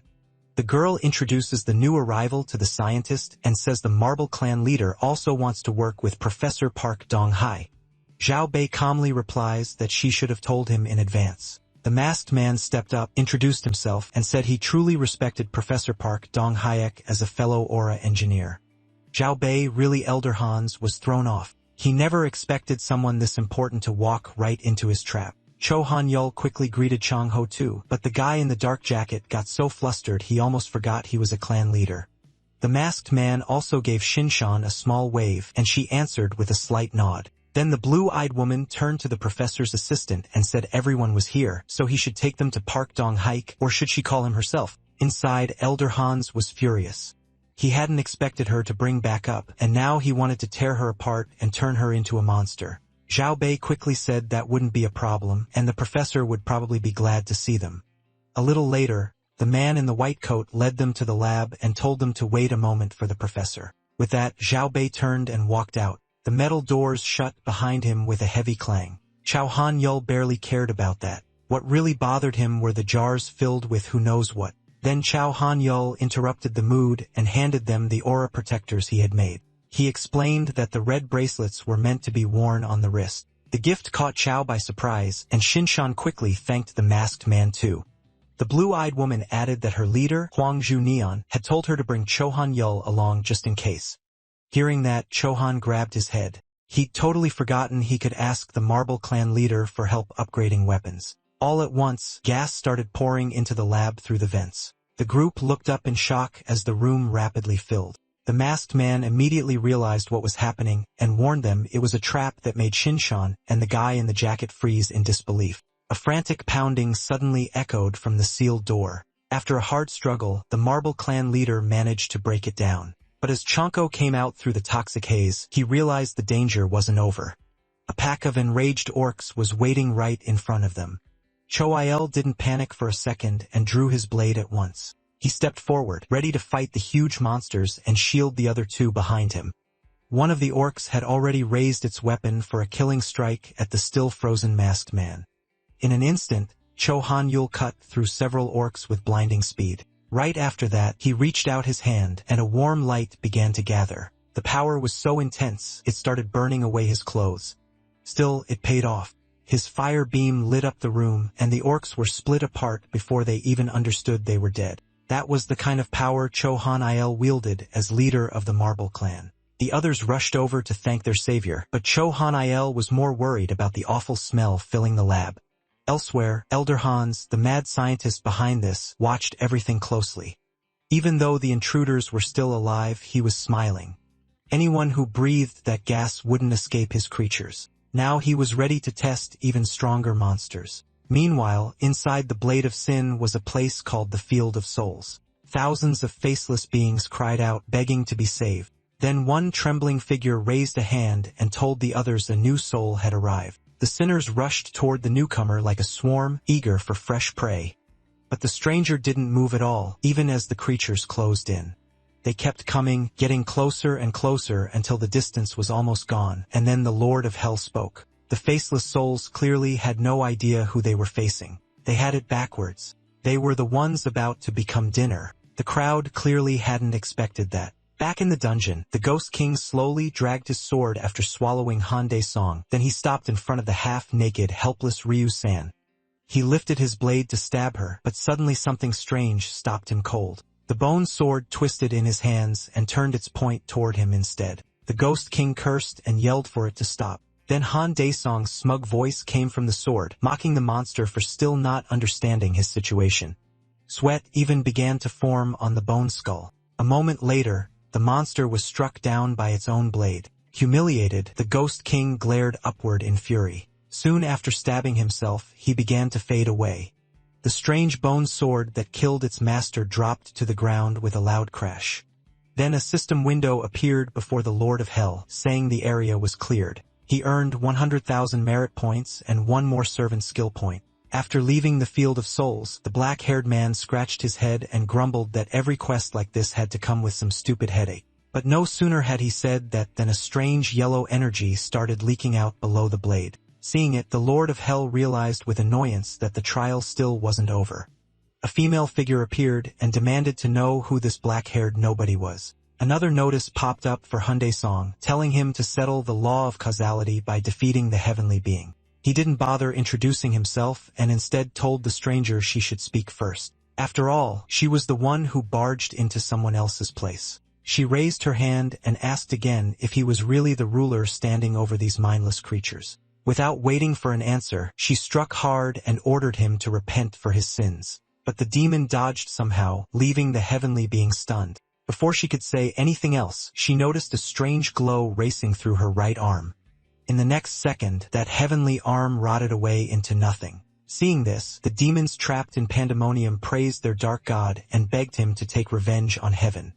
Hyundai Song was already getting sick of all that noise. Dropped to her knees, the heavenly being wondered how this unknown man, who wasn't even the main deity, could speak with the demonic beasts of the abyss. That caught his attention, and he asked what she meant by main deity. Suddenly, glowing golden chains appeared from nowhere and wrapped around the helpless celestial. When she saw the heavenly apostles behind her, she immediately begged for mercy and admitted her mistake. It didn't matter. Their red eyes made it clear the judgment was final. Hyundai Song looked at the new arrivals with open contempt and asked what they thought they were doing. The apostles ignored him and announced to the woman that she would be erased for breaking the law. Being brushed off like that made the Lord of Hell angry, and he tightened his grip on his blade. Then he charged the apostles on demonic wings. The heavenly beings barely had time to react in horror to the attack before their severed parts started dropping to the ground. Bound in golden chains, the heavenly woman could only watch that terrifying power from the side. The only way she could explain it was by telling herself the apostles must have been weak. Their defeated bodies, glowing with warm light, slowly dissolved into the air. And once they were gone, the heavenly maiden's wounds split open, and blood burst out in a heavy stream. She cried out in pain. Another system notice appeared, congratulating the Lord of Hell on finishing the task. It said the Ghost King's domain was now at 100%. The heavenly beings were gone, and the Ghost King with all his forces now served Hyundai Song. Dim and bleeding, the young woman stayed on her knees, staring upward. The light around her faded fast, and she couldn't believe the main deity had rejected her and cast her out of heaven. In the next moment, her power drained away so fast that she twisted in pain and began to sob. Soon, where the celestial had been, there was only a helpless little child. The black-haired man watched in total confusion, unable to understand what the hell had just happened. And then it got even stranger. In front of Hyundai Song, the crying child turned into an egg. After seeing that, he gave up trying to question any of this. The only problem now was figuring out what to do with the egg. His first idea was simple, just smash it. But a notification appeared, congratulating him on obtaining a heavenly egg and saying it could be turned into a demonic beast that would obey him. So the black-haired man immediately chose to begin the demonic transformation. The egg in Hyundai Song's hand started glowing wildly. A system panel soon appeared above the burning shell, showing the transformation process. All he could do now was wait and try to figure things out once it was done. Meanwhile, a rusty radiation warning sign hung on one iron door, and then that metal door slammed shut with a violent bang. All of this happened right in front of the people under the Marble Clan leader's protection. Shanho straightened up, angry and confused about what any of this meant. At the same time, Jesso answered with the obvious, Professor Park was in trouble. Then Lee slowly lifted his left hand, getting his allies' attention. He looked up and the masked man spotted a two-headed monster above them on the upper platform. One black-haired head hung out of the creature's body, drooling as it got excited over fresh hunters. A giant ogre with a huge iron club stood in front of them, but this wasn't a normal ogre. There was a human head growing from its body. Chunho and Jisoo stared at it, completely unable to figure out what they were seeing.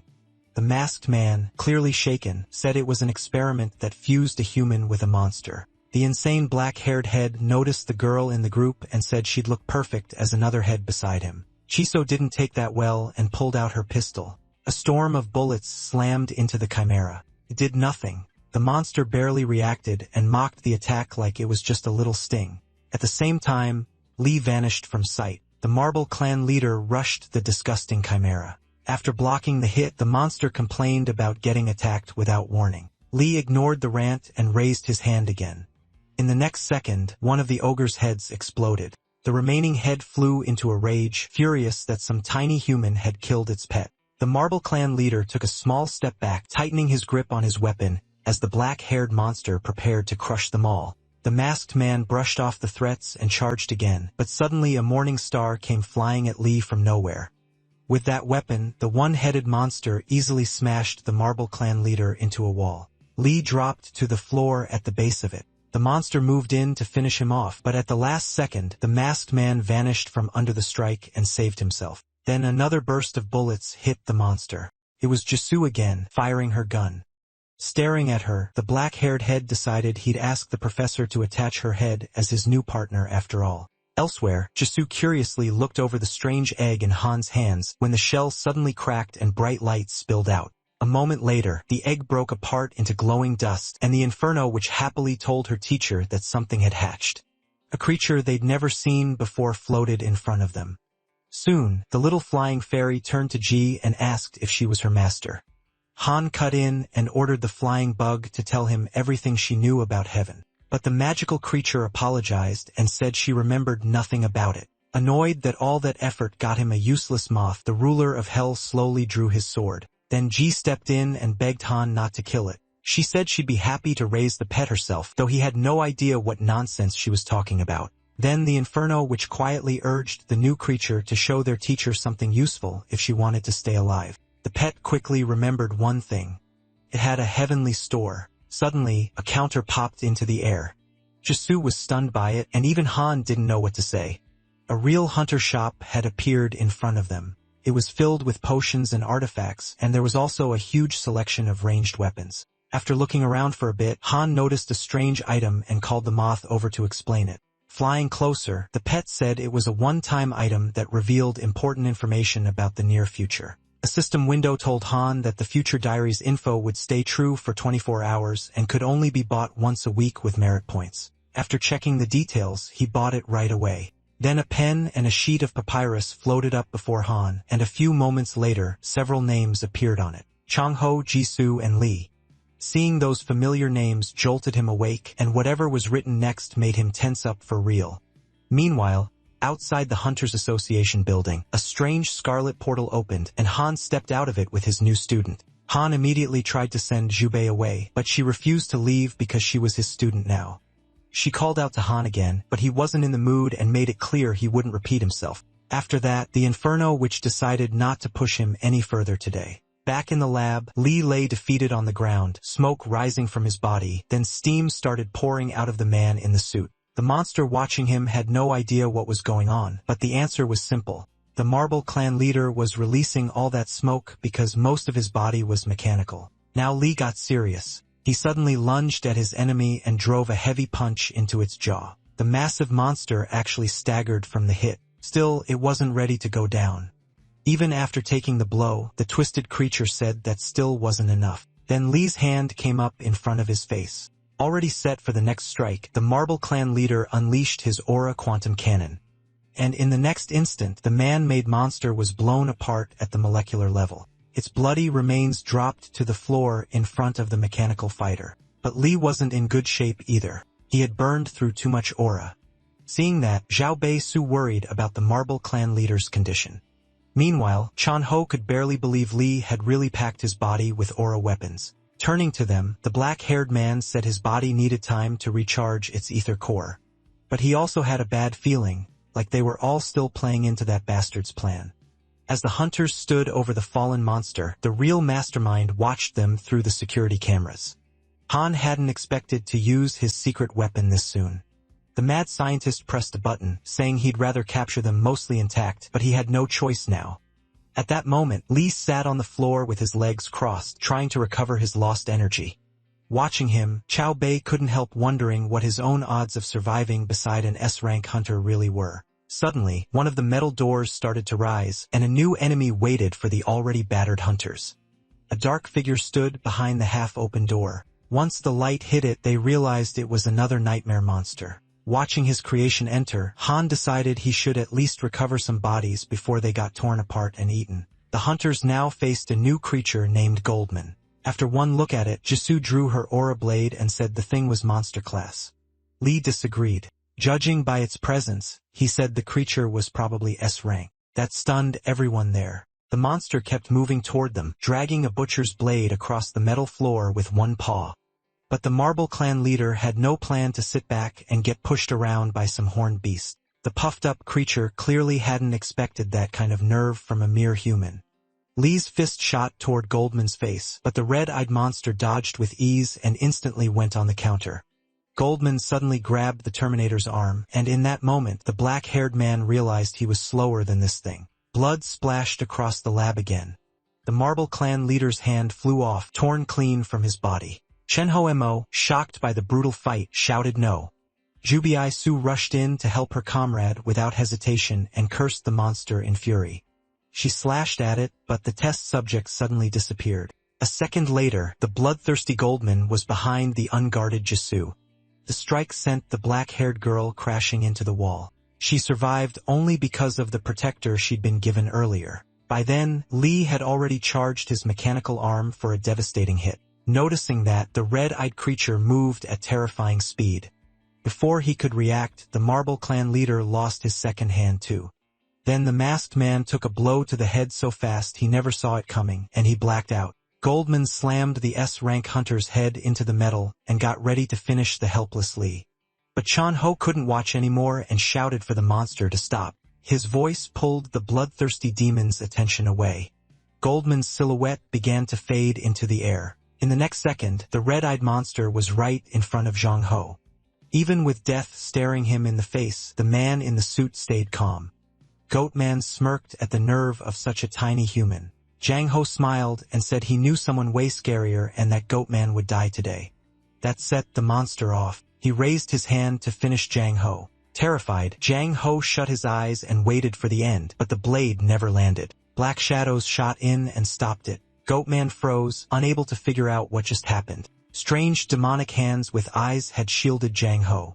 The monster quickly jumped back. He could feel danger coming from the black substance blocking his blade. Then Han Dae-song, the ruler of hell, stepped out of that dark mess. The blue-eyed girl never thought she'd see him again, especially here. Glancing back, the black-haired man asked his friend with a grin if he'd been slacking off. Zhang Ho was thrilled to see his crazy friend and bragged that he wasn't dying today. He was Song Zhang Ho an S-rank after all. Then Goatman's hooves suddenly appeared in front of the defenseless Shin Cho-young. Zhang Ho could only cry out her name. Goatman swung again, but the black goose stopped the blade and saved her too. Shin Cho-young stared in shock at the demonic hands protecting her. Even Goatman looked just as stunned. The red-eyed monster snapped his head toward the strange guy in the t-shirt. Han Dae-song didn't put up with that kind of attitude from some bug, so he used his aura stealth skill. He vanished instantly, leaving the monster shocked again. Goatman kept looking around, unable to tell what was happening. A moment later, rage started boiling out of him. It got so intense that everyone there grabbed their heads. Zhang Ho thought his eardrums were about to burst. After a brief pause, the red-eyed monster looked around carefully and slashed straight into empty space. It wasn't a miss. Han Dae-song had blocked it. He was even a little impressed that the monster tracked him by sound. Meanwhile, the mad scientist kept watching through the cameras. Elder Hans recognized Han Dae-song at once as the biggest threat to Eastern headquarters. Without wasting time, Jabi decided to release the chimeras he'd been saving. He pressed the red button marked with a skull. The system announced that deadly poisonous chimeras were being released and self-destruction would start in 3 minutes. The villains got up and headed for the exit, saying that even Han Dae-song wouldn't leave alive. An alarm then rang through the lab, saying 30 minutes remained until self-destruction. The others had no idea what was going on. Champli Song wasn't happy either. He was already sick of one problem after another. Before he could think more about it, several sealed doors started opening. Soon, crowds of chimeras stood before the ruler of hell. Koopman was with them as their leader. Looking at Yuto, Ho was horrified by how many people this bastard must have experimented on. Shin-chan agreed and said this wasn't a lab anymore. It was a monster factory. Cho Hanwol, still against the wall, quietly explained that these monsters were made with awakening ampoules. One look at the masked man told Ho that the Marble Clan leader couldn't help, so the brown-haired man turned to Hongdae Song and said he'd have to handle this alone. The ruler of hell thought that if it were up to him, he'd burn this whole place down with the ultimate stage of the volcano. But with his allies nearby, he couldn't do that. Instead, Hongdae Song chose to use a territory shift, the Ghost King's possession.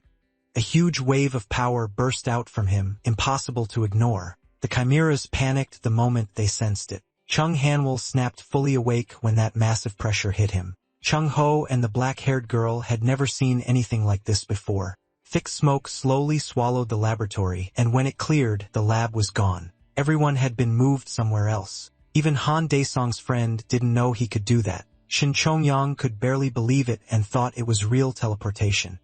But the Marble Clan leader understood the truth. This wasn't teleportation. Han Daesong had changed the entire area itself, and that was terrifying. Then the Lord of Hell summoned an undead army. The furious chimeras screamed, ready for a bloodbath, when soldiers of the dead began rising from the cracked ground. Before long, the Lord of Hell's army was assembled, waiting only for his command. Then the black-haired man gave a single order, kill them all. At once, the undead charged forward. The crazed chimeras rushed to meet them.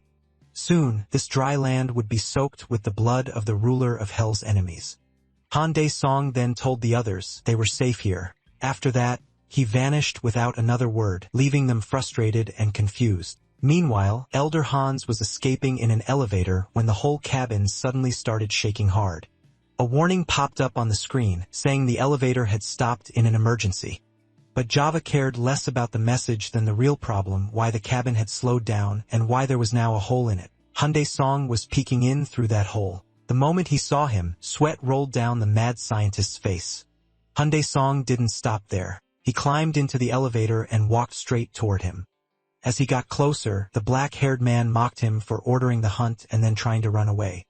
A bit shaken, Hans admitted Han Daesong had gone far beyond his expectations. Spreading his arms, he said Han Daesong had won and that he was ready to die by his hand. But the ruler of hell didn't rush to kill him and grabbed him by the shirt instead. Han Daesong could tell the man was planning something. He just didn't know what yet. Hearing that suspicion, the tattooed man started to worry.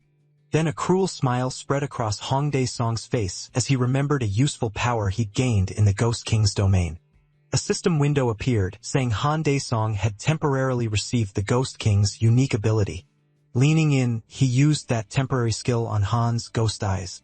With it, Han Daesong looked deep into hidden memories. He saw Hans lying on the ground, helpless and gasping for air, when an all-seeing eye suddenly appeared before him. He also learned where Lee Soga came from and how he got the mutagen ampoule. The ruler of hell saw the horrible experiments the man had carried out and how he brought Jinsel back to life. But among all those crimes, Han Daesong noticed something important. Hans had poured out liters of blood. For that, the Lord of the East, Elam, rewarded him with a special body. After enough sacrifices, even if his body died, he'd revive in a new one. Hans had been thrilled by that gift. That joy didn't last long. Han Daesong slammed the man in the robe into the corner. He was disgusted that someone like Hans could gain an unclean, long-lasting body through so many sacrifices. Now that he knew the truth, Han Daesong smiled and told him he wouldn't get an easy death no matter how much he begged. Meanwhile, only 1 minute remained before the lab self-destructed when the doors to the control room suddenly opened. Another goat in a long robe stood there. The monster put a key into the lock and turned it. Right away, a voice announced that self-destruction had been cancelled. Hearing that, Goat Man let out a relieved breath. Then the red-eyed monster wondered what the hell was even happening anymore. Suddenly, doors to the observation room were blown open, and the one behind it was Han Daesong. Without missing a beat, the black-haired man blurted out his surprise at seeing another goat. The red-eyed monster was also shocked and asked who this young man was. Han Daesong didn't answer. Instead, he asked the goat in the robe the same thing. The monster then introduced himself as Park Dong-haik, director of this research institute. Han Daesong didn't see that coming. Soon after, He pulled his friends out of the other dimension and brought them into the observation room. After hearing Shin Cho-yong explain everything, the red-eyed monster couldn't believe Leader Huang had been locked up. He rose from his chair, realized it was his fault, and told them not to worry. In his monster form, Park Dong-hak said the Seoul clan leader should be freed soon. He had plenty of proof that Jev had illegal ties to the Red Horse clan. While the monster explained everything, Zhang Ho leaned over and quietly asked his friend if this was really Professor Park Dong-hak in front of them. She couldn't give a clear answer. All she knew was that the voice matched Professor Park Dong-hak, the man she had met before. Chow Hun-ho just stared in shock.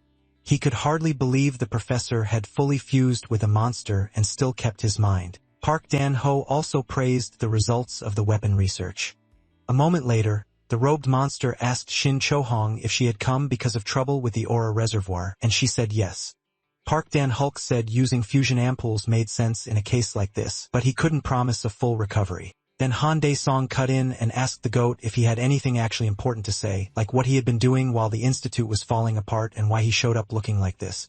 Park Dan-hengiwuk looked a little awkward and shut his eyes. Then he started explaining how he became the first fusion test subject. He believed aura awakening alone wasn't enough to fight the powerful monsters coming through portals, so he and the dying Javu began testing a human-monster fusion. Javu wanted to use it to extend life, while the professor wanted to make the human body stronger. But after years of work, the plan still failed. So the machine was set to enter hibernation automatically if the test went wrong. Chang Hong cut in, confused. If the professor looked like this now, didn't that mean the experiment worked? Touching his goatee, the man said it was hard to explain. But after a heavy impact damaged the hibernation device, his original body died, and the experiment ended up succeeding. Hearing that, Cham Hong realized the experiment only worked because the device had been hit hard enough, and Han Dae-sung turned away from his friend's eyes. With a grin, Dae-sung added that Professor Kazel also knew where Han's base was. That last part caught Cho Han's attention and everyone else's too. Jong Ho quickly asked Dae-sung who Han's people were. The black-haired man said they were like monsters from another world, the ones making the portals appear. That answer sent chills through the guy in the jacket. At the same time, Ja Vu woke up chained to a strange bed. The man from Han couldn't tell what Han Dae-sung was planning, so he started screaming for him to just kill him already. Then his sharp yelling was drowned out by sparks snapping from the metal. The moment he saw the long sharp spikes in front of him, he went quiet. That silence broke when the one in charge suggested they start their game right away. Seeing the humanoid monster before him, Javu panicked and desperately asked who he was and what he planned to do. No real answer came. The masked monster only said he would enjoy tearing the boy's filthy body away from his soul for centuries. Terrified, Javu broke into a sweat and asked him to say that again, unable to believe what he heard. Meanwhile, inside Han's wormhole, four unknown figures sat around a long table. One of them, the Lord of the East, Elam, began by saying something unexpected had happened in the East. The Lord of the North, Folks, asked if a new variable had appeared and what exactly had happened. The Lord of the West, Korina, mentioned hearing that Japanese hunters had recently cleared a highest-rank portal. The Lord of the South, Ezer, already impatient and hungry, slammed his fist down and demanded the answer. Elam calmly said he had lost 2 powerful dimensional operators in Korea. That shocked everyone there because it meant someone powerful was in Korea without their knowledge. So the Lord of the East asked for a highest-rank operator to deal with that insolent man. Ezer suddenly stood, wanting to handle it himself. He rose from his seat and with his arms crossed, Elam coolly asked why Azar hadn't gone to investigate in person already. The Lord of the South frowned in disbelief, then after a brief pause, smirked and asked if Elam really thought he could lose to some aura-awakened human. Still perfectly calm, Elam corrected him. Their enemy was not aura-awakened. That single detail made the rulers of Han visibly tense. Elsewhere, Chief Executive Park Chong-ho sat in his office, quietly thinking over the report he had received. Soon, the gray-haired old man opened his eyes and asked if it was really true that Han's people were kidnapping humans and creating monster portals. The man in the suit answered that the information came from Hunter Han Dae-sung. Realizing it was likely true, the old man shut his eyes again and said the world would fall into chaos if this became public. Then the same Maguna spoke to the department head again, saying even the reactor matter was enough to give him migraines. Because of that, he asked Jin Ki-hun to investigate everything in secret. The black-haired man accepted the order right away, but said he had one request. Meanwhile, at a Korean prison, the head of the Seoul clan, Hwang Jun-in, was finally released after a long time behind bars. The bearded man was called from the side at once. It was Shin Chun, glowing with happiness. The black-haired girl even teared up from the rush of emotion. He just smiled, praised his student, and joked about why she came to greet him without tofu. She reminded him that he was allergic to soybeans. Then she cut the warm reunion short and told Hwang Hunin that someone wanted to see him.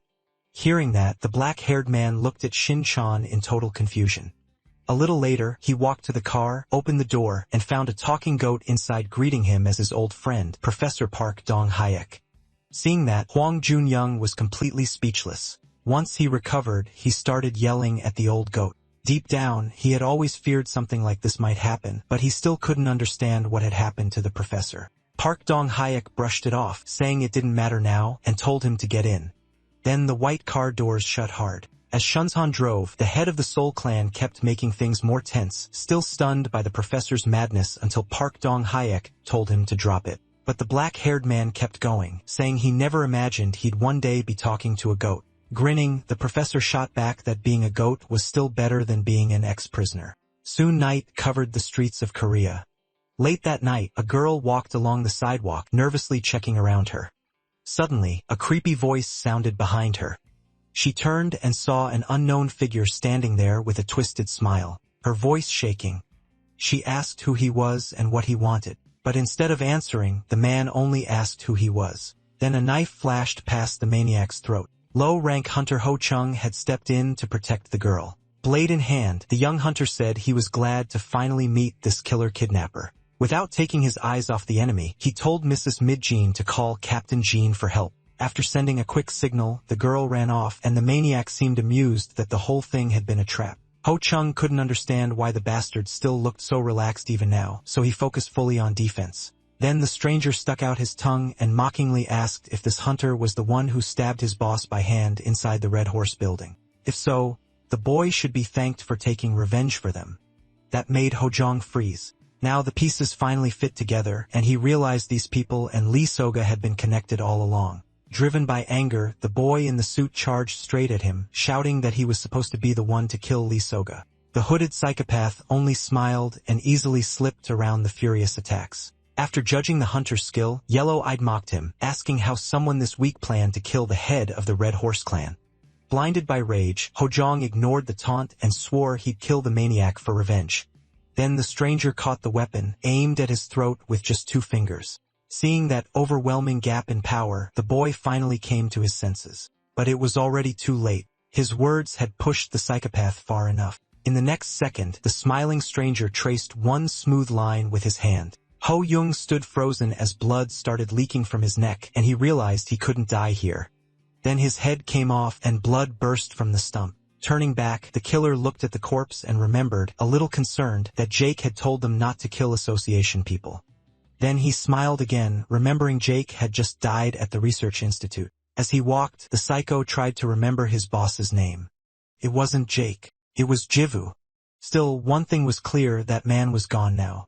Leaving the body behind, he wondered how far the woman could have gotten. The department head watched the video they got of the killer. He shut the laptop hard and said Ho Jong had bravely recorded the murderer right before dying. Jimin stood there in silence with nothing to add. Then the chief turned to him and asked if they had identified the killer. Jean answered right away.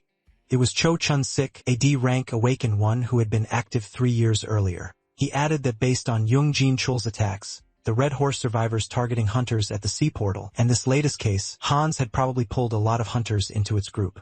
Hearing that, the department head thought of Joe Woo from the portal search team. June said Joe Woo had likely entered the association with a fake status, and Chan Ho had also reported that Joe Woo died at the research institute. Straightening his red tie, the department head told him to inform the other S-rank hunters about Hans. He also ordered the whole association to move. Those freaks killing civilians had to be hunted down and ended for good. Elsewhere, a loud slam hit a desk in one office. An S-rank hunter looked at the worn-out Chan Ho and said he hated wasting time, so he'd get straight to it. The tense head of the Daesung clan had no idea why this guy came here, but he still agreed to hear him out. Seo Jong Kao asked if Chan Ho knew about the Fruits of Hope Foundation he ran. Chan Ho did. It helped kids who lost their parents to monsters. Glad they were on the same page. Siju explained that this year they wanted to build homes and give those children proper families. The problem was money, since there weren't enough portals bringing in funds. Chanho understood this meant a huge amount for a good cause, and he didn't know how to respond. Xiaobei shook his hand gratefully and said if they ever needed S-rank power, they could call on him. Chanho scratched his head and awkwardly admitted nothing was settled yet. He still had to discuss it properly with Hunter Dasung. Even that was enough for Xiaobei. As he left, he thanked him and asked for an answer soon.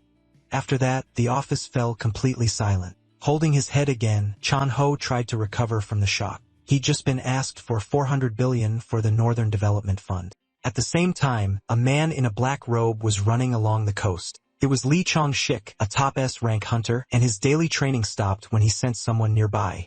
A huge, muscular man in sunglasses stood before him. The blonde hunter cautiously asked who he was and why he was here.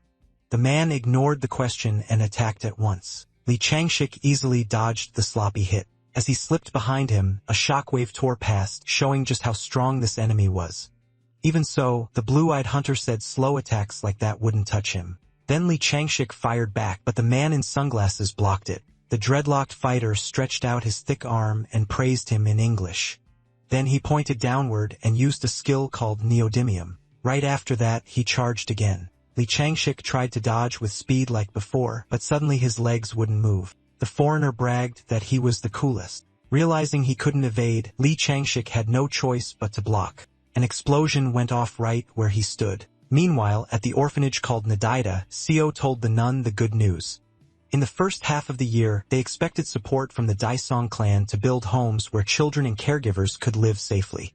She was happy, but couldn't believe the MC clan would really spend that much on them. The dis-rank hunter in the tracksuit explained that clearing S-rank portals brings in crazy money, so funding shouldn't be a problem.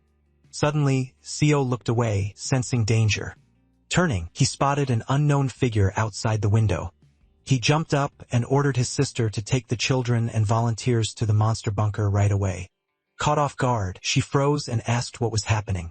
He didn't explain, just told them again to run now. Meanwhile, an unknown man in a colorful shirt rushed toward the children's shelter. The man slowly opened his eyes as the threat drew closer. In the next second, Shua burst around the corner with a baseball bat. He swung at the stranger with all his strength, then the tracksuit-clad hunter jumped back from the blast of power. He skidded to a stop in his sneakers. Shio tensed, feeling like his blow had been blocked, and he was right. The monster in front of him was completely unharmed. Annoyed, Seo said he'd only wanted a quiet day, but it looked like he'd have to work up a sweat. The stranger pulled his right hand from his pocket and aimed at him. A shot of aura burst from 2 fingers. Seo knocked the attack away with ease. After that, he checked the leftover energy. That's when he realized his enemy was far stronger than he first thought. At the same time, another unknown figure approached House 210. Inside, Raixing looked very pleased. She was thrilled that she'd finished making a doll of Daixing using his hair. It looked just like him, even carrying the same proud aura. The huntress known as the Hell, which couldn't handle how adorable it was, and hugged the tiny version of her master. Far away in Hell, he was picking his ear over piles of defeated enemies and couldn't shake a bad feeling. Outside the house, a red-eyed woman gathered power into her fist, hoping to finish her mission fast. Soon, black smoke swallowed the whole villa. Inside, Rai Yushang suddenly yawned and wondered why she felt so sleepy.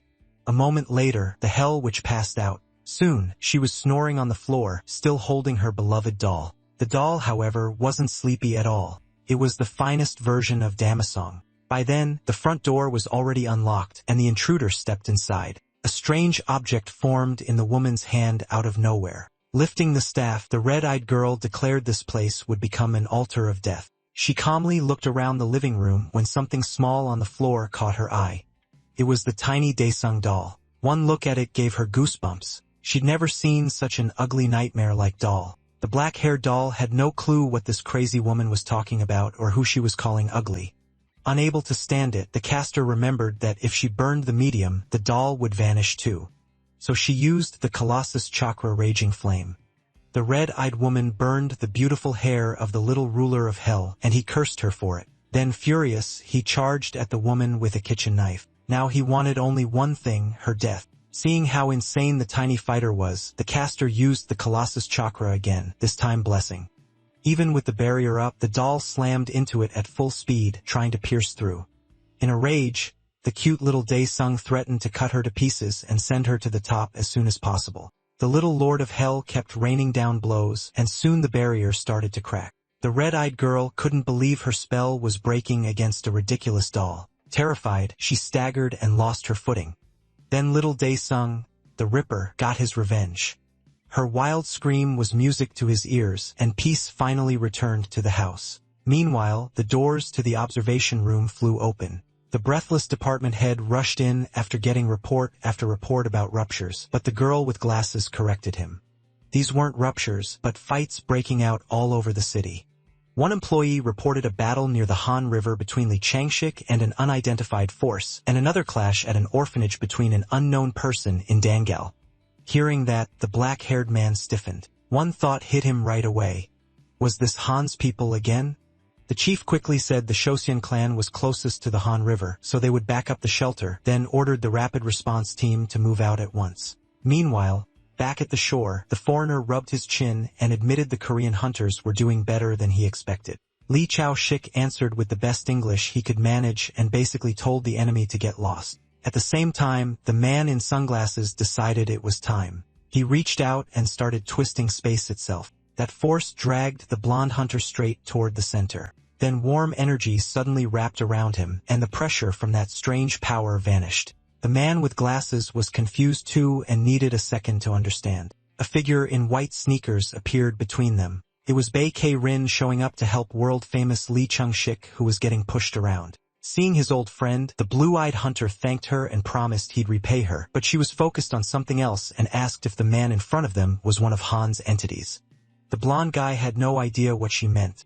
Her expression darkened, and she asked if he really hadn't read the association notice sent only to S-rank hunters. Before he could answer, a group of hunters rushed over, deeply worried about their leader.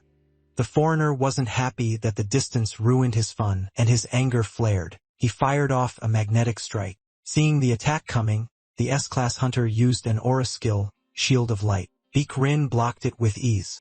Even so, the lower-ranked hunters could barely endure that kind of power. At the same time, Li Changshik suddenly told a subordinate to bring him his weapon. The hunter immediately handed over a shield sword. Drawing the blade, Li Changshik told his enemy that now he was dead. But the foreigner, handed his chin, realized he'd already used too much energy without even catching the real target. So he decided that was enough for today and left. Li Changshik didn't chase him. He just said he was exhausted like a bee.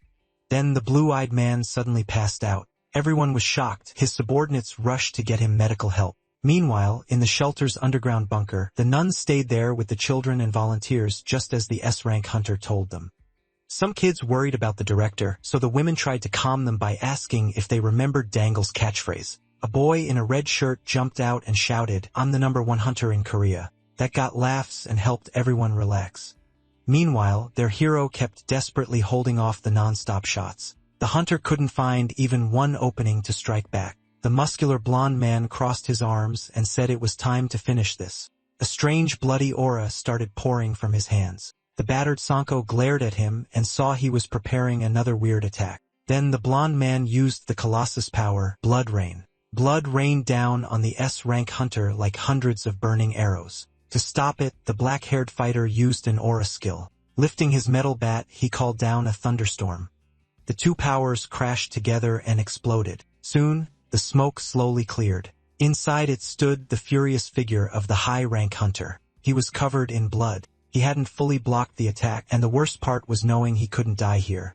After that, the black-haired guy collapsed. The muscular blonde man's hands were shaking. That fight had pushed him hard, and he'd needed all the power of the blood colossus he was given. He glanced around then quickly left the scene. Meanwhile, Ryu-sun woke up, touched the blood on the floor, and used her skill, Blood Memories. Seeing what had happened, she realized her sweet Chucky Day song had bravely saved her. Meanwhile, the news reported on the explosion near the Han River Park. At first, people thought it was a portal rupture, but that was ruled out. The area was sealed off. Witnesses said an unknown person attacked Li Changshik, and there was also news of an incident at the Najejda orphanage run by Sadonkel. Watching the report closely, the protagonist's mother grew worried. because her son hadn't come home for days. She immediately started looking for her phone. Just then, a sleepy Juju walked over and asked why her mom was still awake, saying Jisoo had told them not to worry about her brother. But this was the first her mother had heard of Jisoo contacting them, so she demanded to know where Daesung was and what he was doing. Jisoo said she didn't know and honestly didn't need to. That answer set off a fight in the luxury apartment, with the mother scolding her for acting ungrateful to the brother who'd done so much for them. Xiaobei quickly begged her to calm down. Meanwhile, another sinister figure was on that same skyscraper. It was none other than the maniac Cho Chun-sik.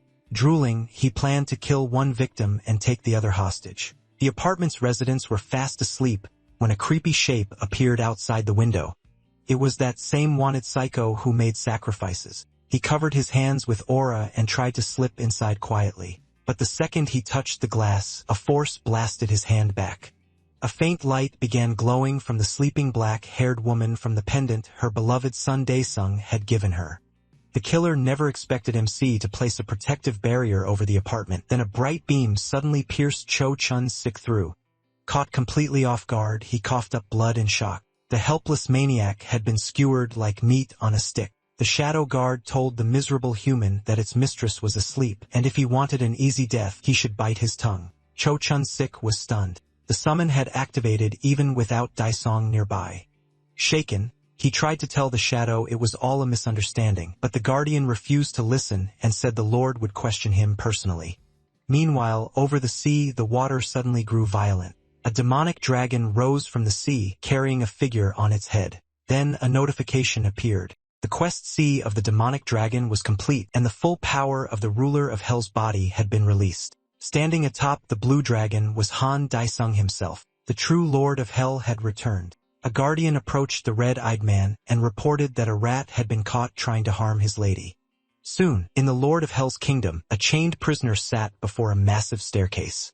It was Cho Chun-sik who had no idea where he was. Then slow footsteps sounded behind him, getting closer and louder. Han Daesung walked through the hall while hundreds of messages from abyss beasts praised their god, though he still didn't get why these freaks were so obsessed with worshipping him. Stopping near the prisoner, the ruler of Hell said he would pull his prisoners out of the abyss when the time was right. Then he turned to the chained Cho Chun-sik. The furious white-haired Lord of Hell wanted to know who this mutt belonged to. Meanwhile, in the southern altar of Hans, two captives stood before Elam. He asked them about the assigned targets. The blond man said he had taken care of Dankel's second S rank, but the muscular one couldn't say the same. He tried to excuse his failure, saying unknown hunters interfered, and without them, Lee Chung-shek would have definitely died. Elam cut them off and announced that Guzman was dead and Saget was missing. That shocked them because Guzman had been sent after the weakest target. Then a snow-white monster approached and said it would grant them the power of an apostle. In return, it wanted only one thing: Han Daesung dead as soon as possible. Meanwhile, in a Korean hospital, two guards in dark suits stood outside a room. Suddenly, the TN rank hunter woke up. The black-haired man turned to the girl and ordered her to call a doctor right away and notify Mr. Head. From the hospital bed, the white-haired man demanded to know where he was. The girl beside him quickly explained that he was in a hospital because severe aura exhaustion had knocked him out. He tried to say it was embarrassing, but she cut him off and told him not to move yet. After that, Lee Changshik asked where Hei Rin was, and someone answered that she was with So Dong-kul. The black-haired man quickly snapped at him, asking why he said that. Then the blue-eyed hunter changed his tone and asked what happened to Dong-kul. The men in suits hesitated to answer. Soon, they admitted that unknown attackers suddenly struck, leaving Seo Dong-kul in critical condition, and Hei Rin rushed to help him. That hit Lee Changshik hard. An S rank like Dong-kul wasn't supposed to go down so easily. Hearing that, the white-haired hunter forced himself out of bed and demanded to know where Dong-kul was, but his subordinate begged him to calm down because his body still hadn't recovered. He only got angrier and repeated the question. Meanwhile, one phrase kept echoing through another room: rapid regeneration. Inside, Jean said it should be enough now since the outside and inside wounds had closed, but Hei Rin kept pouring everything she had into healing him. She refused to let him die. Then the ward door flew open. Lee Changshik rushed in. He saw Dong-kul lying there, unconscious and completely drained. Terrified, he told them not to say Dong-kul was dead, but Jean explained that he was in a coma. Medically, only his brain had stopped functioning. That answer made him furious, and he asked if the bastards from Hands were behind this too. The black-haired man confirmed it and said the association was already doing everything it could to find them. Then Jin's phone rang. After picking up, he got shocking news from the department chief. A new S-rank portal had opened. The top hunters in the room were stunned. Then the whole room went silent. Meanwhile, a massive Scarlet S-rank portal hung over the city. The higher-ups watched it closely from the surveillance room. Everyone there was shaken by how dangerous it looked. Still, the department chief tried to stay calm. Li Changshik was down from aura shock. Dong Kul was unconscious, and Bei K-Rin with the others were support types, not frontline power. So the black-haired chief declared a red alert and ordered every registered hunter in the association to mobilize. After that, the Hunters Association exploded into action. Even so, the chief knew they really had only one hope left. Meanwhile, in the castle of the Lord of Hell, Han Dae-sung used ghost eyes to pull the truth he wanted from the fake killer. Staring straight into the man's eyes, he ordered him to reveal all his memories. Han Dae-sung then saw the past, how the man got his power and turned into a madman. Once he was done, he shut the skill off. Now he understood one thing clearly. The Popeye monster was probably the real boss. Elsewhere, people near the highway outside Seoul were being warned about the crisis. The news said residents were trying to stay away from the giant portal over the city, and many were fleeing the central districts. That evacuation was causing huge traffic jams. Unofficial reports also said the two strongest S-rank hunters, Li Changshuk and Seo Dong-kul, couldn't join the raid because of their injuries, though the association still hadn't confirmed it. A blue suitcase scraped across the floor. Han Ji-soo was dragging it along when her mother asked what the suitcase was for. The pink-haired girl said they needed to leave the city right away because the streets were in complete chaos, but her mother refused. How could she run away when Dae-sung still hadn't come home?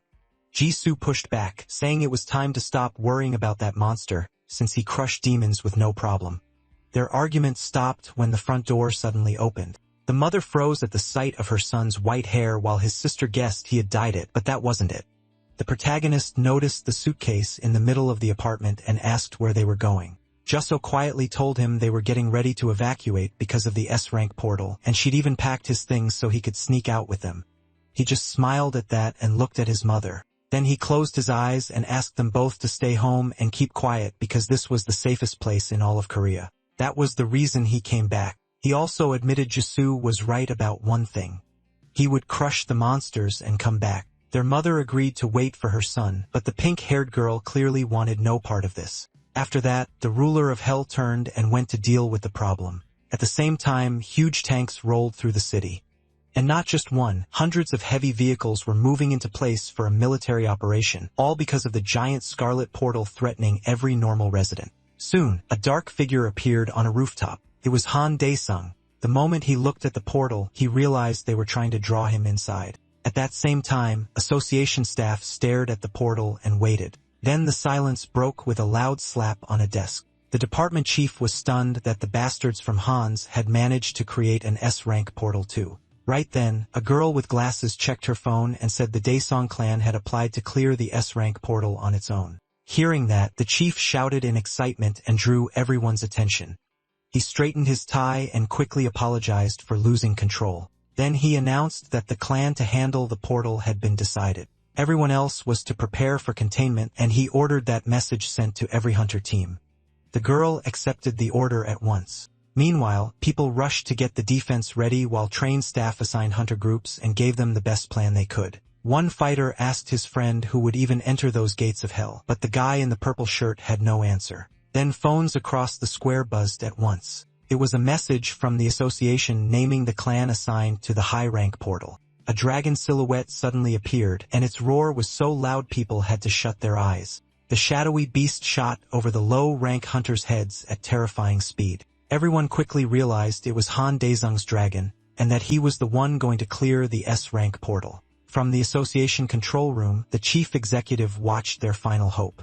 All they could do now was trust him, and he and his staff truly did. Reporters didn't miss the moment either, going live to announce that the Daesong clan would take on the S-rank portal alone. Then the ruler of Hell, riding his fire-breathing partner, flew straight into the portal. A moment later, the white-haired hunter arrived inside the threat itself. As soon as he entered that other world, Daesung felt the freezing cold well below -70 degrees. Suddenly, a man with dreadlocks used a magnetic storm to knock the dragon down. It was the same guy in sunglasses who had attacked Li Changshik before. The ruler of hell fixed him with a scarlet stare while the dragon prepared its breath of doom. In the next instant, a stream of blue fire crashed down on the man in the summer shirt. The black-haired fighter instantly tried to block it. But when he realized he was too late, a blinding explosion ripped through the snowfield. Even that didn't end it. And with one look, Han Dae-sung saw the enemy trying to escape. So the white-haired hunter decided to finish it himself and leaped off the dragon. But the second he was in the air, red aura needles shot at him. Without panicking, he calmly drew his mighty sword and used King's Breath to blow the pathetic attack away. Another deafening blast shook the frozen land, and even the temperature rose a little. When the smoke cleared, the bloodthirsty ruler of hell stood there with his bare blade in hand. Glancing aside, Daesung told the bum to quit the nonsense and stop hiding like a coward. Then the dark-haired man appeared right in front of him. For a moment, they just faced each other in silence as the snowstorm raged. At last, the man in sunglasses said Daesung had gotten awfully bold for an ordinary hunter. The Lord of Hell wasn't in the mood for talk and told him to start already. Smiling, the man with dreadlocks used the apostle's power again, the titan of the overthrowing gods. His clothes ripped apart in an instant and a new power poured from his hands. Now he had fully transformed, looking more like a monster than a human. Even so, the white-haired man barely reacted. He only noticed that his enemy had gotten a bit stronger. Seeing that calm face, the transformed monster wanted to find out how long the white-haired hunter could stay so relaxed. So the monster used the Colossus power again, this time calling down a giant meteor.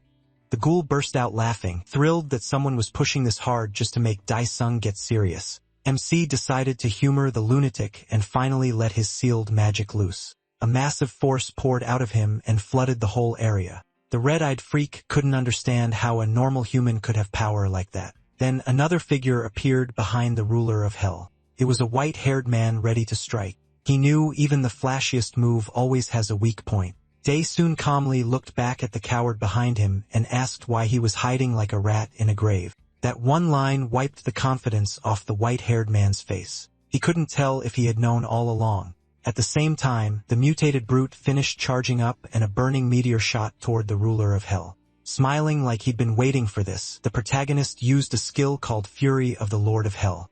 In the next second, he swung his sword, and the slash tore through everything in its path for thousands of kilometers. The mutant didn't even get time to react before dying. All he managed to say was, "Fuck." Daesung stayed where he was, completely calm.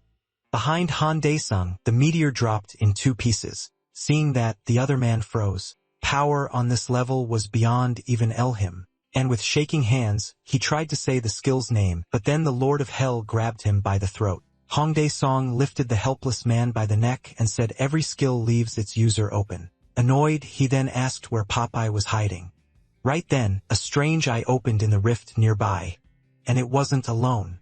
More eyes appeared with it. This was exactly what the pleased ruler of hell had been waiting for. The next moment, he flicked his hand and tossed the muscular man aside. A creepy voice from the eyes said this power didn't come from an awakening, and Popeye wanted to test it himself. Suddenly, the yellow-eyed enemy used Hecaton's power, petrification, but it did nothing to the ruler of hell. Instead, the muscular blonde man started turning to stone. Before he could even beg them to stop, he became a statue.